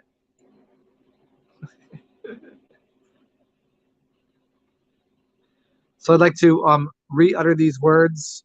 That is 4 hours and 30 minutes. I would like to order some Drizzly. Drizzly is an order-in service where I can get beer to come directly to me right here. I just get this right in front of me. Just hand me beer. And I like to do that because I don't have any. If you'd like to help me purchase that, I would be very, very much not in your debt, but I would be very thankful, humbled. CashApp, PayPal, Venmo, it's in the description box, all that shit. It could be a thank you for this show or for all of the other 5,000 shows, which would be almost, most people, it said it takes 10,000 hours to be efficient and very good, a professional at something. I'm pretty sure over the 5,000 videos I've done, there's over 10,000 hours of me live on camera. Do you hear what I'm saying? There's millions of views of 10,000 hours of me doing this. And it's all a whole bounty of different kind of things. It's not me going, hey, guess what? Well, the earth is like this, and this is what we need to do. It's not the same thing. It's all different. And it's all I hope you enjoy. So I put at least 5,000 videos, 10,000 hours in this shit. So if you want to pay me for that, feel free. If you want to be a random donor, go for it. If you got a rich uncle, if you make a bunch of money and you want to support me and a project of any of your choosing, I can build things. I can tell you to start a garden. I can just talk a bunch of whatever you want. Let me know. Just put some dollars in that account, and I will at least drink a beer today, even if it's $1.50. I don't give a shit. Buy a motherfucker a beer. And if not, thanks anyways. Good for being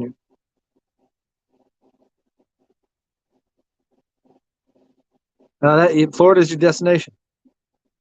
Yeah, man. I like Florida. You see it on the news, and it's always like, the Florida man.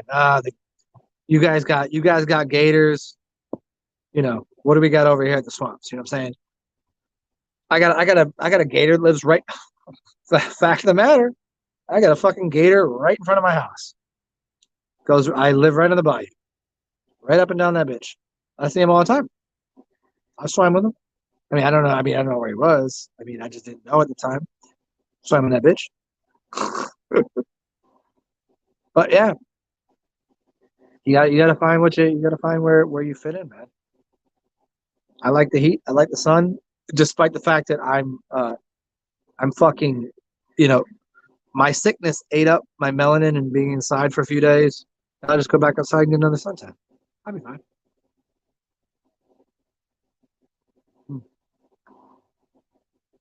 Well, here's the thing though, yo. I want to keep this shit going, and it's gonna take base and base. I think Junie to at least because I do have a couple bucks from somebody that donated. I think it's actually fucking Junie. Thanks, Junie. Somebody gave me a couple of dollars the other day, so I do want to order in some beverages. And for me to do that, I have to put this on hold. But if someone can take over for a second, any of you, I'll give you the channel for 10 minutes so I can order some beverages. But if Junie wants to take over, if not, oh no, hey Teddy, no worries, no worries. It's not like that. That at least that way people will stay here. If not, I'll just squash the show and do another one in a few minutes. We'll see. We'll see what the outcome here is. So it's either this. Anybody want to type in the comments? What's up, Jimin? I'm either going to play music, which I think will play in the background while I shuffle off of this thing, because I'm using my phone to do all this. This is no computer. This is just me on my phone, so you guys realize how this is working. I don't have a computer. I just have a phone. So I'm doing this on here, and when I go and order something, I can't split screen this properly. It's not gonna work. So I think it will run in the background, will be my music, or someone else's take over, or I'll just do another show in a few minutes after I order stuff. But if I do that, then maybe you guys don't come back. Oh. Peace out, Jimin. What's the number one advice of everything you would give to people, the souls in the world? The number one advice you would give to all the souls in the world out of all the content you put on this platform? Fuck, I don't know, man. I would say it's my 3 rules. A, fucking be yourself, be happy everybody else is taken. Nothing you can do about that.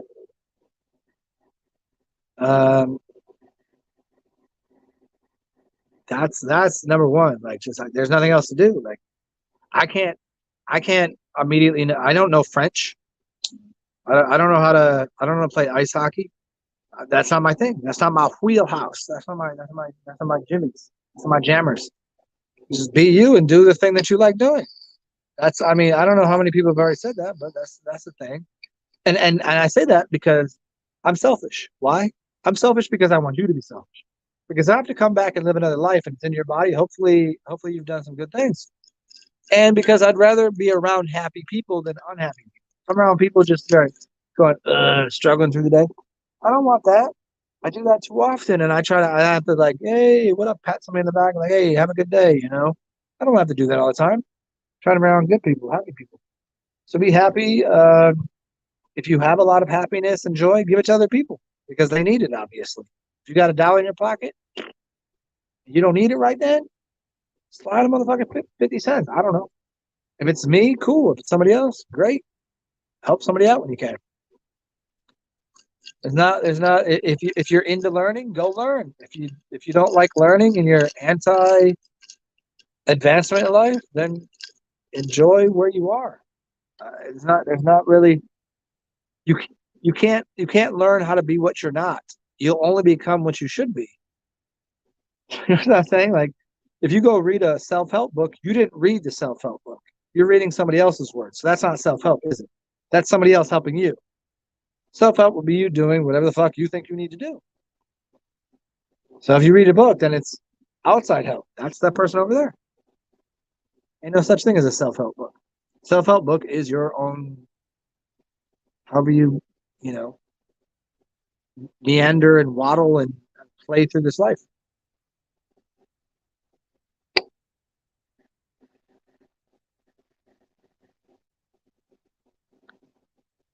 All right, here's what I'll do. I think this will make the most sense because why not? We'll cut this right now, and I will order myself some beverages. That way I can at least take a piss, Feel like I can clean. I can clean up my apartment a little bit. Got a couple cups around here, and I can order some beverages. And you guys can come back and give me anywhere from give me 15 minutes to take a breather. And I think 4.5 hours is pretty solid. Then I'll do a show between 15 minutes and 45 minutes.